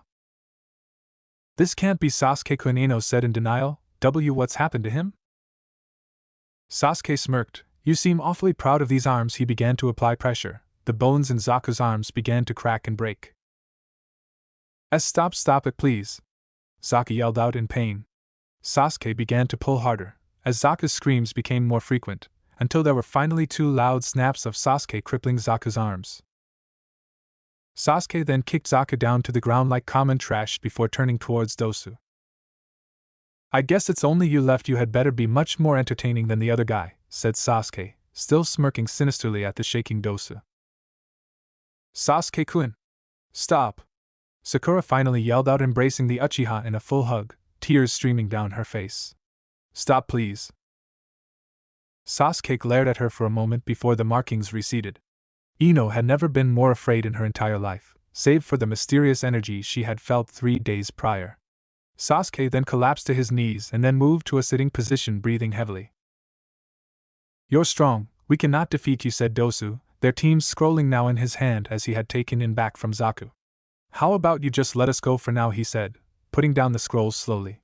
I must check on some things first, but I promise you, should we face each other once more, I promise we will neither run nor hide. Wait. What has Orochimaru done to Sasuke-kun? Demanded Sakura. And why Sasuke-kun? I do not know, we were ordered to kill him, said Dosu, who then left with his teammates. Hey, you guys alright? Asked Chuji to Sakura and Sasuke. Ino, take care of that Lee guy, ordered Shikamaru as he and Chuji made their way over to Team Kakashi. Such abnormal chakra, this strange power is far beyond my knowledge, thought Niji, observing everything from above. What happened to Naruto? Asked Shikamaru, seeing Naruto's burn arm upon noticing, for the first time, that Naruto seemed to have lost his trenchcoat, shirt, right wristband and headband. They also noticed what seemed to be a cut on his forehead. Hey Sakura, Sasuke, just what have you guys been up to? Sasuke seemed to be a bit shaken up with the way events had transpired. So it was up to Sakura to answer. Ino, who was carrying over Rock Lee, looked over to Naruto and gasped in shock. We were attacked by a guy named Orochimaru. Naruto and Sasuke-kun fought him, but he was able to beat them both, even after Naruto used his new technique. She answered, not knowing what all to say about everything that happened. Shikamaru looked at Naruto's arm intently. Naruto's, how long ago did he use it? We encountered Orochimaru on the first day of the exams. Why? Asked Sakura curiously. Ino turned pale. How? That power was immense. No ordinary genin could be capable of anything like that. I've never been normal, no matter how much I wish I was, said Naruto weakly, as he slowly sat up. I haven't felt this weak since Wave Country. Everyone jumped at the sound of his unexpected reply. What the heck was that weird chakra I felt a few minutes ago? Naruto! Yelled Sakura. You're finally awake! How long was I out this time? Asked Naruto. The other genins had to wonder just what Team 7 had been up to for one of their members to be constantly knocked unconscious for extended periods of time. You and Sasuke-kun were out for 3 days, said Sakura. I was so worried about you too. What happened after I passed out? He asked. I brought you and Sasuke-kun here, and watched over you two until we were attacked by Otonins sent by Orochimaru, said Sakura. Are you okay, Sakura-chan? Asked Naruto. I'll be fine, Sasuke? She asked the silent Uchiha air. I'll be fine, he said to her. Sakura-chan, what happened to your hair? Asked Naruto. Sasuke looked up to see what Naruto was talking about. Sakura ran her fingers through her hair, sighing, well, I figured I was due for a change. After all, long hair just gets in the way when we're in a place like this, she answered. Naruto seemed to accept that answer. Alright, Naruto, Sakura, you two have some explaining, said Ino in an annoyed tone. Sakura looked half annoyed, half worried as she looked at Naruto, who was confused about the whole ordeal. I'm sorry, Naruto, said Sakura. I've been meaning to tell you that Ino saw it right before you took out the Otonin before the first exam, and again when you managed to get behind that ankle lady and that other nin. Everyone noticed the hesitation but decided to ignore it for now. Sorry I didn't mention it earlier, but there just hasn't been time. That's okay, Sakura-chan, said Naruto as he turned towards Ino. He knew it would be more trouble than it was worth to tell her to piss off like he first wanted to. He realized that that option may only make things worse, so he'd answer a few of her questions. Shikamaru, Chuji, help me up. He regretted those words as soon as Chuji grabbed his right arm. Shooting pains traveled up his right arm with great intensity. KUSO! He cursed in pain. Whatever you did, you have effectively made that arm unusable, said Niji, his Byakugan active. The chakra pathways in your arm don't even exist anymore. Naruto closed his eyes, remembering what had transpired to make that arm unusable. Flashback. He then extended his arm towards Orochimaru, palm up. Suddenly, a purplish, black flame appeared in the palm of his hand. The jargon may look freakish, but it gives me exactly what I need. In a way, it has a mind of its own and it hates disrespect. Insulting it is not something even I would do. The purplish black flame flickered and grew in size as the tatters of his shirt were blown off and his right wristband incinerated. Naruto smirked, seeing Orochimaru's expressions of surprise and fear. This power, it's impossible to control once I release it. I have no say. I have the power to pull you into oblivion. I assume just my right arm will do Kinjutsu, Akiton, Muenku no Dorigan. Naruto started running at Orochimaru as he brought his arm back and thrust it towards the Hibi Sannin. When Naruto charged at him, Orochimaru expected a variation of Yandame's Mortal Flame, a close to medium-range attack which he could counter easily. What he got was a very powerful mid to long-range attack at very short range coming at him. Though he managed to dodge dragon-shaped purplish black flame, he did not escape unscathed as his right arm was caught at the edge of the attack and was nearly completely incinerated, and what was left was badly burned. The right side of his torso and right thigh were also minimally damaged. The tree behind him was completely demolished, and even the Kusanagi had been damaged. The hilt partially melted and the blade was scorched. End flashback. Kyuso. If I hadn't have missed, you and Sasuke could have gotten us to the tower already, said Naruto furiously as he grabbed onto Chuji's shoulder with his left hand and pulled himself up. At least we have both scrolls. What makes you think we're just going to let you have those scrolls? The only one capable of fighting on a level on par with my own is the Uchiha, and even then there's still 2 of us and 1 of him. All the rest of you are too tired or too weak, said Niji arrogantly. Don't underestimate me. I may not be able to use my right arm, but I am still able to take you on without a problem, challenged Naruto angrily. Nearly everyone looked like they were wanting to step in before Naruto got hurt, but they didn't want to get in the way of the previous year's Rookie of the Year, Hyuga Neji. What makes you think you stand half a chance?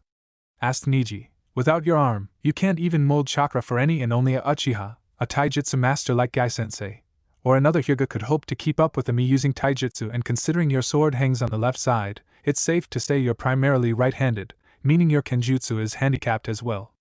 How does a dead-last loser like you think you can beat me, let alone take me on? You just can't compare to my strength. Ino flinched at his words as she had said something similar about Naruto before. Nearly everyone was expecting Naruto to charge blindly at Neji for being called a dove, but his wild charge never came. Instead he smirked.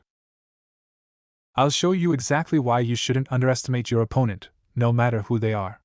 Naruto closed his eyes. Team Kakashi, Team Asuma, and Team Gai, minus Lee who was still out cold, watched in fascination as a seal appeared on Naruto's stomach. Then 5 more symbols representing the 5 elements appeared around the seal just a moment later. Beams of teal-colored light shot out of Naruto's forehead. Ino gasped as the cut on Naruto's forehead opened, revealing a teal glowing eye. The glow subsided, revealing a blue slitted eye. Naruto then opened his eyes, and his 2 normal eyes were slitted as well. What the hell is that? Shouted Ino after the shock began to wear off. It's my own genkai, answered Naruto, said to rival the Uchiha Sharingan and the Hyuga Byakugan. It's called the Jugen. Neji narrowed his eyes. Tell me, Uzumaki, how did you obtain a genkai said only to belong to Kazama Erasure? Sasuke and Sakura were both shocked to hear Neji say that, but everyone else was confused. Naruto just glared at the Hyuga prodigy, while taking a fighting stance, grasping the hilt of his sword with his left hand. Because I am Yandame's son, Naruto answered Kazama Naruto. That bit of information even shocked Neji. Hokage's son or not, you still have little to no talent. Even with such a revered bloodline, you cannot hope to beat me. One cannot go against fate. Naruto closed his eyes again, remembering something Kakashi-sensei had said that his eye could eventually do, with enough training. It would be perfect and totally unexpected, that is, if he could pull it off. Flashback. Alright, Naruto, said Kakashi as he and Naruto stood in the middle of a forest clearing. They will be back in Konoha in about 3 days at their current pace of travel. Today, I'll be teaching you a little bit of what you can do with your eye, should for some reason you're not able to use hand seals whatsoever. This will be an extremely effective tactic if you are ever captured by the enemy, or if one or both of your arms is injured severely enough to limit its use. Sasuke was training on activating the Sharingan faster and maintaining it doing the tree walking exercise. When Naruto questioned why he wasn't doing the same, Kakashi had told him that the Jugen required no chakra to keep it active, not that Naruto would have had to worry about chakra exhaustion from keeping it open too long, and it would actually improve Naruto's chakra control, not slightly hinder it due to chakra being focused on both the eyes and feet like both the Sharingan and the Byakugan. Sakura was off training with Haku. The ice-manipulating boy was showing Sakura more herbs that could be used in paralysis poisons as well as a few that could be used in the antidotes of said poisons. She was coming along with her taijutsu as well, as it had improved above that of an academy-level grad student. Naruto was spending more and more time with Kakashi as he was the only one who could actually tell him anything about his new genkai. Kakashi had said there was one other person, but he hadn't been seen around Konoha since the death of Yandame during the Kyuubi attack. Your eye has many techniques accessible only to you, said Kakashi. It affords you the ability for far sight, meaning with enough concentration you can see and hear everything in a fixed area with your Jugen several meters away up to about twice the range as the average Byakugan user can see. You may even be able to see through walls with it as well. The Jugen will also make you immune to most low to mid-level as well, though it's never truly been tested against the Sharingan.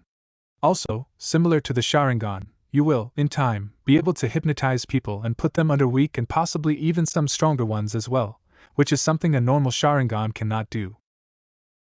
What do you mean, normal Sharingan, Kakashi-sensei? Asked Naruto.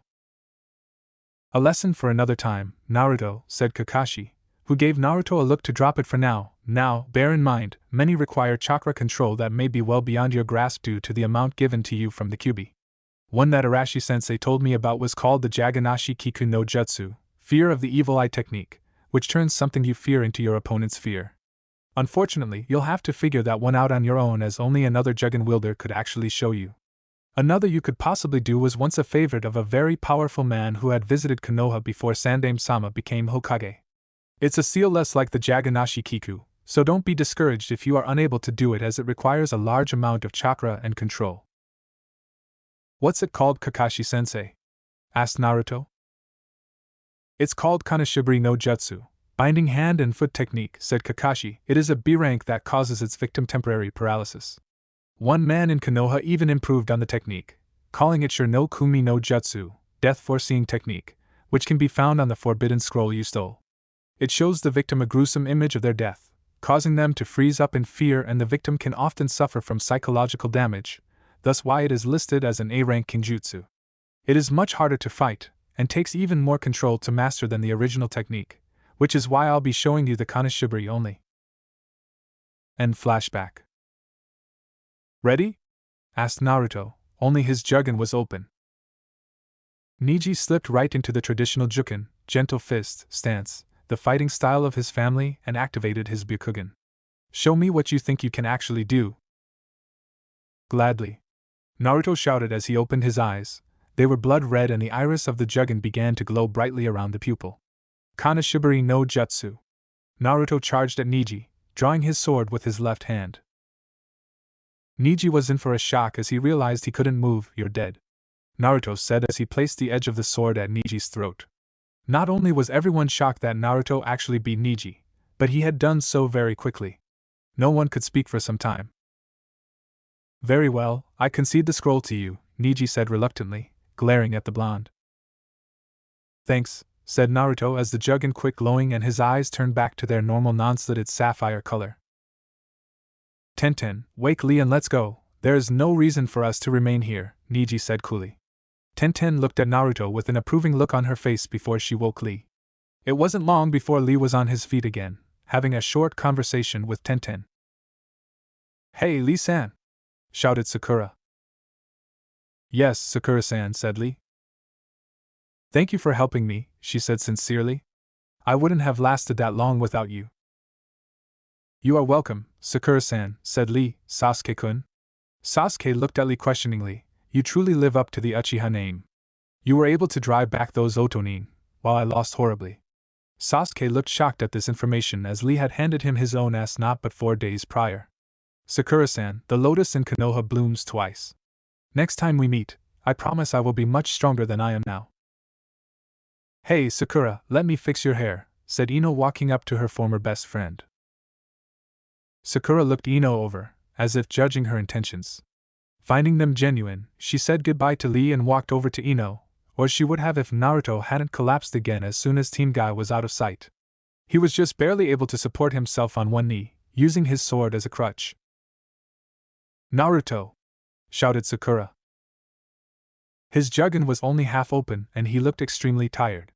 Sakura, sometimes you make me jealous. Why? She asked. If I had anywhere near half the chakra control you do, I wouldn't have used up so much chakra on the. It was all I could do to keep standing. I actually surprised myself that I was able to run up to him and hold the blade to his neck while holding him in that for so long. That was amazing how you beat him, Naruto, Chuji congratulated him. Thanks, Chuji, but I only beat him because he underestimated me. In my current condition, had he taken me seriously, I wouldn't have stood a chance, Naruto admitted. He won't do it again. Naruto, how did he know about the Jugen? I mean, neither myself nor Sasuke-kun knew about what it was when we first saw it, said Sakura. His clan, answered Sasuke. Most clans educate their members on the abilities of other genkais and clans. When I was younger I had to learn of the Hyuga Byakugan, the Aburame's Kikeichu, and even about some of the tactics utilized by the past Ino Shikucho groups. My brother mentioned something about an Inuzuka being paired up with one of us during the war against IWA, but I never paid much attention. He was probably tutored on the abilities of possible opponents he might face later on. Since the Yondaime was dead, with no known family, I suppose our clan didn't think the Jugen would be a threat, though it seems like the Hyuga were prepared just in case there were others with that particular genkai. Shikamaru scowled, then that means he let Naruto win. What do you mean, Shika? Asked Ino. Simple. It's well known that the Byakugan and the Sharingan are generally capable of varying only with the talent of that particular user, but Naruto's Jugun is almost unheard of. Even if he knew about some of what it could do, he still didn't know what Naruto could do with it, explained Shikamaru. There is a good chance that with Naruto as weak as he is right now, that Neji might have been able to counter or even break his. He won't make the mistake of underestimating Naruto again, and he'll be even more cautious around Sasuke because, not only was Sasuke Rookie of the Year, he's also Naruto's teammate. You two will have to be extra careful if you run into him again. But what about Sakura-chan? Asked Naruto. Shikamaru sighed. No matter how much she might have improved, Neji is still far above her level. It's a fair bet that of the 9 rookies participating in this exam, only Shino, you and Sasuke have a fair chance at beating him. What about Hinata? She's a good fighter too, Naruto inquired. As good as she might be, Neji is better. There's a reason why he is praised as the greatest Hyuga prodigy in many generations, answered Shikamaru. Just because someone is considered a genius doesn't mean they can't be beaten by someone who puts in a good amount of effort, countered Naruto. That may be so, but it's too troublesome to argue about it now, said Shikamaru. We need to get going. You guys may have both scrolls, but we still have to get our second one and make it to the tower. Naruto nodded. Thanks, Shikamaru. Hey Naruto, Ino said hesitantly, what was that seal on your stomach? Each of the members of Team 7 tensed for a moment, which did not go unnoticed by Team 10. A containment seal, Naruto answered. Remember how Kabuto said I have huge chakra reserves? So that is the reason? That seal? Asked Ino. If that was true, how come more shinobi don't have one? Not exactly, Naruto said carefully. It was placed on me when I was born to help me regulate the chakra inside of me. If you have all that power, how come you could barely do those at the academy? Asked Chuji. Because I was putting too much chakra into them. My chakra reserves are so large that I can't do the Bunshin no Jutsu, clone technique, properly, and it prevents me from doing almost all of them, answered Naruto truthfully. The Kage Bunshin no Jutsu, shadow clone technique, requires much more chakra and even less control, so it comes easily to me. Through all of this, Shikamaru was looking at Naruto speculatively. There was something missing, but he couldn't tell what. After all, a kid with that high of chakra capacity should have been trained much younger than Naruto had been to control it. To have that much chakra and not be able to control it was a disaster waiting to happen. Not to mention being the Yandame's son should have merited Naruto a small amount of leniency for his pranks, much like the Sandame's grandson that idolizes Naruto, yet Naruto was often punished rather harshly for them at the academy. No, there was a piece missing. After all, up until a few minutes ago, he had thought Naruto an orphan with no parents, speaking of which, the Yandame's name was Kazama Erasure, yet Naruto was an Uzumaki. Naruto, how come your name is different? Asked Shikamaru. There was no mistaking the looks Team 7 gave each other. They were hiding something. This wasn't lost on Ino or Chuji either, but thankfully they remained silent. Well, there was just so much destruction after the Kyuubi attack, that they had no idea I was still alive, Naruto explained hesitantly. My Ka-san died while giving birth to me during the attack, and so they figured I was just another nameless orphan. No one knew that he was married except Sandai Maji-san and someone named Jiraiya. Kakashi-sensei didn't even realize I was Yandame's son until I got my genkai and my Ota-san was his sensei. Naruto's face became uncharacteristically sad, so Team 10 decided it was best to forestall figuring out what they were hiding and why. It also wasn't lost on Shikamaru that Naruto had connections to some of Konoha's most powerful shinobi, as 2 of them were Kages, one a Sannin, and the last was easily the most powerful and skilled jonin in the village. The fact that the Sandame trained Jiraiya, who trained Yandame, who trained Kakashi, who was now training Naruto, made him think that this wasn't something the Sandame had done on chance. Despite Naruto's dismal grades and Sasuke's exceptional ones, Shikamaru couldn't help but think that the Sandame had put them with Sharingan Kakashi for a specific reason. Sasuke was obvious, as he and Kakashi had 2 of the remaining 3 Sharingans left. Naruto, despite his lack of skills, was a legacy child. With Naruto's lack of skill and proper technique, Kakashi would be the best suited trainer for Naruto considering his lineage. It was almost as if Naruto was born and being groomed to be Hokage. Shikamaru shook his head of those troublesome thoughts, and the memories they invoked. Naruto's face then suddenly turned to a big grin. But now I at least know something about my parents, and it's kind of neat that the person I looked up to more than anyone was my two-san, he said excitedly. The sudden change of emotions even caught Sakura and Sasuke off guard at times, but since finding out about the Kyuubi they had begun to recognize the smile he currently wore as a mask to cover up for whatever weakness and insecurities he had.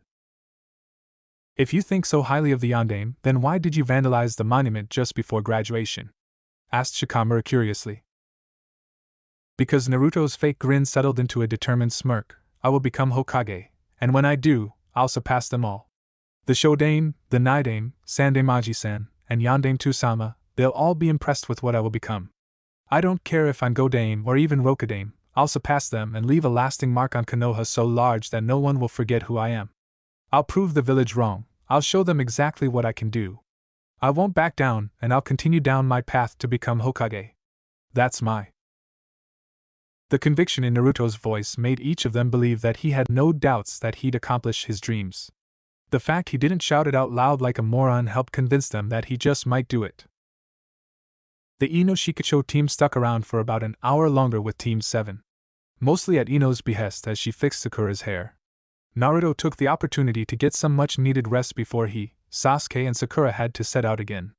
Chuji and Shikamaru talked about inconsequential things as Sasuke reflected on the strange dream he had while the curse seal took effect and what had happened when he finally woke up. He still couldn't believe the power and skill difference between himself and the Hibi Sannin. Even injured and with only one arm he was able to take on and, nearly effortlessly, defeat the Uchiha prodigy and mark him with some strange mark on the back of his neck. Speaking of which, he was very amazed about how alive he felt. He was completely re-energized. If anything, he was far stronger than before Orochimaru attacked. He looked over to Naruto, his rival and the closest thing he could call a best friend. He was looking much better now that he had been back on his feet for a short while. The Kyuubi seemed to be replenishing his strength, but its power seemed to be diminished. Remembering the seal, Sasuke noted the element symbols surrounding the main seal. They seemed oddly out of place with the intricate design of the seal that had appeared first on Naruto's stomach. No doubt the work of the Sannin. When they were ready to leave, Naruto would be fine, despite the fact he only had one usable arm. Sasuke then took a moment to study his other teammate, who was currently chatting away with her former best friend and main rival for his affections. He'd be lying if he said he didn't find either of them attractive, but good looks alone wouldn't get anyone anywhere. Sakura seemed to be finally learning that lesson, but Sasuke couldn't imagine what had happened after he and Naruto had fallen unconscious to change the girl's opinion. Still, Sakura had managed to watch over them for over 3 days with little to no sleep and managed to defend them until help arrived.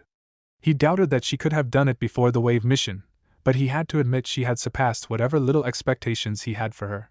Now if she'd only lose the star-struck fangirl attitude around him, she wouldn't be half bad. He might even consider accepting one of her date invitations. Well, that might be getting too far ahead of himself. Sasuke realized they wouldn't be able to travel for very long in her condition. They'd have to vacate this area at the very least, and then they'd have to find a spot so Sakura, and perhaps Naruto, could rest a bit. Once Ino and Sakura were done, Chuji and Shikamaru woke up Naruto and the two teams bid their goodbyes after Naruto wished them luck. Currently, Team 7 was standing at the branch of a tall tree. Naruto had his eyes closed in concentration, his Jugen glowing fiercely. There's no way we can make it, at least not tonight. He turned to face them, the glow subsiding. What do you see? Asked Sakura. There's that Team Aim whose scroll we took with a very complex up.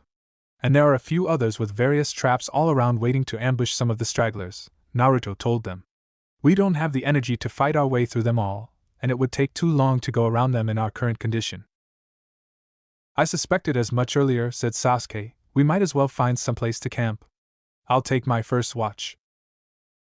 Sakura-chan, don't worry about watching over us. You've done enough of that for the last 3 days and you don't have demon inside of you to help you get back all that energy, said Naruto with such uncharacteristic seriousness that she thought it would be better not to argue.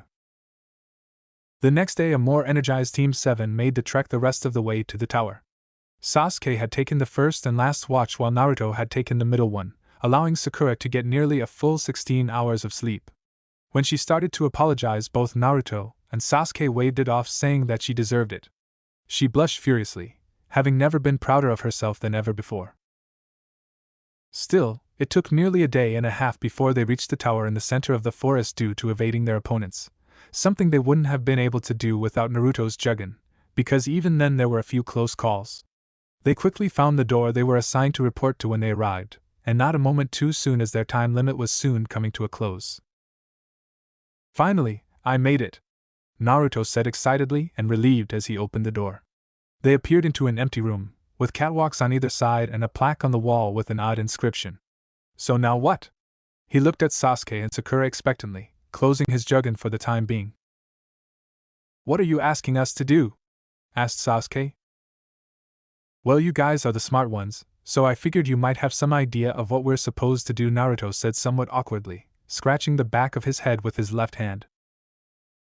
Well, perhaps we should check out the inscription on the wall, suggested Sakura. If you do not possess heaven, gain knowledge and be prepared.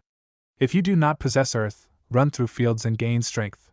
If you possess both heaven and earth, dangerous paths become safe paths. This is the secret of it, shall lead you on your way. Sakura thought on it for a moment. There's a blank spot. Do you suppose it's some sort of riddle? I don't get it at all, Naruto commented, his face filled with confusion. Sakura turned to Sasuke. Perhaps it has something to do with the scrolls. It might be telling us we can open them now. Well, it's not like we can do much else, Sasuke conceded. He looked to Naruto, who pulled out their heaven scroll and handed it to Sakura while he himself pulled out their earth scroll. Ready? Naruto asked as he watched Sasuke begin to peel away at the seal, waiting for Sakura to do the same. Sakura visibly gulped, and her hand shook slightly as she began to mimic Sasuke's actions. Naruto gripped the Shuriken no Rijin tightly, hoping to not have to step in should anything happen. When they opened the scrolls, they could only look at them in confusion. It suddenly came to Sasuke what they were. Sakura, drop the scroll. These are summoning scrolls, he warned her as he threw the scroll away. She froze at the suddenness of the order, and Naruto had to grab the scroll from her hands and throw it towards Sasuke's. There was a small explosion of smoke. Naruto gasped when he activated the Jugen to see through the smoke. Sasuke and Sakura remained on guard, tensing when they heard Naruto. Iruka-sensei. Thank goodness. I had hoped to be the one summoned here when you guys arrived, said Iruka, relieved, until he noticed Naruto's arm. Naruto, what happened to your arm? Naruto gave him a wide grin. Don't worry about it, Iruka-sensei. It's just a side effect of a new one I used during the second exam. You mean the one that sent a good deal of our ninja force into a panic? Asked Iruka. Even some of the villagers could feel the power of that. Naruto scratched the back of his head awkwardly. Sorry?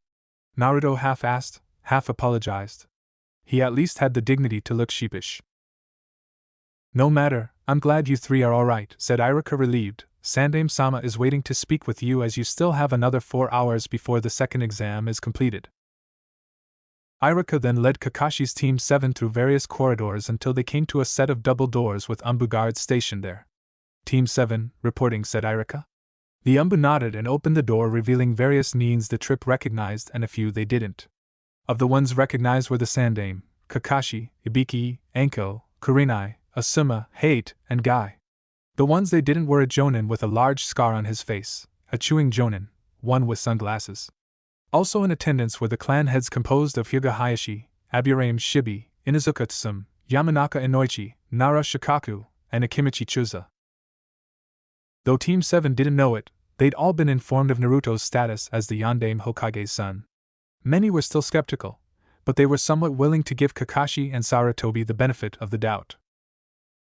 They're here at last, Sandaime commented. We were afraid more misfortune may have befallen you after your run-in with Orochimaru and his Otonin. How?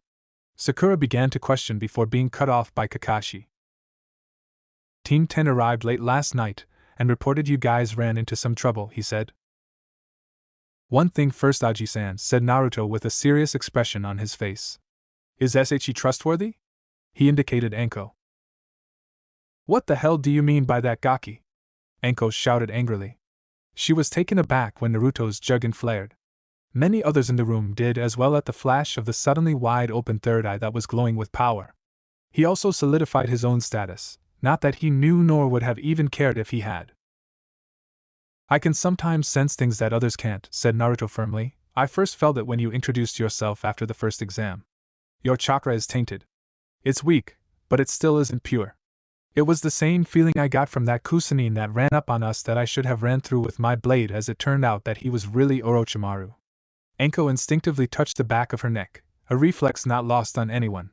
It's that same taint I can sense in Sasuke now, only he is stronger. It went unnoticed only by Naruto, the glare Sasuke shot at Naruto at the mention of the cursed seal. There are few I would trust more, Naruto assured Sandaime. Naruto nodded in acceptance. Anko-san? Right. What did Orochimaru do to Sasuke-kun? Asked Sakura hesitantly. It's called the Ten no Juin, a forbidden event that was the result of extensive experimentation by my former student, Orochimaru. To date, that we know of, only 11 people have ever received the cursed seal. Of those 11, only Anko and Sasuke have ever survived the process, answered Sandaime as Anko was in a sort of daze being comforted by Kurenai. We're not fully aware of what it can do, as Anko's has never activated, but we have some ideas. So what are we going to do? Asked Anko. We're going to continue the Chunin exams as planned and continue to allow Sasuke to compete, if he is up to it, said Sandaime. But we can't, stuttered Anko in defiance. I've had my final say on the matter, Anko, Sandaime said sternly, but not unkindly. Very well, Hokage-sama, she replied in a forced tone. However, Sasuke, if you decide to continue competing, warned Kakashi in a lazy voice, you are not to draw power upon the seal no matter what. The very second you do, all of the attending jonins have been ordered to act accordingly. You will be knocked unconscious immediately, and you will forfeit the match. Sasuke nodded and grunted in acceptance, relieved that he would continue on with the exams. Immediately after your match, you will accompany me to do something about that seal, said Kakashi. I'd do it now because the entire procedure itself takes little time, but you will more than likely be unconscious for, at minimum, 18 or so hours. Sasuke nodded again. Aji-san, Hibi team also did something to my seal. Everyone tensed up when Naruto said this. They already know about it. He glared at most of the room before anyone spoke up, none of them visibly relaxed. After all, they all knew what that was that he was referring to. Sandaime frowned. What happened? He asked, unsure of how he'd like the answer. I'm not sure, but it's the biggest reason why I was knocked out from chakra exhaustion for 3 days. Whatever he did, it's completely messing up my chakra control, he said. Can you show us? Asked Sandaime. Using a one-handed ram seal, Naruto channeled as much chakra as possible. First appeared the Yondaime Shiki Fujin, dead demon-consuming seal, that was placed on Naruto at birth, and then came Orochimaru's Gojyo Fuin. It's crude, but I suppose it would be since it was done in haste and probably when he was suffering from the pain of your Naruto, said the Sandaime. While it may not be up to Orochimaru's standard of perfection, only 4 people, that I know of, would be able to undo the seal. Only 3 of them would actually do it for you, as Orochimaru was the 4th. Luckily for you, 2 of them are in this room. Sandaime looked over at Kakashi. The seal I have in mind for Sasuke is quite taxing on both the sealer and the one having the seal placed on him. It would delay sealing Orochimaru's Ten no Juin, and we can't risk Sasuke experiencing the seal's more interesting side effects, Kakashi informed Sandaime. Very well, Kakashi. Now, Naruto, hold still, this might sting a bit, the Hokage said, still studying the supplemental seal. He did a few hand seals, Gojyo Kaien, 5 elements unseal. The tips of his fingers started glowing with a yellow flame. He then thrust his palm into Naruto's stomach. The element seals on Naruto's stomach then started to glow purple, then yellow, and finally started to fade. Naruto's eyes widened as he felt a rush of chakra inside of him, and fell to his knees breathing heavily. Sandaime sighed. For all of his researching habits, Jiraiya was always much better with seals than I ever was. Had he been available to do it, you would have probably not have felt the sudden rush of fatigue you are currently. His talent for sealing was only surpassed by your father. Naruto, Sasuke, and Sakura were all confused why Anko, Kurenai, and Sim were glaring at the Hokage and radiating killing intent at the mention of the Gamma Senin's research. The scene was ruined by the slightly disturbing sound of Kakashi giggling before suddenly straightening up and, for once, putting his orange book away. Now, Naruto, about your arm, are you still able to compete? Asked Sandaime. Naruto glared at the Hokage in a similar fashion that Sasuke had at himself earlier. Sakura meanwhile was grumbling about stubborn idiot boys. I'm fine, I'm more than ready to take the Hebe team on again if I have to, he boldly announced. I'm completely fine and able to fight. Naruto, just because you can, doesn't mean you necessarily should, said Kakashi as he found himself at the end of Naruto's glare. I'm fine, Naruto insisted. Very well, Naruto, said Sandaime resignedly, you may very well continue. Kakashi, escort your genins to the others, we have just another 2 hours before the start of the next phase of the Chunin exams. Kakashi nodded and then led his team to where the rest of the genins who had passed the second exam were congregating. In attendance were Kurenai and Asuma's teams 8 and 10, respectively, as well as Mato Gai's team. Kabuto's team, they noticed, also had made it, as well as the Oto team and the Suna team. Naruto and Neji eyed each other coolly as Team 7 approached. A sudden spike of killing intent made Naruto turn his attention towards Gaara, who was looking at the blonde in anticipation of fighting him. Boy Naruto, you're making friends everywhere, stated Kiba sarcastically. Now, Naruto had his juggin closed, making it look like a slit on his forehead. What happened to you guys? You look like you've been through hell. Looking at each other, Team 7 realized Kiba was right. Naruto looked like he had a cut on his forehead, as well as a few scrapes and bruises from his confrontation with Orochimaru, as well as a scorched right arm. Like Naruto, Sasuke was covered with cuts and bruises and his clothes slightly torn. Unlike Naruto, he still had his shirt on. Sakura, while looking much better than she had, still had many bruises all over her arm and face, and her right eye was still slightly swollen from the confrontation with the Otonin. And Naruto-kun, Hinata stuttered quietly. I feel like I have some medical ointment for you. She looked away and started pressing her fingers together. And your team, she added hastily, while blushing wildly. Niji's eyes narrowed slightly at Hinata's show of weakness, while Tenten found it cute. Both Ino and Sakura were torn on whether they should be aggravated or amused by Naruto's obliviousness. Sure thing, Hinata-chan, said Naruto gratefully while giving her a big grin. Hinata just turned redder as she handed him the small jar. She then fainted as soon as he thanked her by putting his arm around her shoulders. In typical Naruto fashion, he did the one thing he could do. He panicked. Hinata! He shouted, checking her pulse and temperature. I didn't do anything, I swear. What's wrong with her? He yelled, Kyuso! Where are the med needs? Hinata needs help.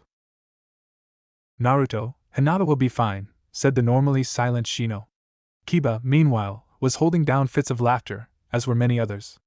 Even Shikamaru and Sasuke had small smiles of amusement. Naruto was holding her still when she awoke. She slowly opened her eyes, and upon seeing Naruto's face she dreamily smiled and whispered, and Naruto-kun. Naruto's eyes widened. Hinata! You're all right! He shouted in relief. His face turned from relief to horror as Hinata realized where she was and turned bright red again, and promptly fainted again. Hinata! Naruto shouted before turning to Shino, I thought you said she was all right. Something serious could be wrong with her. I assure you it is nothing serious, said Shino reassuringly. Kiba couldn't hold it in anymore and started laughing. What's so funny, Ina-team? Naruto glared at the boy. Hinata could be seriously injured, or sick, or… Naruto, Shino interrupted firmly, she just needs some air. We'll set her over there and give her some space while she recovers. I assure you it is nothing serious, she will be fine. Naruto finally conceded and he and Kiba placed Hinata up against the nearby wall. The time passed rather quickly and after a few minutes Hinata regained consciousness. However, she would not look at Naruto and turned bright red whenever he spoke to her.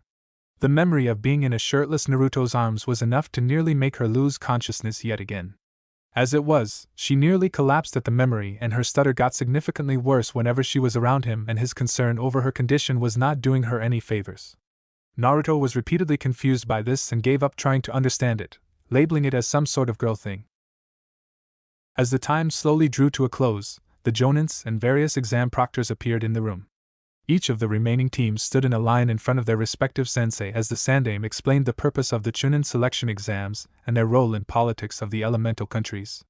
He was beginning to explain the third exam when he was cut off by the proctor, a jonin named Yamashiro Aoba, who explained that they were going to have a preliminary round before the actual third exam. The third exam was to consist of single one-on-one combat, and he offered anyone who did not wish to participate to quit.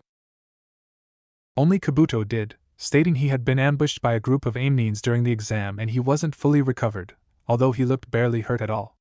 Team 7 had the dignity of looking a bit sheepish, though no one other than themselves knew exactly why. Sakura had really hoped either Naruto or Sasuke would have quit as well, but neither had.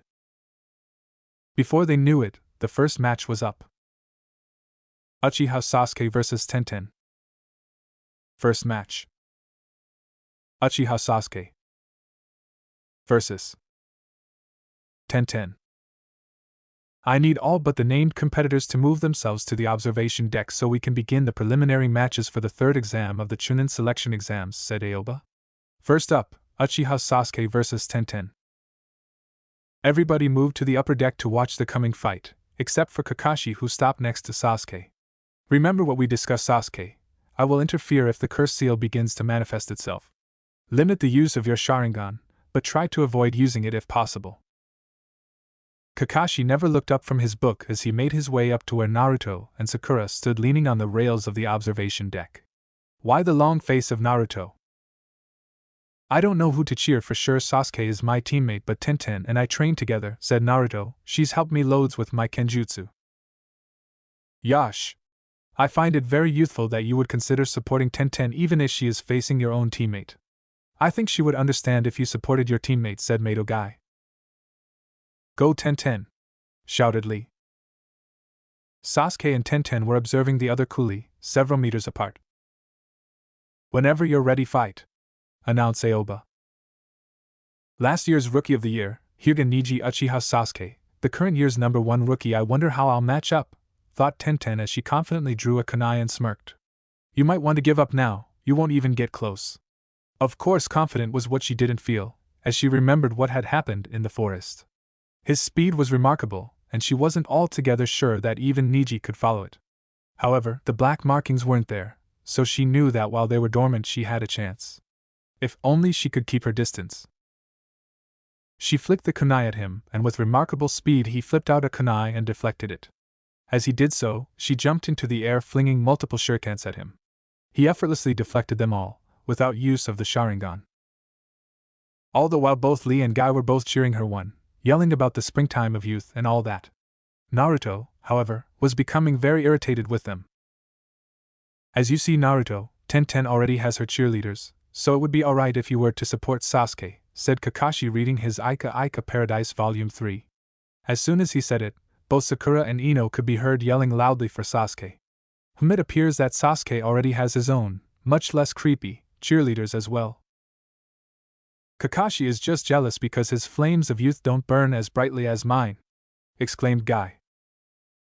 You say something? Asked Kakashi, barely glancing at Guy. Naruto only became more agitated when Guy went on about how hip and cool Kakashi was.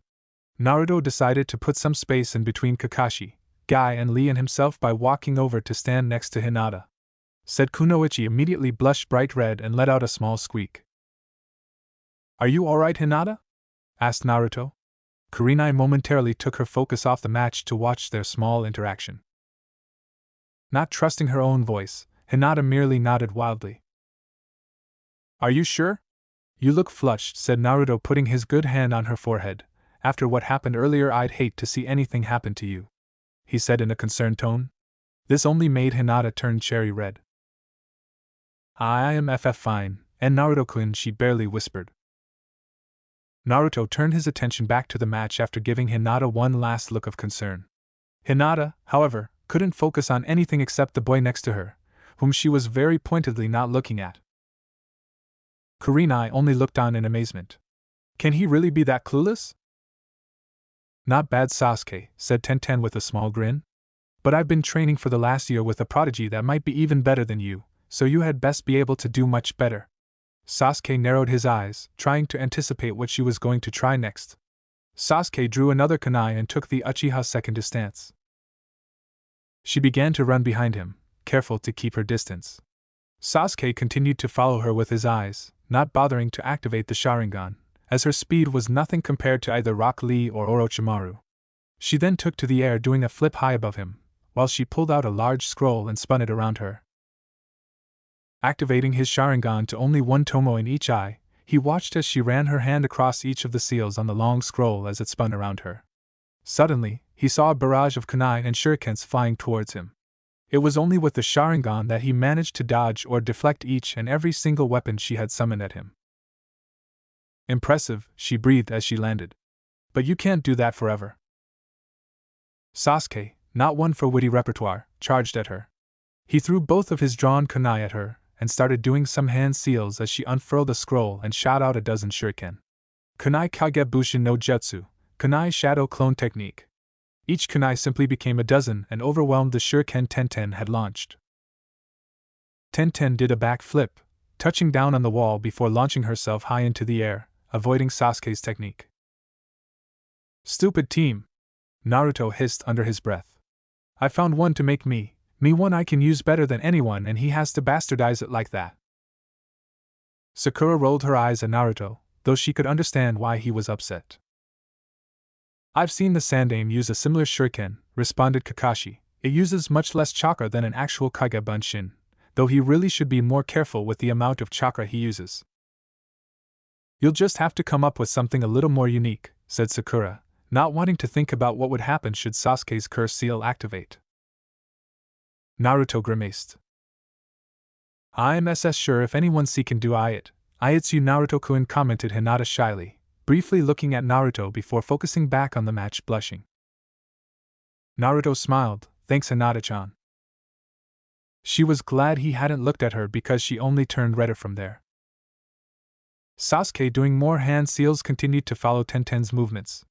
Katan, Hozenka no Jutsu. Tenten twisted and turned in midair to avoid each of the fireballs that were shot at her. She landed gracefully. I had hoped to save this one for the finals, but you're far too good for anything else. She then pulled out 2 scrolls. Feel proud. Only my teammates and sensei have seen this technique. Not even your teammate, Naruto, has had a glimpse of it yet. Only Niji and Gai sensei have completely defended themselves against this jutsu. Lee's speed even has trouble with it, so prepare yourself. So, she's using that technique, commented Gai. That impressive, Gai? Asked Kakashi, barely glancing up from his book. Gai nodded. Indeed it is. I apologize in advance, as it looks like your student will not win this match. It would be unwise to count Sasuke out just yet. After all, his bloodline limit hadn't even activated yet when he beat many of Niji's scores in the academy, countered Kakashi.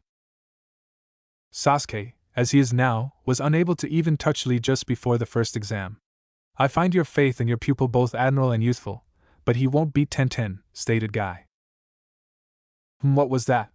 Asked Kakashi, seemingly no longer listening to Gai.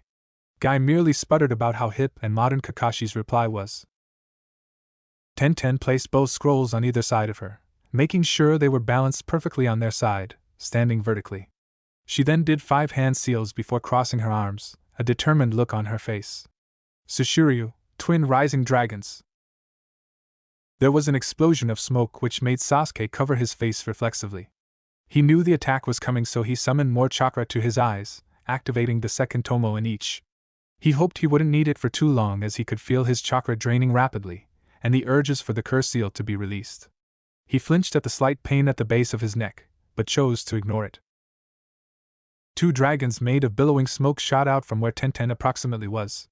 Sasuke, as well as the others, watched in amazement as they began to twirl around each other, before changing back into the scrolls. It was then Sasuke realized his mistake. As the smoke cleared, Tenten was still crouched where she was. Before Sasuke could do anything, she disappeared in a blur of motion, jumping between the spiraling scrolls, twirling around like a torrential hurricane. She touched various seals on the scrolls, summoning a weapon and throwing it almost as she received it.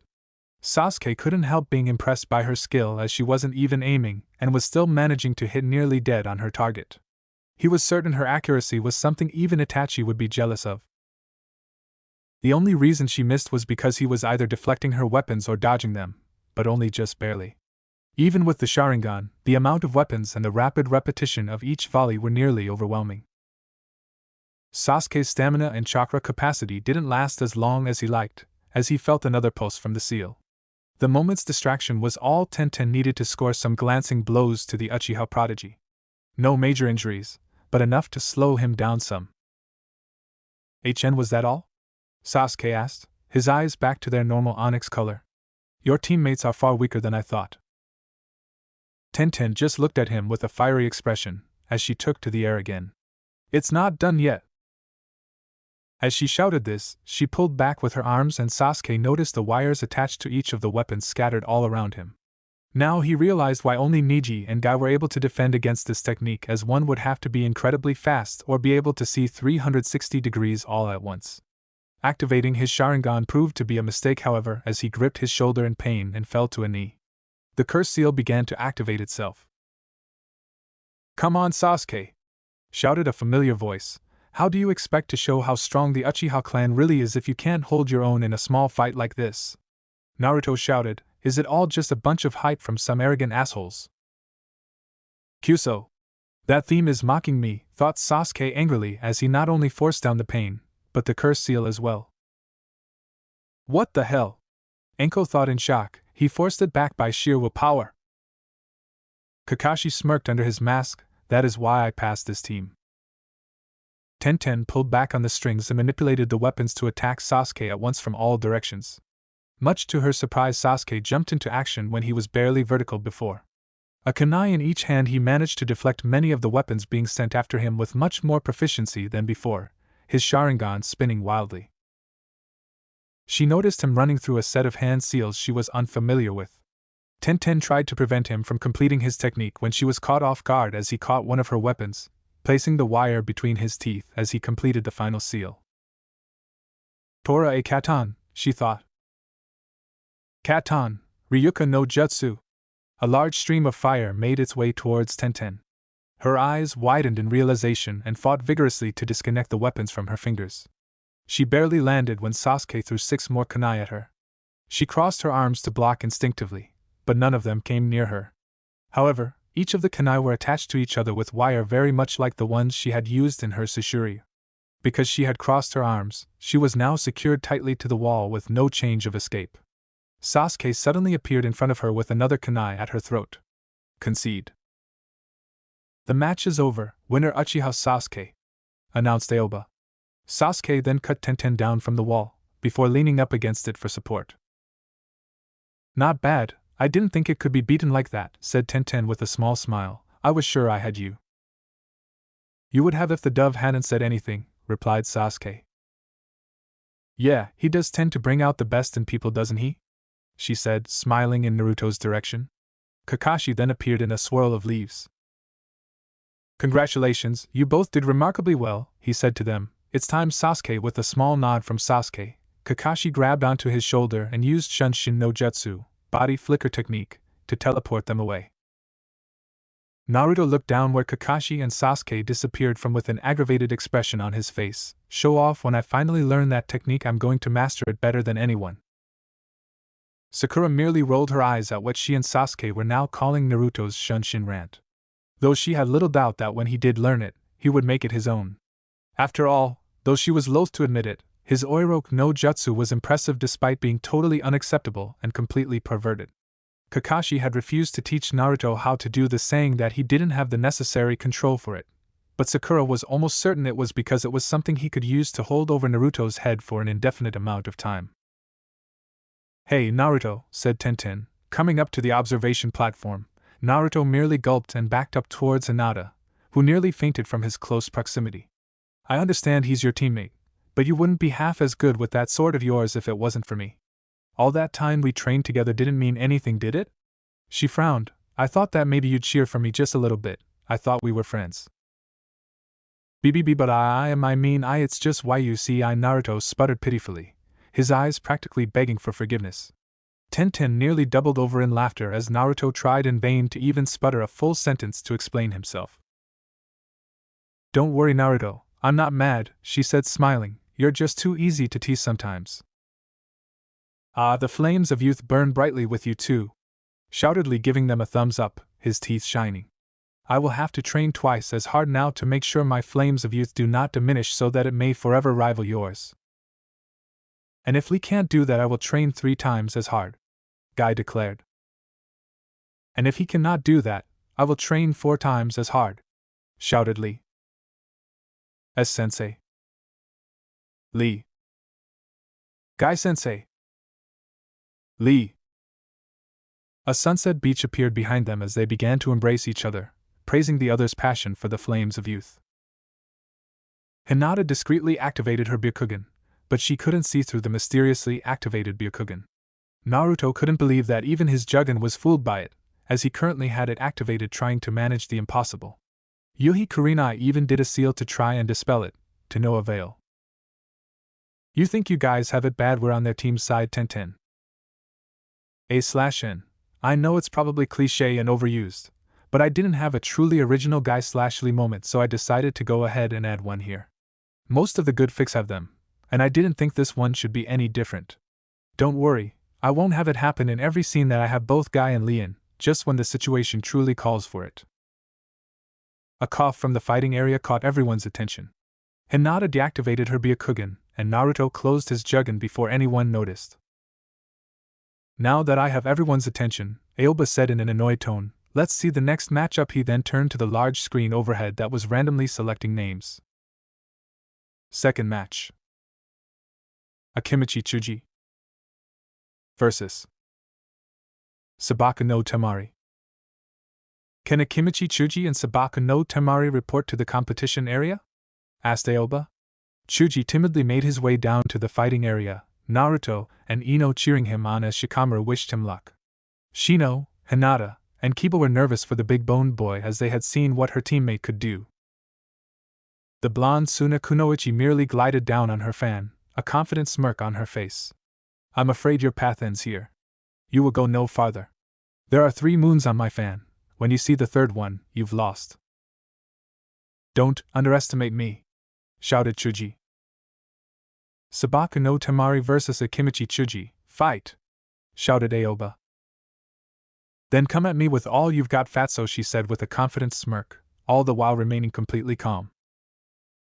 She's done it now, said Ino excitedly. She doesn't know what she's in for. Troublesome, muttered Shikamaru.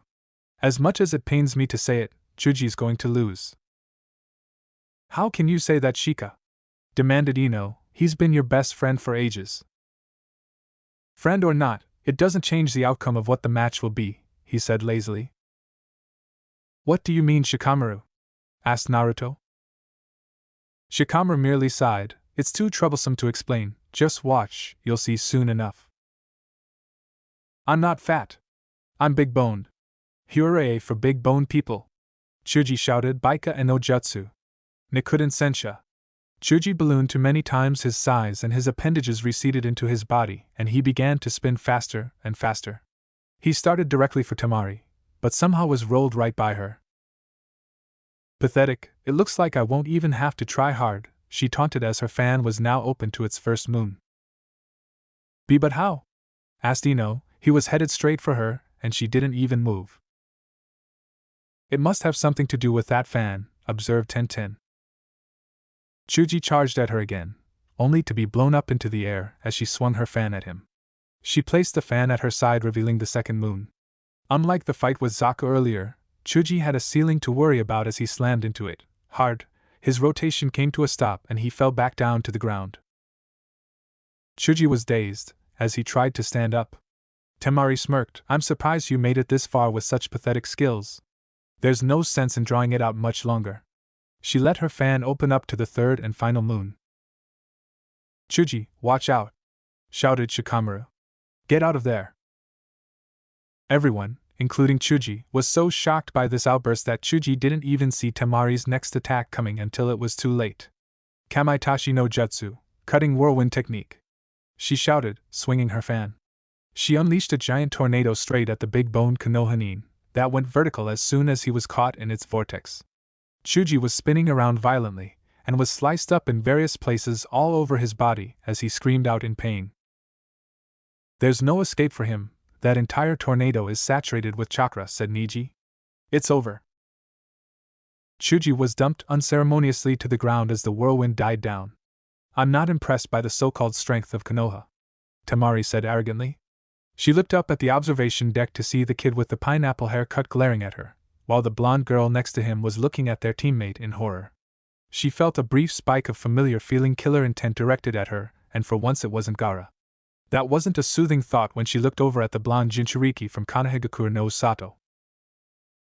The winner of the match, Sabaka no Temari, announced Aoba. Temari walked back up to where her brothers were as Chuji was carried out by med-needs on a stretcher. Sheesh, I hope my match is as easy as that one, said Kenkuro. If not, I might have to actually break a sweat. The next matchup is, stated Aoba. Third match. Nara Shikamaru vs. Kintsuchi. This match seemed to be predetermined from the beginning, with Kin using bells on them to activate a sound to render Shikamaru helpless. Unfortunately for her, Shikamaru was 3 steps ahead of her as he used the strings they were attached to trap her in his Kagemain no Jutsu. He then proceeded to throw a kunai at her head and then bash her head into the nearby wall, knocking her out. I have to admit, while the match was boring, the way he won was pretty cool, commented Naruto. The winner, Nara Shikamaru, said Aoba, impressed with Genin's intellect. The next matchup is. Fourth match. Sabaka no Gaara vs. Dosa Kinyuta. Can Sabaka no Gaara and Dosa Kinyuta come down to the fighting area? Requested Aoba. I apologize, but I must withdraw, said Dosu. His abilities are far beyond mine. Gaara looked at him in disgust and annoyance. Dosu didn't care. He knew Orochimaru might punish him for forfeiting the match, but he knew it would be a lot worse if he somehow managed to damage the ultimate weapon for Orochimaru's plan. Aoba sighed. Very well, winner Sabaka no Gaara. Let's now see what we have for the next match. Fifth match. Abirame Shino vs. Akado Yoroi. Abirame Shino and Akado Yoroi report to the fighting area, said Aoba. Finally, the first member of both Kabuto's team and Kurenai's teammate would finally fight. Kick his ass, Shino! Shouted Kiba. Gee, good luck, Shino-kun, said Hinata quietly. Shino slightly nodded his head, but said nothing to his teammates. Naruto turned to Kiba and Hinata. He doesn't talk much, does he? Not really, answered Kiba. It was kind of creepy at first, but you'd get used to it. Shino's eyebrow twitched, but it went widely unnoticed by the others. Shino stood there facing down his opponent silently, studying him intently. Yoroi was smirking behind his mask, thinking the silent rookie was going to be easily taken out. Abirame Shino, Akado Yoroi, fight! Shouted Aoba. Yoroi charges at Shino, his hands glowing with flaming chakra. Shino blocked, but Yoroi merely grabbed onto his wrist with one hand and Shino's throat with the other. Big mistake, rookie. He laughed. Soon all of your chakra will be depleted, leaving me the victor. On the contrary, you obviously don't know much about Abirame, said Shino calmly. You see, we barely have enough chakra to complete most of the academy level because we already have our chakra in a state of constant drainage. Small holes appeared in Shino's face and wrist and insects started crawling out of him. What the? Shouted Yoroi in surprise, jumping away from Shino, thousands of bugs swarming all over him. I'm the worst possible opponent for you, as my kekkei insects will feast off your chakra, weakening you and making your attack useless, stated Shino. While you may be able to drain chakra from your opponents, it still requires a minute amount to do so. They'll leave you just enough so it won't kill you, but only just. Yoroi tried to swat the bugs away, but they swarmed him and eventually he lost consciousness. Proctor, the match is over, he won't be getting up, said Shino as he adjusted his sunglasses. And I thought he was creepy when I thought he just never talked, commented Naruto. You'd get used to that after a while too, said Kiba. That was just you, said Ino, shivering in disgust. Sakura said nothing, but silently she agreed with Ino. Though she wouldn't hold it against the boy, after all, he was almost no different than Naruto as far as having something living inside of him. So he's from the clan with the insects that live inside of them, noted Niji, a very powerful adversary indeed. Shino made it back to where his teammates were. Well fought, Shino, congratulated Kurenai. You rocked! Shouted Kiba. Yours was the quickest match yet. See, congratulations, Shino-kun, said Hinata.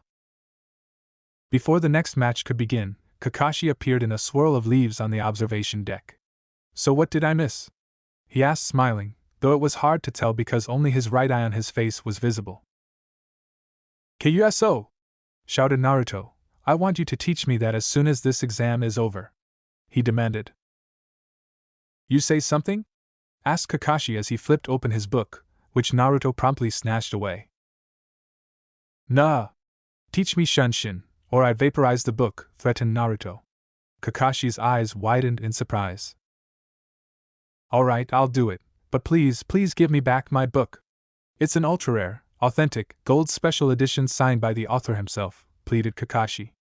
Kurenai, Anko and Sakura's eyes narrowed at the mention of the book, while nearly everyone else stared and sweat dropped at the scene in disbelief. As soon as Naruto gave Kakashi back the book, he cradled it to his chest. Don't worry, my precious, I won't let the bad man hurt you. He then realized where he was and what he was doing and promptly put the book away. He was thanking Kami at that very moment that he wore a mask that covered well over the majority of his face. Kakashi-sensei, is Sasuke-kun alright? Asked Sakura concernedly. He'll be fine, he's currently resting at the moment, but he should be able to talk to you both tomorrow, Kakashi informed her and Naruto. Naruto then told Kakashi what had happened in the previous matches as the next match to be announced was. Sixth match. Yamanaka Ino versus Haruno Sakura. You have got to be kidding me, said Shikamaru. Of all the people here, of all the match combinations, they had to do this one. Go Sakura-chan! You can do it! Shouted Naruto. He can be so annoying sometimes, said Ino, looking over at Naruto cheering on Sakura. We're not much better though, especially with the way we've treated him and everyone else, said Sakura sadly. Ino looked at Sakura in confusion. What do you mean, forehead girl? Just that, Ino. Is it really all worth it? She asked her rival. Sometimes we just have to grow up and move on. Sure, Naruto may be annoying sometimes, but he's always there when I've needed him, even when I didn't know it. And Sasuke-kun, it's no wonder why he's always ignored us. We were annoying. Tell me, Ino, why did you become a ninja? The question totally caught Ino off guard. I don't really know. I won't compete with you over Sasuke-kun with you anymore, Ino. We're beyond that now. I admit that some of the reasons for becoming a kunoichi were probably wrong, and if I'm honest with myself, I probably should have never even considered becoming a ninja, said Sakura. But recently I've realized something. All this time I have been watching them get stronger, and all I can do is watch their backs as they fight battle after battle, protecting me from our enemies. If I don't start taking my duties as a kunoichi seriously, who knows what could happen to me? There will be a time when I'm all alone. A time when Naruto and Sasuke-kun or even Lee won't be able to save me, but I'm not going to be that girl anymore, the helpless damsel hiding behind her protectors, hoping everything will be alright, because eventually they won't be, and where would that leave me? Sakura took off her hitai and tied it around her forehead, her eyes filled with a resolve and confidence that Ino had never seen before in her former best friend. You're no longer that girl who used to cry about kids making fun of her abnormal forehead, are you, Sakura? You've finally bloomed, haven't you? I'm no longer going to stand in your shadow. The day we became genin, I promised I wouldn't lose to you. Now it's time to live up to that promise, to show Sasuke-kun and Naruto and everyone else just how far I've come. Don't hold back, Ino. If you do, I'll never forgive you, said Sakura sternly. Alright, Sakura, but I expect a good match-up, said Ino, smiling. She untied her hitai, taking it off her waist and placing it on her forehead as well. The two kunoichis had a much fiercer battle than expected from the two of them. They fought with their all, with Ino at one point managing to trap Sakura using her hair as chakra strings to snare the pink-haired kunoichi so she could possess the girl. Sakura, however, was saved by a mix of Naruto's cheering and her second personality, as well as her own will to win. Finally, it all came down to one charge. The two charged at each other until they met in the center. I declare, Aoba announced, Haruno Sakura is the winner of the sixth match. Both girls had gone for right hooks, but at the last moment Sakura ducked under Ino's attack, and using as much momentum as she could, landed a powerful uppercut, knocking the blonde kunoichi out cold. Naruto and Rock Lee ran out to the fighting area to collect Ino and help a very tired Sakura back up to the observation deck. That's unexpected, commented Shikamaru. I'd have expected them to tie by knocking each other out, he sighed. Ino is going to be so troublesome once she finds out she lost to Sakura. Aoba turned to the screen to call the next match. 7th match. Zaku Ibumi vs. Sabaka no Kankuro.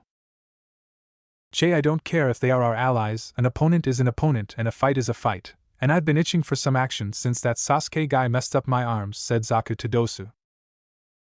It would not be too good to underestimate Kankuro, he's powerful in his own right even without his brother to hide behind, warned Dosu. You worry far too much, a true ninja doesn't run from a battle, said Zaku arrogantly. Ibaka charges in blindly, use your head in this fight or you will lose, Dosu scolded him. Just watch as I tear him apart, boasted Zaku as he made his way to the fighting area. So he wants a fight, eh? Said Kankuro to Temari. I do hope he proves more of a challenge than Konohanin you fought. Doubtful, I'm surprised he'd still be competing with his injuries. End it quickly, we don't have all day, said Temari coldly. Yeah, quit being so pushy, said Kankuro as he left his older sister and younger brother. Zaku and Kankuro both stood motionlessly, staring at each other, both with confident smirks on their faces. Zaku Ibumi vs. Sabaka no Kankuro, ready, fight! Shouted Aoba. Neither combatant moved. Shall we get this started, or are you going to stare stupidly at me all day? Asked Kankuro. Don't underestimate me, said a smirking Zaku. Why don't you show me what you're made of? With pleasure, said Kankuro, taking the bandaged bundle off his back. Zaku saw his opening as he pulled his arm out of his sling and shouted, Zankaha! A large burst of air shot out from his arm and blasted Kankuro. He dropped his bundle and rolled back several feet. My sister hits harder than you, taunted Kankuro. You imitation wind attacks are pathetic. I won't even have to take off the kitty gloves. Imitation, eh? Take this, shouted Zaku angrily, pulling out his other arm, Zankokyakua. Kankuro took the blast full on. He slammed against the wall, which shattered against the impact. He slumped to the ground, flat on his face. It's over, said Zaku confidently. And not yet, said Kankuro weakly, straining to get up. I'll be merciful and end your life, said Zaku. A weakling like you shouldn't be a shinobi anyway. He grabbed Kankuro's hood, while drawing a kunai, ready to slit Kankuro's throat. Say goodbye. Goodbye, said Kankuro, but the sound came from behind Zaku. He looked at the Kankuro he had and saw the face cracking off, revealing a marionette puppet. What? He turned around to see Kankuro being unraveled from the bundle, stings made of chakra coming from his fingers. Zaku's eyes widened as he realized his mistake. Shit. 2 additional arms then burst out of the puppet on each side and wrapped themselves around Zaku. How do you like Karasu? He taunted, it ends now. He manipulated the strings and the grip on the arms tightened. Zaku screamed out in pain, and Karasu's mouth opened and a small cloud of poison was released in Zaku's face. Keikuso, Zaku mumbled as he slumped to the ground, beaten by Kankuro's puppet. The winner of the 7th match, Sabaka no Kankuro. All too easy, declared Kankuro arrogantly as he rejoined his siblings. Shut up, said Gaara, who had hardly said a thing the entire time. Kankuro did so promptly, and even Temari was hesitant to make another sound, both fearing for their lives. The screen began to cycle through the remaining names. 8th match. Rock Lee vs. Tsurugi Misumi. Both fighters report to the staging area, said Aoba. The 8th match, Rock Lee vs. Tsurugi Misumi. Fight. Rock Lee took to the Goken stance immediately. Rock Lee, the taijutsu kid, said Misumi, I am the worst opponent for you, as my abilities will make your simple taijutsu useless. Give up before you get hurt. If I am to prove I cannot give in to your demands, said Lee. I will show everyone here that one can become great with just the use of taijutsu. Don't say I didn't warn you, kid, said Misumi as he charged Lee. Lee countered with a punch and became a blur of motion all around the Konohanin. The more and more Lee punched, the less it seemed to affect Tsurugi Misumi. Konoha de Zenpu! Shouted Lee as he kicked Misumi full force in the head. Konohanin was knocked to the ground, his neck at an unnatural angle. Everyone stared at Lee in horror at what had happened. Lee couldn't believe it himself. Suddenly there was a laugh from the corpse as he righted his neck. But how? Asked Lee, shocked. It's my special ability, the Nan no Kaizo, soft physic modification. It allows me to dislocate any and all of my bones and control my body with the use of my chakra, said Misumi.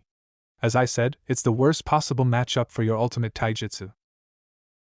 No matter, I will find a way to defeat you, said Rock Lee confidently. It will only prove my mind in doing so. Lee! Take them off! Shouted Guy. But Guy-sensei, you said I could only do that to protect someone who is precious to me, replied Lee. Don't worry, Lee, I'll allow it this time, shouted Guy. Yes, saluted Lee. Like taking off a couple of pounds is going to make a difference, mocked Misumi. This was thought by many of the others watching the match. Only Kakashi, Naruto, Guy, Niji, and Tenten seemed to believe that the removal of Lee's weight seemed to be some sort of trump card. As odd as Naruto found both Rock Lee and Mato Guy, he had to admit they knew their stuff and were great at what they do. Still, even Naruto was unprepared for what happened next. Only Team Guy and Kakashi did not gape openly at the sight, though Kakashi did mentally admit to himself he was impressed, not that he'd ever tell Mato Guy that. Lee pulled down his orange leg warmers, revealing two fairly small weights with the word guts inscribed in them. Lee took them off and stood up holding them in his hands. He spread his arms out to either side of him and dropped the weights. The size of the craters made by the dropped weights was very impressive. Lee disappeared in a blur. I can barely follow his movements anymore, said Naruto in astonishment. I can barely see a green blur. Tenten looked impressed at Naruto. That's why my Lee is a true genius of hard work, exclaimed Guy. Tsurugi Misumi's eyes widened in shock as Lee was now spinning all around him. Like before, Lee's hits seemed to have little effect, but this time Misumi was taking an active role in attempting to dodge or block Lee's attacks. He seemed to be getting more and more worn out, however, as with each attack he narrowly evaded or blocked. His movements were becoming more and more sluggish. However, as the fight drew on, even Lee was getting tired, as Naruto pointed out that Lee was slowing, even if it wasn't by much. Wanting to finish this fight soon, Lee charged as Misumi and jumped into the air while spinning forward. Konoha Raiken, Leaf Thunderfist! He shouted, delivering a powerful punch to Misumi. Misumi's head snapped back and his whole body seemed to stretch as he was sent flying. I see, observed Lee, there seems to be a limit to your stretching. For me to end this quickly, I have no choice. He began to unwrap his bandages. So, observed Dosu, he's going to use that move. Prepare yourself. Kaimon Kai open gate, release. Kumon Kai energy gate, release. Kakashi looked up from his book. Guy, did you do that? Asked Kakashi with a somewhat shocked and aggravated tone. It is as you suspect, Kakashi, said Guy. So that boy, a mere genin, has the use of the Hashimen, 8 gates? Asked Kakashi. And what about the Ura Renj, reverse lotus? Ura Renj? Asked a confused Niji, looking at Kakashi and Guy curiously. Naruto, Tenten, and Sakura were paying close attention now too. Yes, said Guy hesitantly. Kakashi narrowed his visible eye. Kyuso, Guy, how many gates is he able to open? 5, answered Guy. Kakashi-sensei, what is the Hashimen and the Ura Renj? Asked Sakura. I know the Omote Renj. Lee used it when he helped us during the second exam. It was a proud-looking Guy, not Kakashi, who explained to Sakura the basic learnings behind the 8 inner gates. The Omote Renj is a move that opens the Kaimon, open gate, said Guy, explaining the effects of opening the first gate and its drawbacks afterwards. What about the Ura Renj? She inquired. It opens the second gate, the Kumon, energy gate. He then explained that gate to Sakura. However, to complete the technique, one has to have the Simon, life gate, open. But the Omote Renj puts enough strain on his body as it is, any more could. She exclaimed worriedly. Exactly, Kakashi interrupted as he pulled up his hattai to watch Lee performing the lotus. By opening all the gates, one could gain temporary powers to surpass even a Kage, but that person would ultimately die. Sakura gasped at the information. Lee crossed his arms and seemed to be summoning great amounts of power. Lee's eyes were now pupilless, and the veins on his head were bulging. Simon Kai, Life Gate Release. His skin began to turn red as raw, untamed power swirled around him. Impressive, commented Kakashi, despite knowing Lee could open 5 of the 8 gates. To see him actually open 3 of them before his very eyes was still a sight to see. Watch closely, Naruto, Sakura, he's about to make his move. Lee began to glow green before he shot off like a rocket. Konoha Shofu, Leaf Rising Wind. He suddenly appeared in front of Misumi and kicked him solidly in the chin. The Konoha Nin shot up into the air despite his abilities to stretch and absorb impacts. Everyone in the room had to cover their faces from the explosion and shockwave of power. Lee suddenly appeared above Misumi and head-butted him hard. His opponent shocked towards the ground, but Lee was already behind him, delivering a solid kick to his back, sending him back into the air. Everyone watched in awe as Tsurugi Misumi was being bounced around the fighting area like a small pinball. With a powerful backhand, sent the man shooting toward the floor. Lee appeared under him and jumped at him, kneeing him hard in the back. Lee reappeared back on the ground and jumped, traveling at an ever-high velocity as Misumi. He touched down on the ceiling of the fighting area before shooting back towards his opponent. His muscles have ripped, observed Kakashi. That's Lee, thought Niji, impressed. His Byakugan was activated as that was the only way he could follow Lee's movements to which he noted only Kakashi, Guy, the Hokage, and the Suna Jonin had no trouble following. Naruto also seemed to be able to follow Lee's movements, but only just barely, which actually did impress Niji, not that he would admit it, because he wasn't using his Jugen to do so. This is the end, shouted Lee. Shumen, Kai, Wound Gate Release.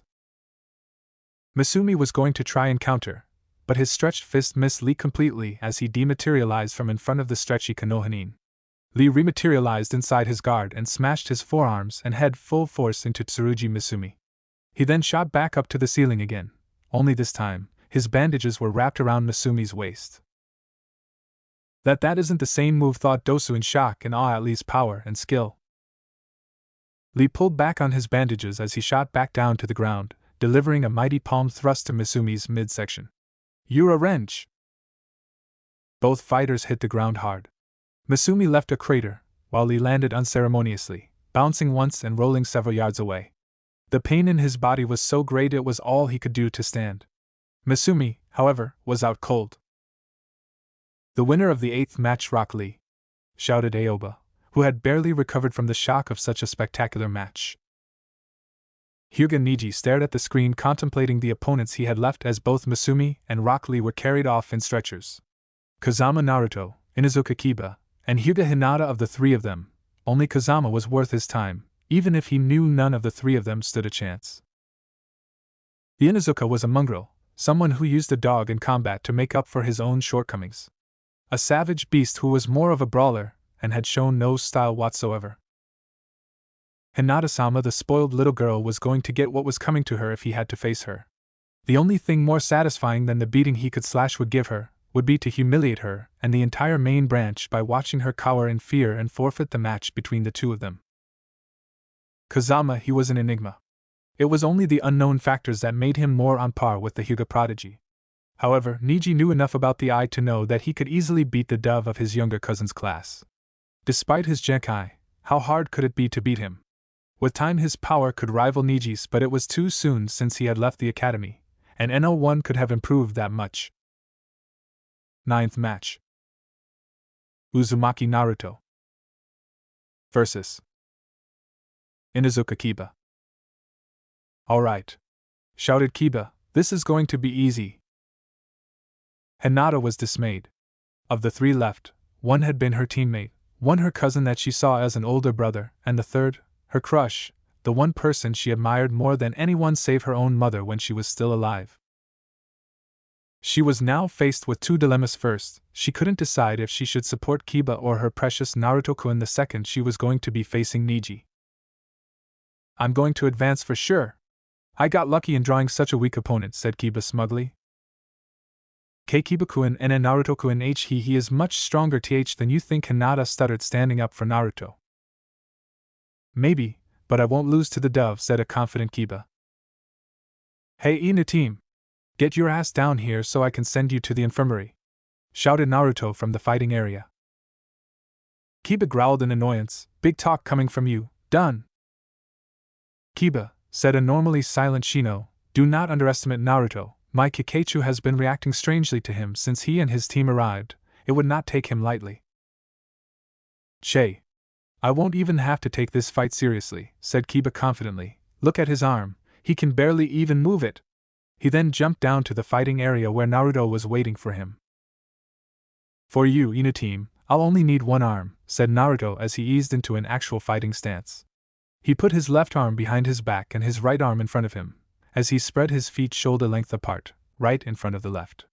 His charred hand curled into a fist. Naruto winced visibly at the pain. Quit trying to show off, shouted Kiba. The 9th match of the preliminary round, Uzumaki Naruto vs Inuzuka Kiba, fight! Shouted Aoba. Come at me with everything you have, challenged Naruto. Gladly, replied Kiba. He did a hand seal. Shikyaku no Jutsu, for legs technique. Kiba's already longer than average canine seemed to sharpen as his nails seemed to sharpen into claws. His eyes and mannerisms also seemed to take on a more feral look as his muscles seemed to bulge a bit. Akamaru, stay back! I'll take him down alone! Akamaru yelped in response. To everyone's astonishment, Naruto made a hand seal with his left hand. Niji activated his Byakugan and watched as the chakra formed in Naruto's hand. What are you waiting for, Ina team? I want you to put up some sort of fight before I put you down in one move like Pale Eyes up there. He yelled at Kiba, jerking his head in Niji's direction. Had he taken his eyes off of Kiba to look at Niji, he'd have seen a glare that would have made Zabuza and Kakashi's combined killing intent seem tame. Each of the Jonins were shocked by not only the statement, but also by Niji's lack of refute and the glare he was giving the blonde Konohanin. Hinata's eyes widened in shock as she looked back and forth between her infuriated cousin and a confident Naruto who seemed to be in perfect control of his fight. Her admiration for Naruto grew. Naruto-kun, you've got their attention, show everyone what you can do. Big talk, shouted Kiba, you're going down. Kiba disappeared in a blur of motion. When this happened, Naruto smirked.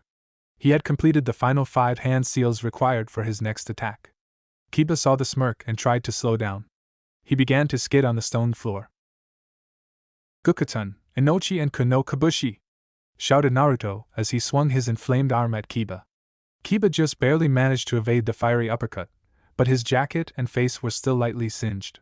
He jumped backwards to get out of the way as Naruto brought his hand back down. When Naruto struck the ground, there was a small explosion. Many looked at the battle in awe of the sight. Kiba was among the first to recover. How? What the hell? Naruto's eyes narrowed. Maybe now you'll take this fight seriously. Kiba was slightly intimidated when Naruto's eyes became slitted. Fine then, I'm not holding back any longer, shouted Kiba. Don't cry when I snatch your dreams right from your fingers. Kiba drew 2 purple balls from the punch at his waist and threw them at Naruto's feet. They exploded in a large cloud of smoke. Before Kiba could move, there was a teal flash from inside the cloud and a small shockwave of power, and the smoke cleared. Try again, scolded Naruto. My nose is almost as good as yours, my hearing is better, and unlike you I can actually see through the smoke. I'm not going to let you charge into your own slaughter. Kiba growled in frustration and annoyance. Let's see how you like this. He then pulled out 2 small red pills. One was given to Akamaru, and he took one for himself. Akamaru began shaking and his fur turned red.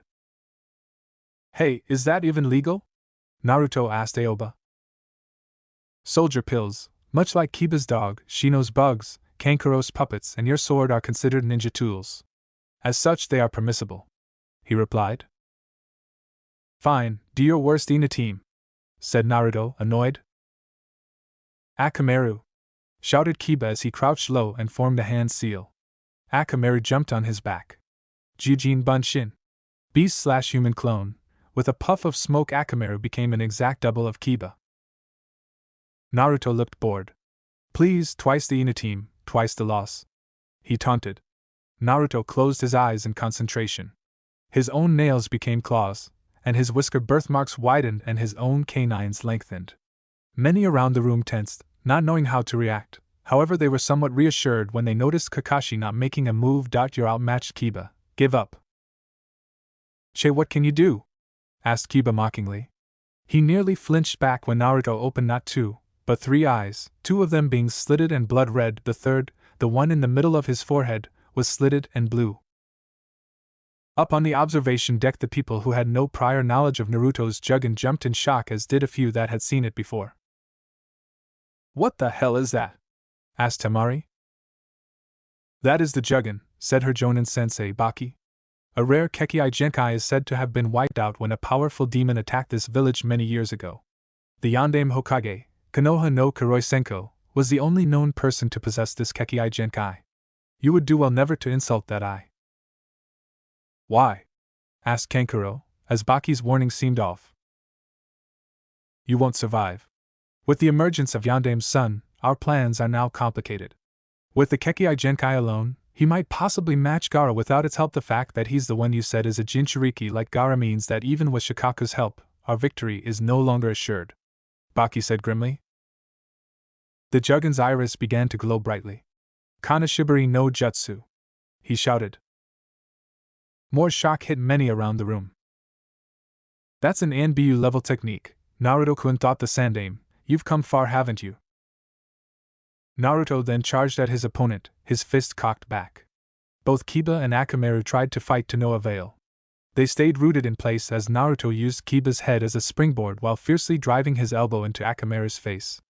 The Kiba look-alike was knocked back into the wall hard as the impact left a small crater. The Jujin Bunshin dispelled as Akamaru hit the floor. Akamaru! Shouted Kiba. Still think I'm a simple dove? Taunted Naruto, who was panting heavily. His demonic features had receded, his now sapphire eyes weren't even slitted anymore. Tsuga, piercing Fang! Shouted Kiba without warning. His attack slammed into Naruto head-on, and he was sent flying through the air. Naruto hit the ground in a disheveled heap. Naruto! Naruto-kun! Shouted Sakura and Hinata respectively. He's done! Kiba spat. He's not getting up.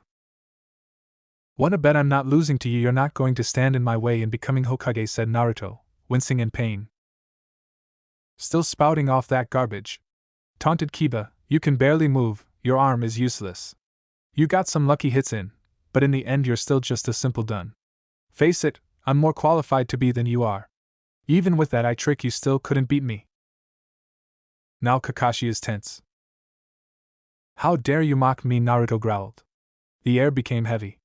Naruto's Jugen began to flow brightly as black chakra swirled around him. In a fight to become Hokage, you will always be the underdog, because I refuse to run away to give up on my dream. I will be Hokage. Only Gaara was not afraid of the sight before him. Ino was having a sense of déjà vu as she watched as Naruto's fury paralyzed nearly the whole room. Kiba was frozen in place as Naruto casually took a few steps towards him. It's about time you learn proper respect, Ino-team, Naruto hissed as he concentrated everything he could on Kiba. Jaganashi Kiku no Jutsu.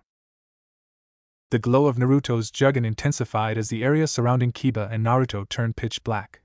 Then Naruto faded out of existence as well and Kiba was alone. Kiba began to panic. Hello? He called out. He realized he was in and bit down on his hand, but felt no pain. Shit, he cursed. Monster! Demon! Begone! Leave our children alone! Get out of here! He heard various shouts of the villagers. He looked around and saw various people looking at him in disgust and hatred and even fear. They cursed him, threw various objects, and scorned him. He was shunned. He watched as the people who were nice to him were punished harshly. Everywhere he turned he could feel their loathing. He watched as Kurenai, Shino and Hinata, as well as the other rookies turned their backs on him. He was his own mother's look of contempt as she spat on him. Kiba looked pleadingly at Akamaru, but the dog let out a small whine and bowed his head before retreating into the crowd. It felt as if someone had jammed a kunai deep into his chest. He was alone, abandoned, but why? He didn't understand. Why? Then he saw something he'd never even seen in his worst nightmares, the visage of a fox as large as the tallest buildings he had ever seen. The fox had blood-red slitted eyes and 9 tails. He was staring into the face of the Kyubi no Kitsune, the same demon that was defeated by the Yondaime Hokage. He wasn't sure why, but he was positive the fox had something to do with everything he'd seen and experienced. Why? He shouted at the fox. He suddenly came out of he was on his knees, tears streaming down his face. Naruto gave him a pitying look. Why, he whispered. Now you know a little of what it was like, but that barely scratches the surface, said Naruto, just loud enough for him and Kiba to hear. That's why I will become Hokage. Because I didn't give in and buckle under the pressure. Because I will do my absolute best to make sure no one has to suffer like that ever. Kiba's hands were on his head as he tried to shake out the images. Why? I can't answer that right now, said Naruto. Examiner, it's over. He can no longer fight. Aoba nodded. The winner of the 9th match. He looked over at Naruto questioningly. Naruto shook his head slightly. Uzumaki Naruto. Kiba was promptly taken to the infirmary to deal with whatever Naruto had done to him. He looked around the room. Everyone was in shock as they watched Naruto and Kiba stare each other down when Naruto's eyes started to glow. They were unprepared when Kiba suddenly slumped to the ground crying, asking why over and over. Only Kakashi recognized the technique Naruto used. Was that necessary, Naruto? How did you manage to use this technique? The jug in it teaches me, sort of, explained Naruto. It's only happened twice before, on the bridge and in the forest, when I used both the mortal and darkness flames for the first time. It's like the Juggin already knows what to do, and when it thinks I'm ready it just sort of puts the knowledge into my brain. Kakashi gained a thoughtful look. Hopefully the man the Sandaime contacted is in town, because his expertise will be needed before we can come to any solid conclusions to your observations. Now the final match of the preliminaries, said Aoba. Final match. Hyuga Hinata versus Hyuga Neji. Hyuga Hinata versus Hyuga Neji, fight! Shouted Aoba. The fight that followed was a brutal psychological one as Neji broke down barrier after barrier of the girl's confidence. Try as she might, she couldn't refute anything that he had said to her, and she was close to breaking down and forfeiting their match. She knew she couldn't beat him. She wasn't like Naruto-kun, he was strong and brave and never gave up, while she was frail and weak. Yet hope filled her when Naruto-kun spoke up for her and encouraged her. Every last bit of confidence she lost and more returned to her as Naruto cheered her on, but determination wasn't enough. Neji gradually but surely broke her down little by little. As he watched the match, Naruto was getting angrier and angrier with the way Neji was playing with Hinata, not even taking her seriously. It didn't help when Guy explained the main and branch houses of the Hyuga clan to him. Naruto's Juggin began to glow menacingly as Neji struck Hinata in the chest. White, she was hit with a soft palm strike, mixed with the abilities of the Hyuga fighting style, Jukin, gentle fist. It was deadly. Kakashi had to grab his shoulder when Hinata hit the floor, but she managed to stand up on her own. I'm not going to take back my words, she said as she struggled to return to a vertical base, her breathing labored, blood trickling from her mouth. Neji was shocked by the pure righteous fury in her eyes. He saw her eyes cut back to where Naruto stood. That's my, she gasped out, her voice filled with determination, her stance screamed defiance. Kurenai was impressed with Hinata. The young girl had come a long way from the timid little girl, whose own father considered a failure all those years ago. Hinata did something unexpected. She smiled even as her cousin still held that superior sneer. Wow, Hinata, who'd have thought she was so tough, said Naruto, amazed. She's a lot like you know, commented Tenten. Come to think of it, she is always watching you, noted Sakura. Huh? Naruto asked, but got no answer in return. He turned his attention back to Hinata and Neji's fight, putting off what Sakura said for the time being. Hinata. For the first time, Hinata activated her Byakugan without the use of hand seals. As she took to the Jukin stance, she grabbed her chest and coughed up more blood. Neji did not care as he was prepared to defend himself. Naruto could hear the whispering of the others. Of how she wouldn't last, and how Neji was too strong. He became more and more frustrated as it went on. Finally he had enough. Hinata! You can do it! Do your best! He shouted. Naruto-kun, she whispered. Neji was shocked when her smile faded once more into that determined look, and she charged at him. I've watched you all this time for many years even, she thought as she battled on. I don't know why, But when I watch you, I feel more courage within myself, like I can accomplish anything if I try, like I am worth something. Her thoughts were interrupted by a vicious palm strike to the face, and she was knocked back from Niji.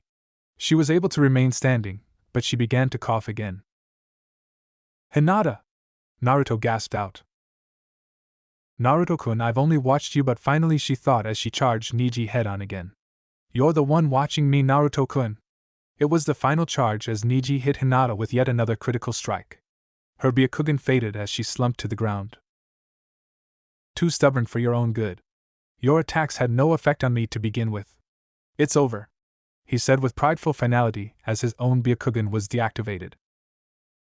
"Since Hyuga Hinata can know." "Do not stop the match!" shouted Naruto. "She can no longer fight. She's done, Naruto Baka," scolded Sakura. "Look," he said with a small smile. Hinata began to rise again. She had nothing left, just sheer determination and will to fight. "Why do you stand? If you push yourself anymore, you will die," Niji stated. She did not answer, and when she didn't, he narrowed his eyes. "Why?" he demanded. Niji reactivated his Byakugan.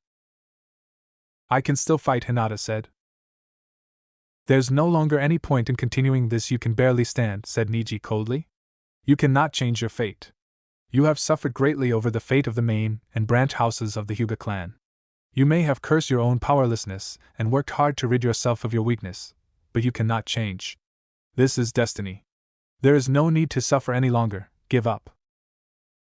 "You are wrong, Niji and I-san, because I can see that you are suffering far more than I," she said, gasping for air. "You are the one who is confused and suffering over the fate of the main and branch families of the Hyuga clan." In a fit of anger, Niji charged Hinata head-on. "Niji! The match is over!" shouted Aoba, but Niji ignored him, intent on silencing the young kunoichi whose words hit too close to home. Niji was engulfed in a puff of smoke. When it cleared, everyone nearly collapsed in shock. Niji was being held back by Guy, Kakashi, Kurenai, and Aoba, but that wasn't the shocking thing. What surprised everyone was the tip of Naruto's sword that was mere centimeters away from Niji's right eye as he stood between Hinata and Niji. This time all three eyes were slitted and crimson. The other Konohanins went down to the fighting area on instinct, rationality having left when Niji attempted to kill Hinata. "I don't pretend to understand anything about the Hyuga clan and the main and branch families, but I do know one thing: what you just tried to do was out of line." "Naruto-kun," Hinata whispered, gasping for air, as she went into a coughing fit and collapsed to her knees. Kurenai released her hold on Niji to tend to Hinata. Naruto's eyes narrowed. "It's too bad they were able to stop you just a little more, and you would have at least lost one eye. Eyes you seem to be awfully proud of." Before anyone could move, Ino intervened. "Naruto, don't," she pleaded as she grabbed onto Naruto. She had already seen Sasuke change forever in her eyes. She didn't need Naruto to take that next step as well. It was now Dosu, Shikamaru, and Chuji who were having feelings of déjà vu. "Please." Naruto lowered his blade, but did not sheath it. Ino maintained her grip around Naruto's waist. "Listen, Dobe," said Niji scathingly, "you got lucky in the forest of death. But I will warn you only once on two things. First, you are a shinobi. Stop it with that unsightly cheering for people you barely know. Second, a dropout will always be a dropout. They cannot change. They are forever fated to be losers, no matter how hard they try." Naruto started to step forward, his sapphire eyes still slitted, but he was held back by Ino. "Do you know what to find out for sure?" he asked, as he became more and more furious with the superior smirk on Niji's face. "Naruto, don't intervene," Tenten as she looked at Niji scathingly. "He's not worth it. Wait until the final exam, show him just what someone can do with hard work." Niji's eyes narrowed at Tenten's harsh words. "Beat him again then. I'm sure Lee wouldn't mind if you did. He'd probably see you as a much more worthy rival than the Hyuga." Guy frowned as it seemed Niji's problems with the main branch had finally spilled over to other aspects of his life. He was glad that there would be no missions for his team for the next month, as he doubted Tenten would be willing to even train with Niji at all.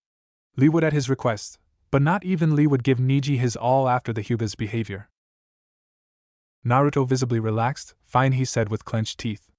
Both Tenten and Ino took a step back from him as he turned towards Hinata's unconscious form. Anger, sadness, revulsion, pride and many other emotions flooded him as he looked upon her broken, but not beaten form. For one who has a kekkei genkai that sees everything, you are blind, Naruto said bluntly back to Neji. You think being a genius, a so-called prodigy, makes you strong. That is because you were born with more talent than some people could ever hope to have, that you were fated to be victorious, that it was your destiny to be strong. Bullshit. If you want to see real strength, look at Hinata. True strength doesn't come from natural ability or hard work. True strength comes from a willingness to never give up, and to protect and stand up for what is precious to you. Hinata understood that, and I'll prove it to you when I hand you your ass in the finals, said Naruto angrily. Niji's eyes narrowed during Naruto's speech, but before he could even think to try and rush the annoying genin, both Guy and Kakashi tightened their grips on the Hyuga prodigy. Naruto watched as the Mednines and Kurenai left with Hinata. Kurenai turned to give a grateful look to Naruto and a harsh glare to Neji as she left. Naruto's speech, however, had a much different effect on Gaara. As the bloodlust he had been feeling, the need for blood and battle had strangely vanished. He was breathing heavily, and was absently rubbing his chest, remembering words spoken to him a long time ago. For the first time in many years, Temari saw a true emotion grace her brother's face. She saw him not as the demon sealed inside of him, or as her father's weapon, but as the little boy who desperately needed the love and affection denied him for so long. Naruto stood over a small pool of Hinata's blood. He kneeled down and brushed his fingers in it. Many were confused by this action, but Sakura understood at once. She'd seen him do this once or twice before. The symbolism was unmistakable. Hinata, he whispered. I promise. Naruto then stood, Hinata's blood dripping from his hand as he turned to face Neji.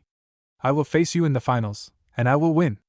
Naruto then turned away, his fists still clenched, and walked after Hinata and Kurenai to check to see how she was doing, as well as to check up on Sasuke and Rock Lee.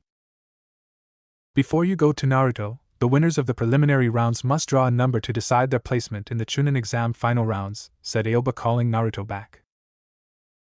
What about Sasuke and Lee? He asked. Their senseis will draw for them as they are in the infirmary recovering from their matches, Aoba informed them. Alright, line up and you will be able to draw your numbers. Call out your numbers as you receive them, said Anko, holding a large box. One by one, each of the genins pulled their numbers. 6, said Shino. 8, Sakura read. Troublesome 10, replied Shikamaru. Sasuke is 4, Kakashi informed them. 1, said Naruto. He then went to leave, but then decided to stick around, his juggin open. Neji went to draw next. As he reached into the box, everyone felt a small pulse of chakra. 2, said Neji coldly. Many looked at Naruto suspiciously, before resuming the drawing. 5, said Gaara emotionlessly. I'm 7, said Kankuro. 9, added Temari.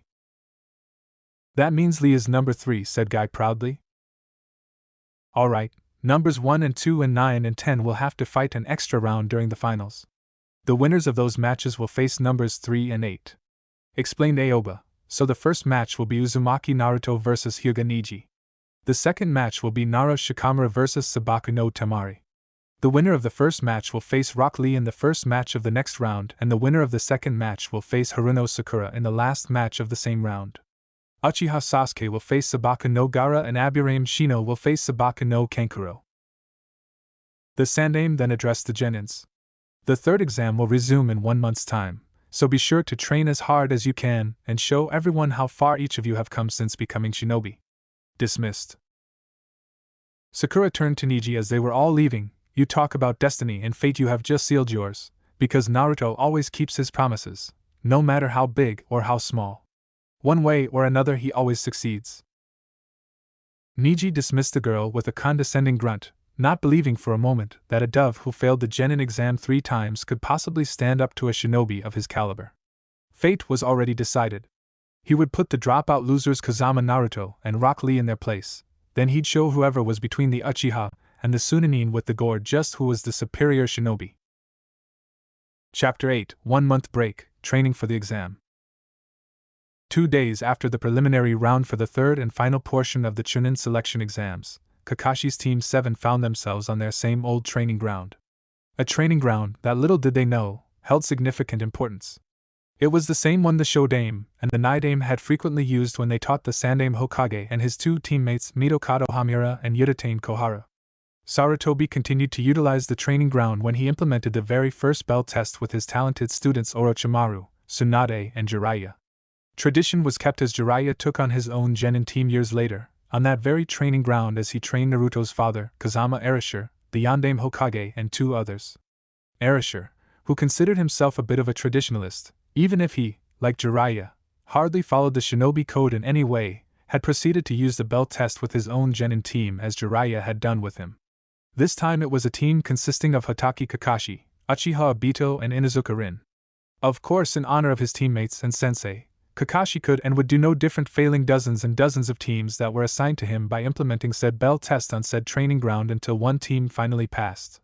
This team consisted of Uchiha Sasuke, Haruno Sakura, and Uzumaki, Kazama, Naruto, a team so frightening like his own genin team that he really had hated them when he first met them. However, as they grew, he saw the differences in the team he now led and the one he had been assigned to when he was a genin like them. Kakashi could honestly say that he could not be any prouder of them as he was at that moment. The white-haired man next to Kakashi had to admit seeing the three genins lined up like they were was more than a bit nostalgic. Also in attendance were Gecko Hate and a purple-haired Kunoichi in ANBU armor. Said students looked as they had before the exam, Sakura wearing her red skirt and black shorts, Sasuke wearing his blue high-collar t-shirt with the Uchiha crest on the back, white bracers and khaki shorts, and Naruto was wearing an orange sleeveless shirt, black baggy pants, and a wristband around his left wrist and bandages that went all the way up to his elbow on his right. His black headband was now resecured on his forehead, concealing his jugun. His father's katana, the Shurkan no Rujin, was hanging from his left hip. "So Kakashi-senpai, are we going to tell them why they're here?" asked the woman. Before Kakashi could answer, Naruto cut in. "He's a fake." The adults looked at Naruto oddly, while Sasuke held a suspicious glare at Kakashi much like Naruto did, and Sakura was a bit freaked out. "And how did you come to that conclusion, Naruto?" asked Hate. He's on time," Sakura answered shakily. "Kakashi-sensei is never on time." Her hand twitched next to her kunai pouch. Kakashi sighed visibly. He knew he couldn't deny it. After Obito had died, Kakashi had taken up the Uchiha's less than desirable attributes, namely his chronic tardiness, and knack for lame and unbelievable excuses. "And he's not reading that hentai book he always carries around with him!" exclaimed Naruto. The Kunoichi-sai twitched at the thought of that book while the white-haired man beamed with pride. "Ah, so even one so young as you all are familiar with my works?" "Who are you?" Naruto asked rudely. The white-haired man smiled. "I am so glad you asked." Then he bit down on his thumb and did 3 hand seals, before slamming his hand on the ground. In a puff of smoke, a giant toad appeared. Like Guy had done before, the old man struck a pose and proceeded to do a little jig as he introduced himself. "I am Myaboku Mountain's monk of the frog spirits, also known as the Gama Sennin, Toad Hermit. I have no enemies in any of the 4 directions. I am the one every man wants to be and every woman wants to be with. Author of the revered and world-renowned Ika Ika Paradise, Jiraiya no Densetsu no Sannin." He then dismissed the toad he was standing on. Neither Sasuke nor Sakura could actually believe the man was a Sannin, especially after that embarrassing display. Hate and Kakashi sighed and shook their heads while the Kunoichi wanted to strangle the old man at the very mention of the book that both he and Sharingan Kakashi were known for. Naruto's reaction was by far the funniest and most unexpected, and immediately made the Kunoichi let go of her fierce hatred of the Gama Sennin's book. "You don't look all that great, in fact you look like a pervert," said Naruto. Jiraiya's eyes twitched in annoyance. "I beg to differ. I will say this once, Gaki, I am not a pervert," Jiraiya told Naruto in a firm and dignified tone. "I am a super pervert." "I can't believe you openly admitted it, Ero Sennin," Naruto said in an annoyed tone. Jiraiya got an annoyed look on his face while Kakashi, Hate, and the Kunoichi had to try and hide their amusement at the interaction between Naruto and Jiraiya. "Kakashi-sensei, there was a reason you called us here, right?" asked Sasuke, deactivating his Sharingan, noticing that the man actually was Kakashi. Yes, in fact it's about your training," he said lazily. Naruto was oddly attentive at the mention of training. As you know, the Chunin exams will pick up again in about a month, so I called in some favors. Sasuke, because of your Sharingan, your training will be personally overseen by me. Sakura, because you are the most superb of the three of you, I've arranged some training for you with Team 8's sensei, Yuhi Kurenai. What about Shino, Inu team, and Hinata-chan? Asked Naruto. The Aburame's, father took him, on an extended training trip, Hate informed his pupil, although the Inuzuka, has been released from the, hospital, he has, been ordered to lay off any heavy, training. The Hyuga, will more than likely, be in the hospital for most, of the month.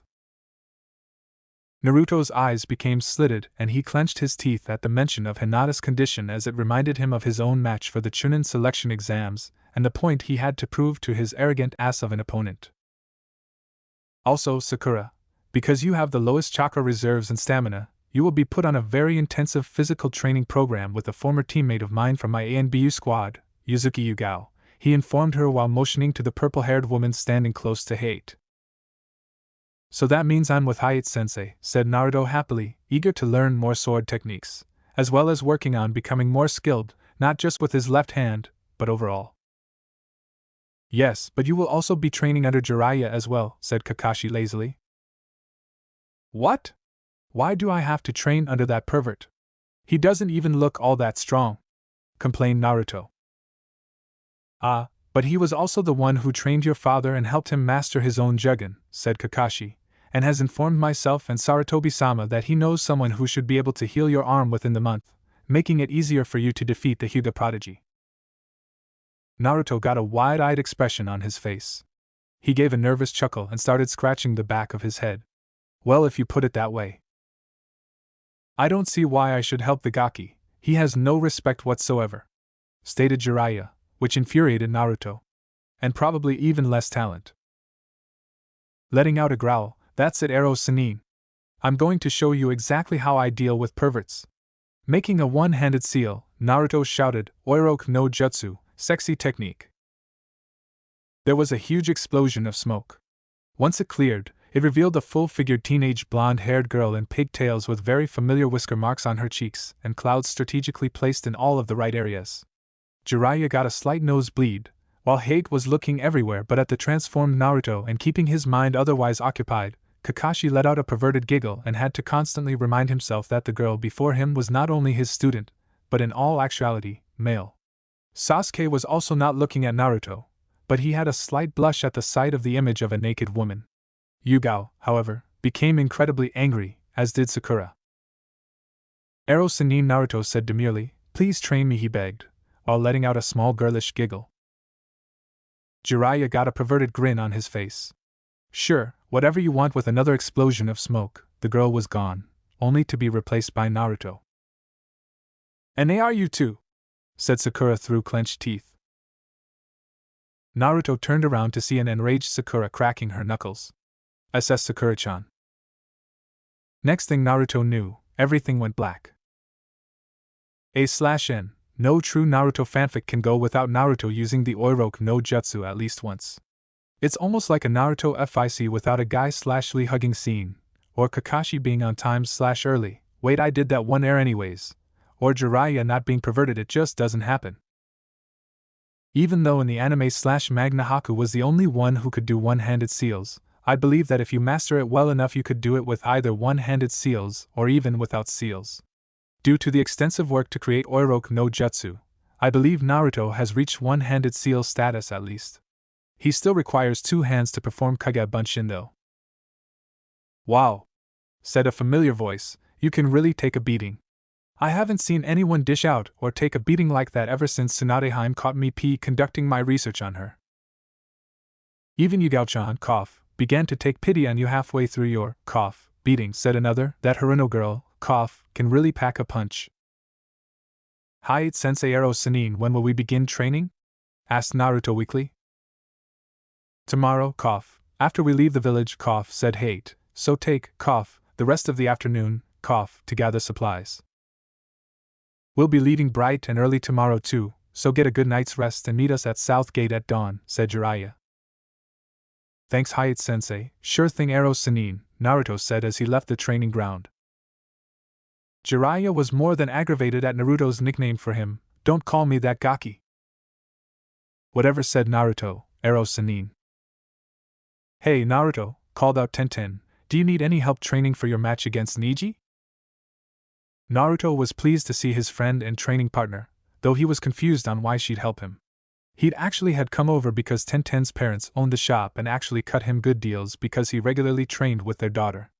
Naruto's one true regret is that he hadn't befriended Tenten much sooner, because Gamachan would have had a much easier time staying full instead of going to some of the other more well-known weapons shops that always overcharged him for their mediocre at best weapons.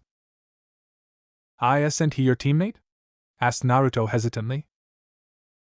Unfortunately, teammate or not, what he tried to do to Hinata was just wrong, said Tenten with a small grimace. What about Lee? Doesn't he need help? Asked Naruto. After I beat Neji, I'll have to face Lee. He's training with Guy-sensei as always, she told him. Just watching the way they train makes me tired sometimes. I'm being taken out of the village to train for the next month, said Naruto. Can I come too? After all, you'll need someone to practice your kenjutsu with, and I need to keep up with my training too, said Tenten. I don't see why not, but we'll have to ask Hayate-sensei and Arrow Sannin if they'll let you, said Naruto, though I doubt Aji-san will mind. Arrow Sannin? Asked Tenten. Yeah, he's some sort of pervert that's supposed to be really strong, something about being one of the Densetsu no Sannin or something. Densetsu no Sannin? Asked Tenten excitedly. Naruto was now a little weary of the girl because she was starting to get that fangirl gleam in her eye. Still, he nodded hesitantly. Then that means he knows Tsunade-sama and can tell me all about her. Yeah, sure, said Naruto speechlessly as Tenten went on about how great Tsunade was and how the weapons mistress hoped to surpass her idol one day. Eventually, he got his weapons and managed to make it to Ichiraku's before they closed, but not before telling Tenten when and where to meet them. The next morning, a half-asleep Naruto approached the south gate where Hate and Jiraiya were waiting for him. Tenten materialized at his side, practically bouncing with energy. I see you got your girlfriend to see you off, said Jiraiya, grinning. You might just do as well as my apprentice yet. Meanwhile, he was thinking of ways to get inspiration for his next great novel, Ika Ika Paradise Volume 5. Volume 4 was being published and hadn't been released yet, however Kakashi already had a reserved copy. Both Tenten and Naruto blushed heavily at that, stealing a glance at each other before turning away from one another before both started spewing stuttered rebuttals to Gama Sennin's remark. Too easy, thought Jiraiya smugly. Hate rolled his eyes, though he was amused by Naruto and Tenten's reactions. So what brings you here, Tenten? I just wanted to know if I could come with you guys on your training trip, said Tenten a bit nervously. After all, Naruto needs someone to test his kenjutsu skills against. What about Neji and Lee? Asked Hate. Lee is training with Guy-sensei and Neji, well, he can take care of himself, said Tenten bitterly. Well, I don't see why not, answered Jiraiya. In fact, it might be better this way so it doesn't look like Naruto is getting any sort of preferential treatment. Hate can be your official trainer, and I'll be Naruto's. Naruto grumbled about not having the cool sensei but gave in anyway. As Tenten had already packed in case Hate and Jiraiya said yes, they could still leave right then. Sasuke had met Kakashi at the northern gate as instructed about the same time as Jiraiya, Hate, Naruto, and Tenten had left. From there they traveled northeast into the mountains. They had done some light stretching before climbing the face of the rock cliff, without chakra. It was nearing mid-morning before they reached the top of the cliff face. Sasuke was exhausted, but Kakashi was barely winded, despite releasing the Kaimon, first gate. Alright Sasuke, said Kakashi in his typical lazy tone, we are going to begin the most intensive training of your life. Your opponent is a Jinchuriki who has never been injured before despite having been on a B-ranked mission.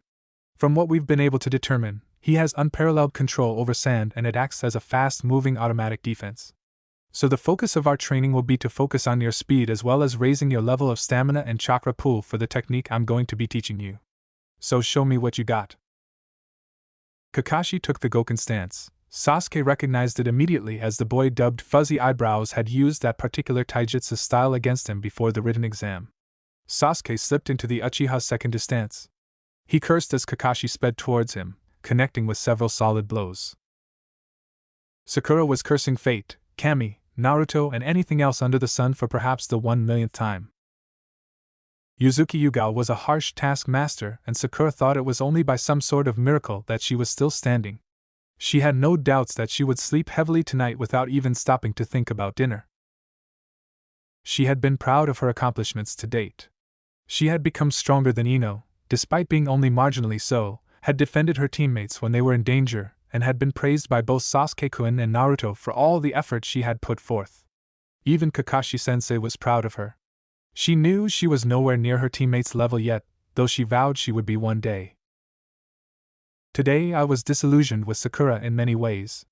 Today she had realized just how far away she really was from their level of skill, power, and stamina. Today was the first step in her path of improving herself as a kunoichi. Naruto was becoming frustrated. He was finally starting to get the exercise down, but it still wasn't anywhere near mastery. Flashback. I assume you both know the tree walking exercise at least? Asked Jiraiya. At both nods he continued. Good then, we'll continue with chakra control exercises until we get to where we're headed. This one is called water walking. A far more advanced exercise than the tree walking exercise. Walking on water? Asked Tenten. Is that really possible? Of course it is. With the right application of chakra, nearly anything is possible. Just remember though, he said in a more serious tone, many applications come with a heavy price. There are things that should not be done. Tenten looked confused. Naruto's gaze hardened and his juggin started to glow underneath his headband. Orochimaru. Tenten was caught off guard by the tone in Naruto's voice and the slitted eyes that screamed fury. Jiraiya nodded solemnly. Anyways, we're going to be following the river the rest of our trip. By the time we're done, not only will you walk on water, but you'll also be sparring on it too. End flashback. Tenten was standing on the surface of the river. She was actually able to move at a very slow pace. She had even gone as far as to run through some simple stances and katas with a katana.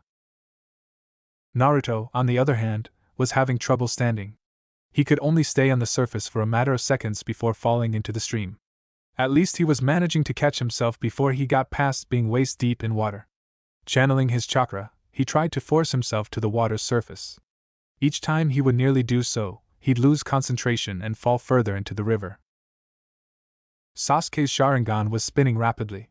At long last he was able to at least follow Kakashi with his eyes. Still, seeing wasn't everything as Kakashi would rapidly pummel Sasuke within moments. Still, it was a big improvement as Kakashi had been moving too fast for Sasuke to even see him. Kakashi swung his foot at Sasuke's head.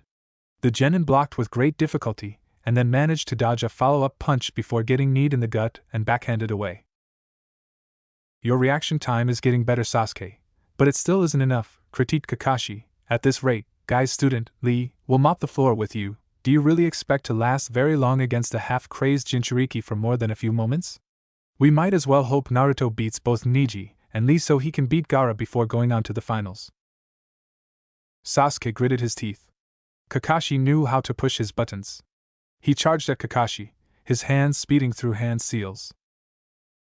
Sakura was idly wondering who she had wronged in a former life. While Kurenai may not have been anywhere near as physically demanding as Yugao was, her exercises and in both increasing Sakura's chakra pool as well as refining her control were still rapidly draining for the young kunoichi. Currently Sakura was standing on the side of a tree while performing a more advanced variant of the same simple chakra molding/control exercise Iruka-sensei had shown them in the academy, called chakra spinning. She had her arms spread out, and was maintaining a certain distance between her hand and two leaves while rotating them in the palm of her hands. Since she already had exceptional chakra control, this exercise was merely to maintain chakra from multiple points from her body and to increase her chakra pool.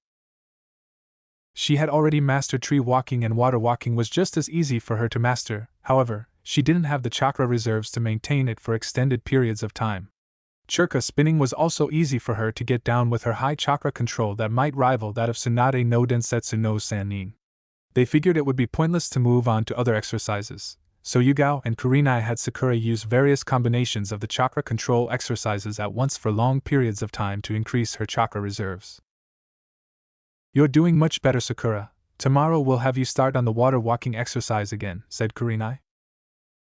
Sakura let the leaves fall, But sensei, I've already mastered water walking. Yugao gave Sakura a sadistic smirk that made the genin kunoichi rethink being a ninja. You won't simply be walking on water, you'll be sparring on it with the both of us, she informed Sakura. After our morning warm-up routine. Sakura groaned. What? Are they crazy? Yelled inner Sakura indignantly. At this rate we won't make it to the finals of the Chunin exams. Sakura couldn't help but agree. Naruto had managed to get down the basics of water walking down by the end of the second day, and somehow managed to pick up the rest rather quickly. He was jumping and running on the surface while Tenten was still having some difficulties walking. How in the heck did he get it so fast, complained Tenten. Just yesterday he was barely able to stand in the water, now he's running circles around me. Hate smirked. Let's see how well he can maintain his focus. He then jumped into the air and onto the water, surprising Naruto with a lightning-fast attack. His father was much the same way, though it took Erasure a bit longer to master water walking. He just didn't have the stamina Naruto does. No one does, not even the other Jinchuriki I've heard of, said Jiraiya. Jinchuriki? Asked Tenten. What are those? Jiraiya mentally kicked himself. It's a rare trait found in certain ninja. It sets them apart from others.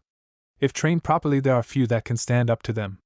They can reach high Jonin/ANBU level by the time they're your age and age level before they even think about turning 18.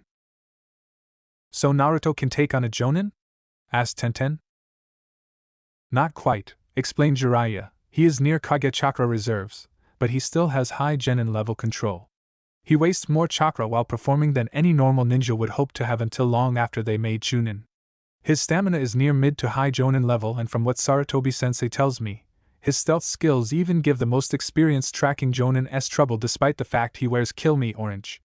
But his overall skills are lacking, not to mention a Jonin and some high-level Chunins have far more experience than Naruto by leaps and bounds. The only way Naruto would be able to win against them is if he were to outlast them, but he wastes a lot of energy in his movements, and tons of chakra in his making his high stamina and chakra reserves near useless.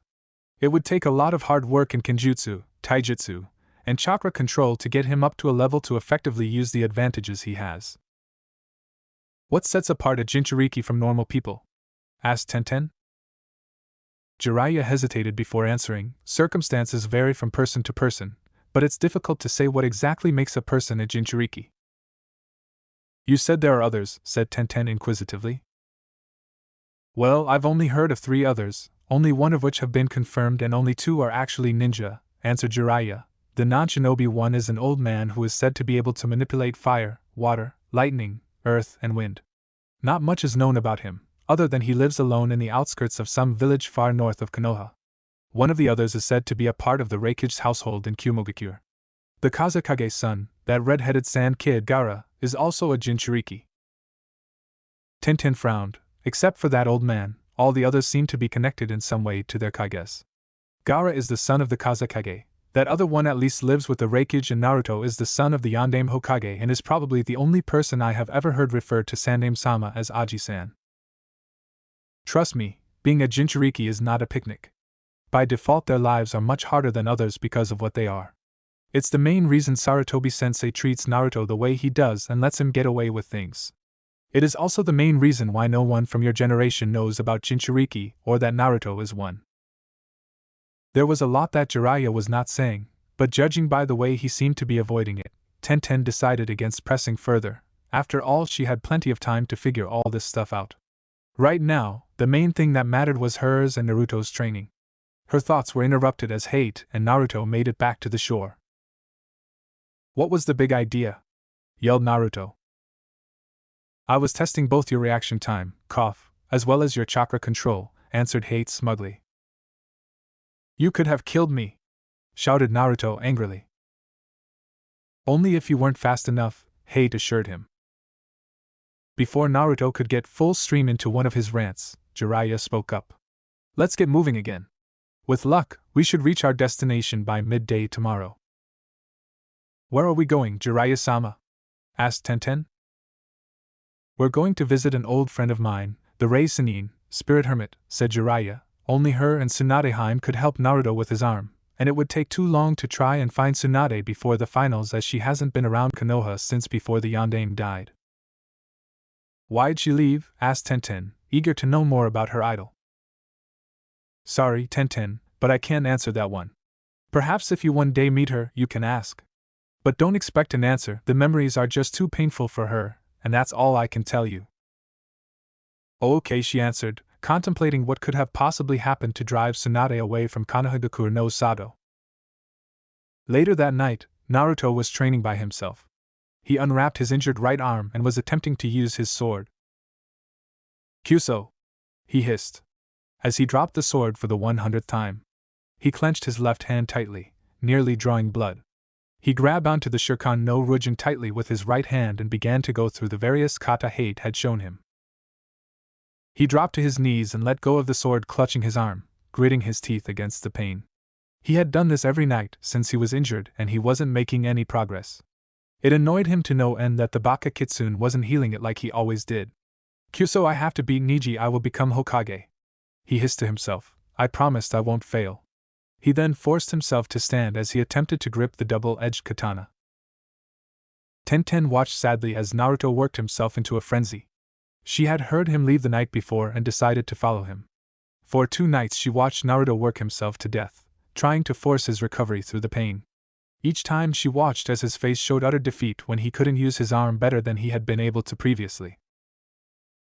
Naruto cursed again and Tenten turned around to go back to the campsite with one last look at Naruto. Good night, Naruto, she whispered, knowing he couldn't hear her. The next day, the group came upon an isolated compound in the middle of the forest. Wow, this place is beautiful, said Tenten, so who lives here?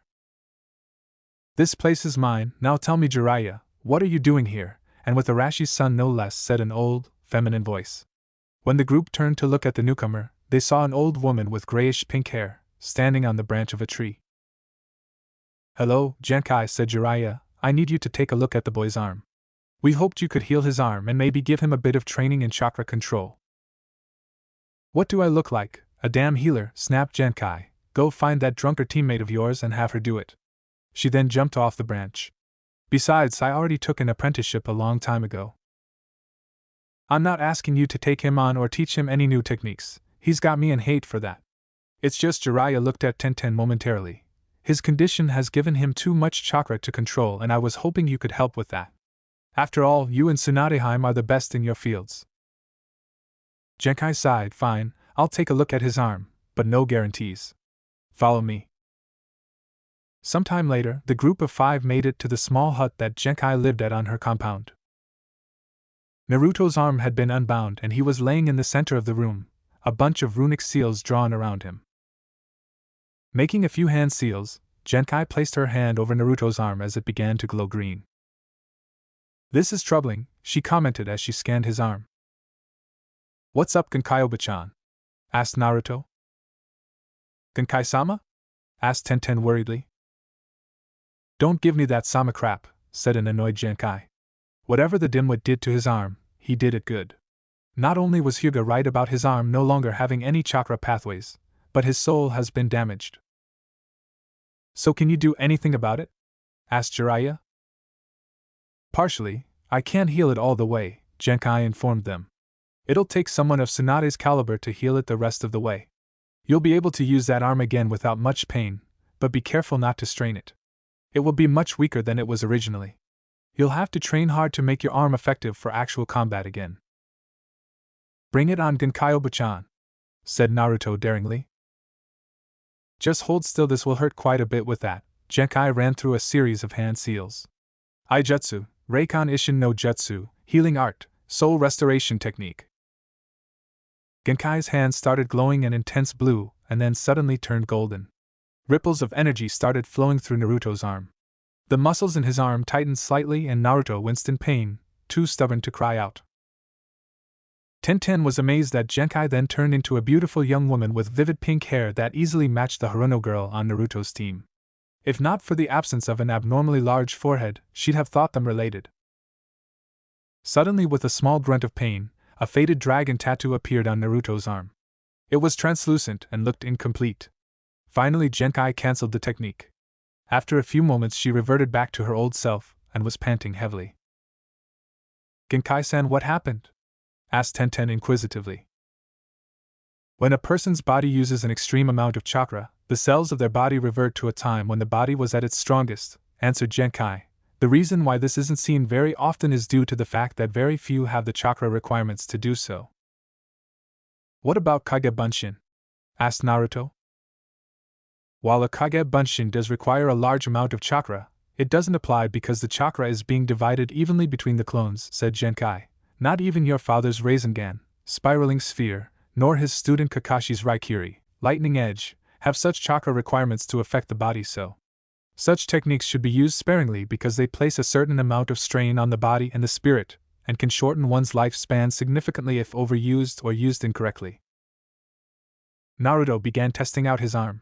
What's with this tattoo thingy? He asked, observing the faded dragon tattoo that was now on his arm. It may have something to do with whatever it was you did to your arm, said Genkai.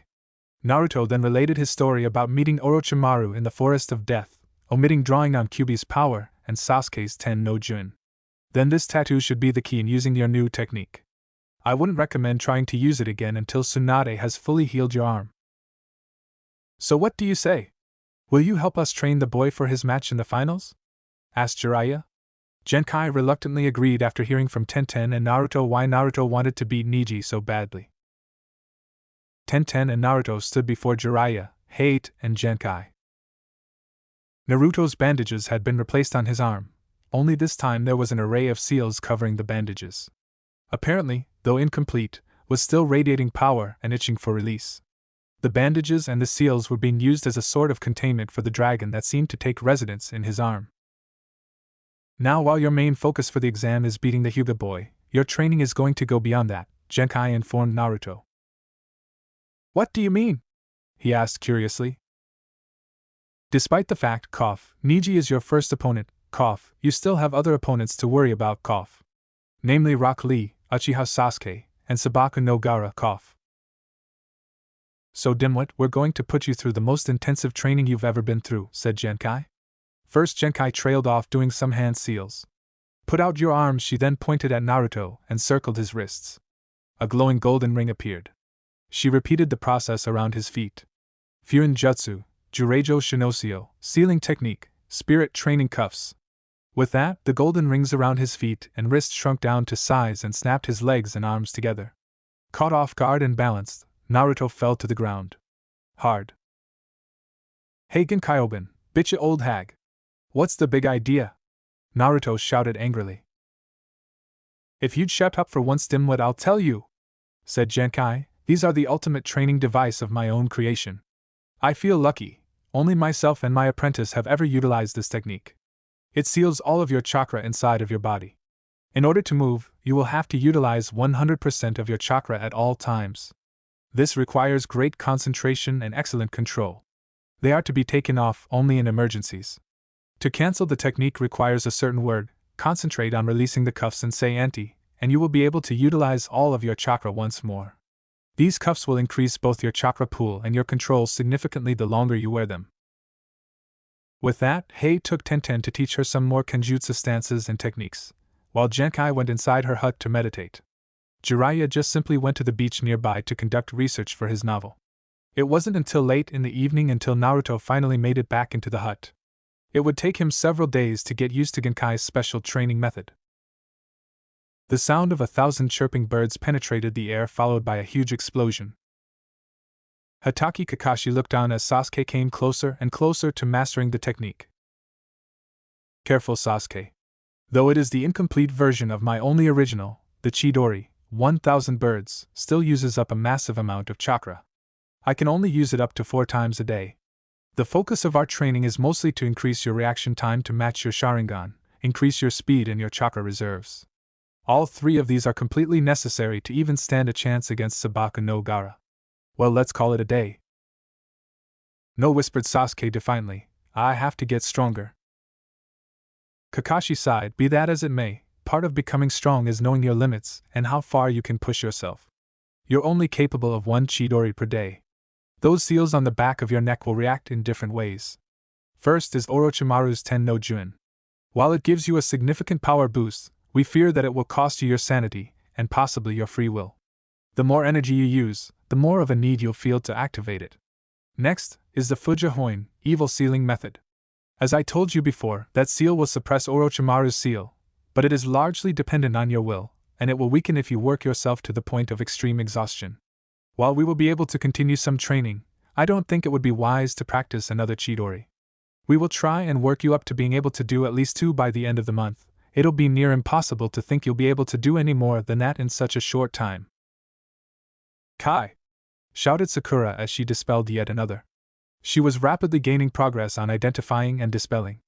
She had also gained quite a few into her repertoire, including Magen, Narukami no Jutsu, demonic illusion, hell viewing technique, which would show the victim a horrifying image.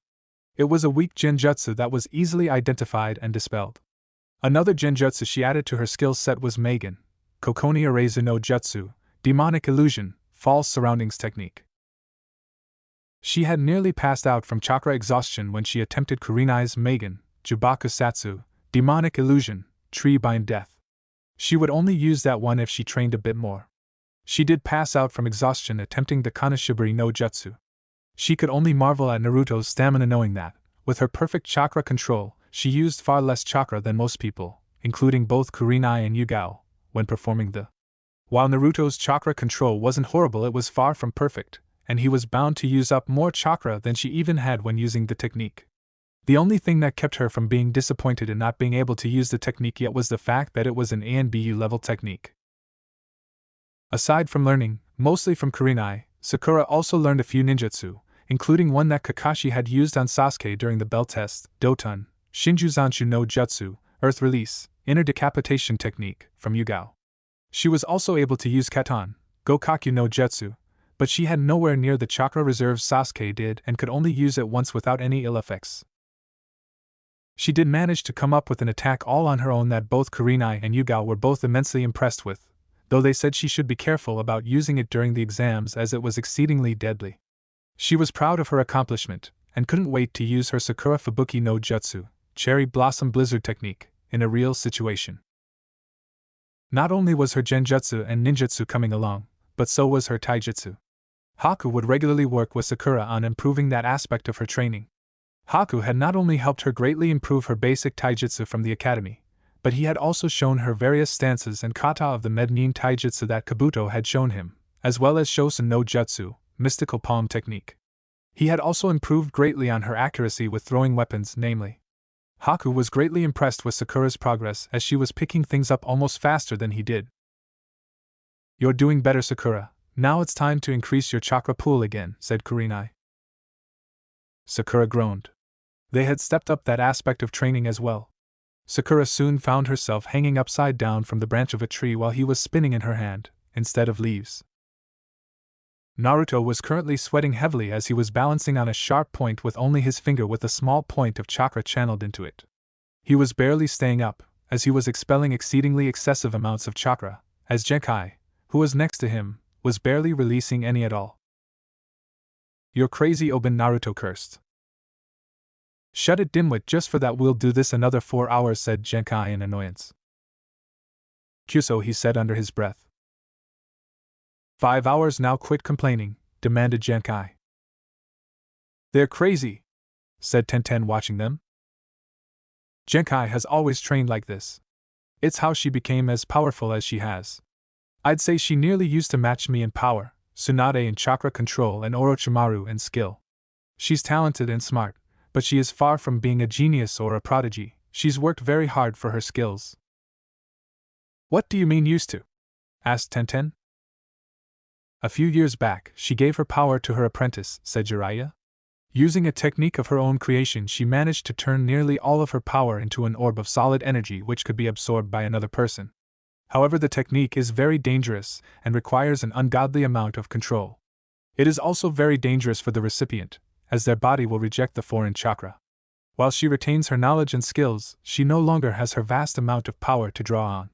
Even without her power, it would take someone far stronger than I to take her down by sheer brute force, and she has enough techniques and experience to make tactics virtually useless against her." Wa was all Tenten could say.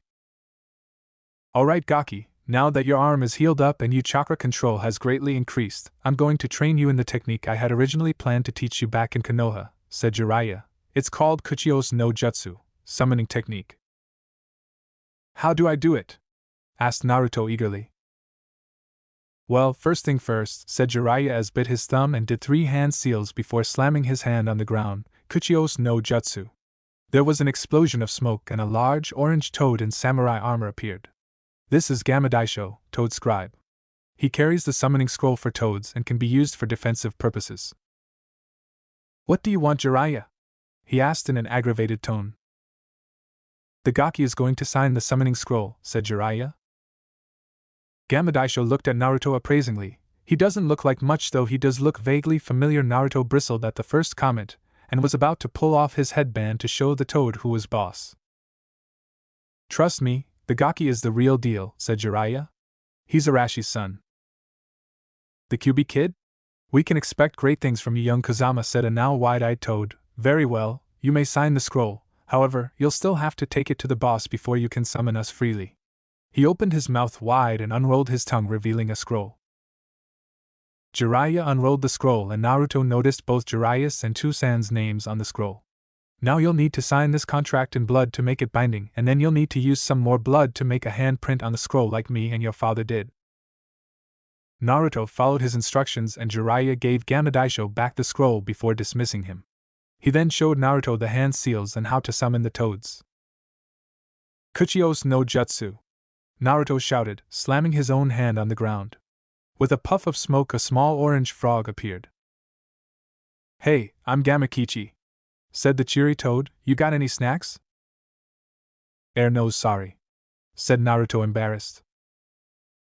Oh well, next time just give me 2 and I'll let you summon me, Gamakichi said. So are you really the son of Yondaime? Yeah, Naruto answered.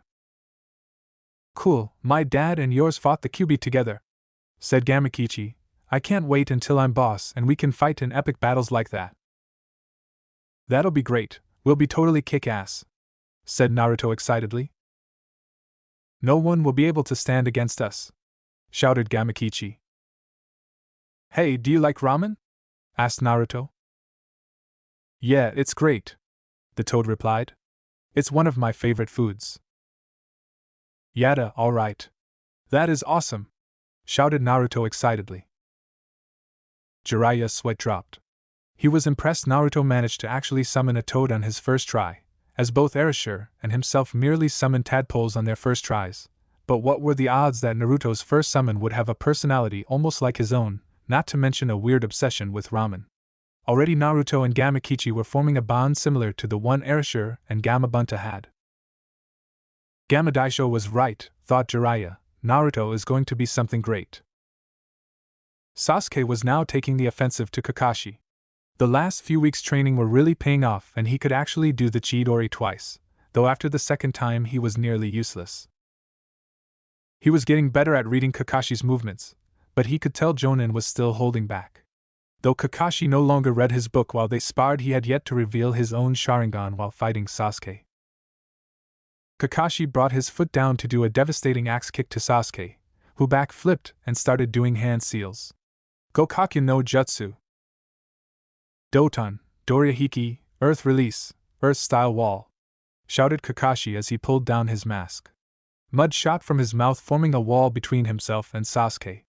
Due to his fireball technique, Sasuke couldn't copy the technique, nor did he get the chance to finally see Kakashi's face, a mystery that had all the members of Team 7 curious as to what he looked like. Ox, rabbit, monkey, thought Sasuke, before shouting, Chidori. He charged forward, breaking through Kakashi's earth wall. Kakashi promptly sidestepped Sasuke's attack, twisting his wrist and dispelling the attack before launching Sasuke in a random direction. Sasuke, you're still not fast enough, not to mention the Chidori was not meant to be used in that fashion, though I applaud you on your creativity, critiqued Kakashi. Sakura again, shouted Yugao. Running through the hand seals, a heavily panting Sakura was standing at a riverbank. Gokakyu no Jutsu, she shouted, blowing a ball of fire that was nowhere near the size of Sasuke's, out of her mouth. She promptly collapsed onto her knees. 4 times, not bad, said Yugao. Now break over. Come at me with everything you've got. Sakura shakily stood up. Adopting one of the stances Haku had shown her, she charged at Yugao. You know, while that taijutsu is good, it would be more effective if you used Shosen no with it, Yugao commented. But Yugao-sensei, Sakura protested. Listen, I'm an ANBU, not to mention I too trained under Kakashi-senpai before you even started training at the academy. There is no way you can hurt me, so come at me with everything you've got, ordered Yugao. All right, said Sakura as she activated the Shosen no jutsu. His hands were now deadly blades of chakra that could cause damage on par with the Hyuga-juken, and this would cause damage to the person's body, not their chakra coils. A shirtless Naruto stood before a bonfire, his hair spiked up, the seal on his stomach visible for all to see. A column of fire shot up into the sky. With his right hand, Naruto summoned up some black flames and jammed his hand into the fire. The black flames mixed with the fire and spiraled up the entire height of the column. Once it reached the top, orange and black dragons shot out in every direction. The more he trained his arm and worked on mastering the manipulation of the darkness flame, the darker the tattoo on his arm got. It was still translucent but now was several shades darker. Already he had a new attack that he had been practicing, using one of Tenten's swords due to the fact that he didn't want to mess up his father's blade trying to come up with a new technique. He knew there was no way that he could use it in the tournament, but it was nice to have a new attack to fall back on during a real fight. Though Tenten had told Naruto that Niji's ultimate defense was impenetrable, he doubted that Hakusho Kaiten, 8 trigrams palm heavenly spin, could stand up to it. Hate, who had been the only other person to have seen Naruto's new technique, was inclined to agree, especially after what Enko said the original attack, which the new one was based off of, managed to do to Orochimaru. Hate and Tenten were sparring as they always did when they saw the column of fire and the dragons dispersing. He seems to be, improving fairly quickly. Yeah, it's hard to believe that he's the same Naruto that failed the Genin exam all those times, said Tenten in awe. Never underestimate someone who, works hard to achieve a certain, purpose, said Hate. From what I've, seen of him and what you have told us, Hyuga Niji will not make it past the second round, What do you mean, Hate-sensei? Asked Tenten. After watching both of their, fights, Niji respects both Naruto and your other teammate, Rock Lee's abilities, but he still, sees them as being beneath him. That will be his downfall. Even if, he manages to somehow beat Naruto, Lee will win for sure. But Lee has never beaten Niji before, said Tenten. In all those times, did Lee ever take off his, weights or use the Hashimen? Asked Hate. Tenten's eyes widened at the thought. Just as I, thought. Lee, like Naruto, is a lot stronger than people give him, credit for. Thus, people will, underestimate him, just as you did. Tenten went to bed that night with a lot to think about. Naruto, Jiraiya, Hate, Genkai and Tenten were near a cliff edge that overlooked a deep chasm. Hey Ero-sennin, what are we doing all the way out here? How many times have I told you not to call me that, Gaki? Asked Jiraiya in an exasperated tone. About as many times as I've told you and Oben to quit calling me Gaki or dimwit, shouted Naruto. Genkai's eye twitched slightly at being called a bitchy old hag. He'd been calling her that ever since she put the spirit training cuffs on him and hadn't quit since. In fact, she mused, he'd been doing it more and more as the more she helped Jiraiya and Hate train the boy. He'd done it so often that Tenten gave up after the third day of scolding the boy for his lack of respect. Listen to what the pervert has to say, dimwit, Genkai yelled at the three-eyed boy. He may be an Arobaka, perverted idiot, but he does know his stuff when it comes to shinobi business. Jiraiya's eyes twitched this time. The only thing worse than being called Ero-sennin by the Gaki was being called Arobaka by the Oben. Alright Naruto, we know you've been having trouble mastering the Kuchiyos no Jutsu. Your consistency has been nearly non-existent, though you seem to summon Gamakichi more than the rest. What can I say? Asked Naruto sheepishly, scratching the back of his head. His favorite color is orange, and he loves ramen. Everyone's sweat dropped. Anyways, we've come up with a way to get past that problem, said Jiraiya with an evil smirk. Oh, how? Naruto asked in genuine curiosity. As they say, curiosity killed the cat, or in this case fox. Just close your eyes, said Jiraiya. Naruto did so. Forgive me, Yondaime. Before anyone could react to the apology, Jiraiya shoved him off the cliff. Yaro team! Naruto shouted as he was sent to his imminent death. Naruto! Shouted Tenten. Hate and Genkai had to hold the girl back from using a katana to introduce the Gamma Sennin to her own version of Konohagakure Hiden Taijutsu Ugi, Sennin Goroshi, Hidden Leaf Secret Taijutsu Supreme Technique, 1,000 Years of Death. You've killed him! Only if he doesn't pull through with the technique, said Jiraiya. I did the same thing to his old man. That doesn't make it right, she yelled at him. Meanwhile, Naruto was plummeting to his death. I'm going to kill him as soon as I get back up there, shouted Naruto as he descended at an alarming rate. Erkuchios no Jutsu! He shouted as he bit his thumb and ran through the hand seals. Suddenly he came to a stop on top of the head of the largest toad he'd ever seen. Jiraiya! Where are you? Why have you summoned me? Shouted the toad. Who are you, Gaki? I'm the one who summoned you, said Naruto, glaring at the giant toad. The giant toad just laughed. Yeah right, Gaki, now where is that no good Jiraiya? Now you listen here, Gamabaka, I summoned you and that's all there is to it. Now get us out of this hole, Naruto demanded. The giant toad bristled at the boisterous boy's name for him, so he decided to have a bit of fun with the kid and jumped as high as he possibly could. Whoa, Tenten said in awe.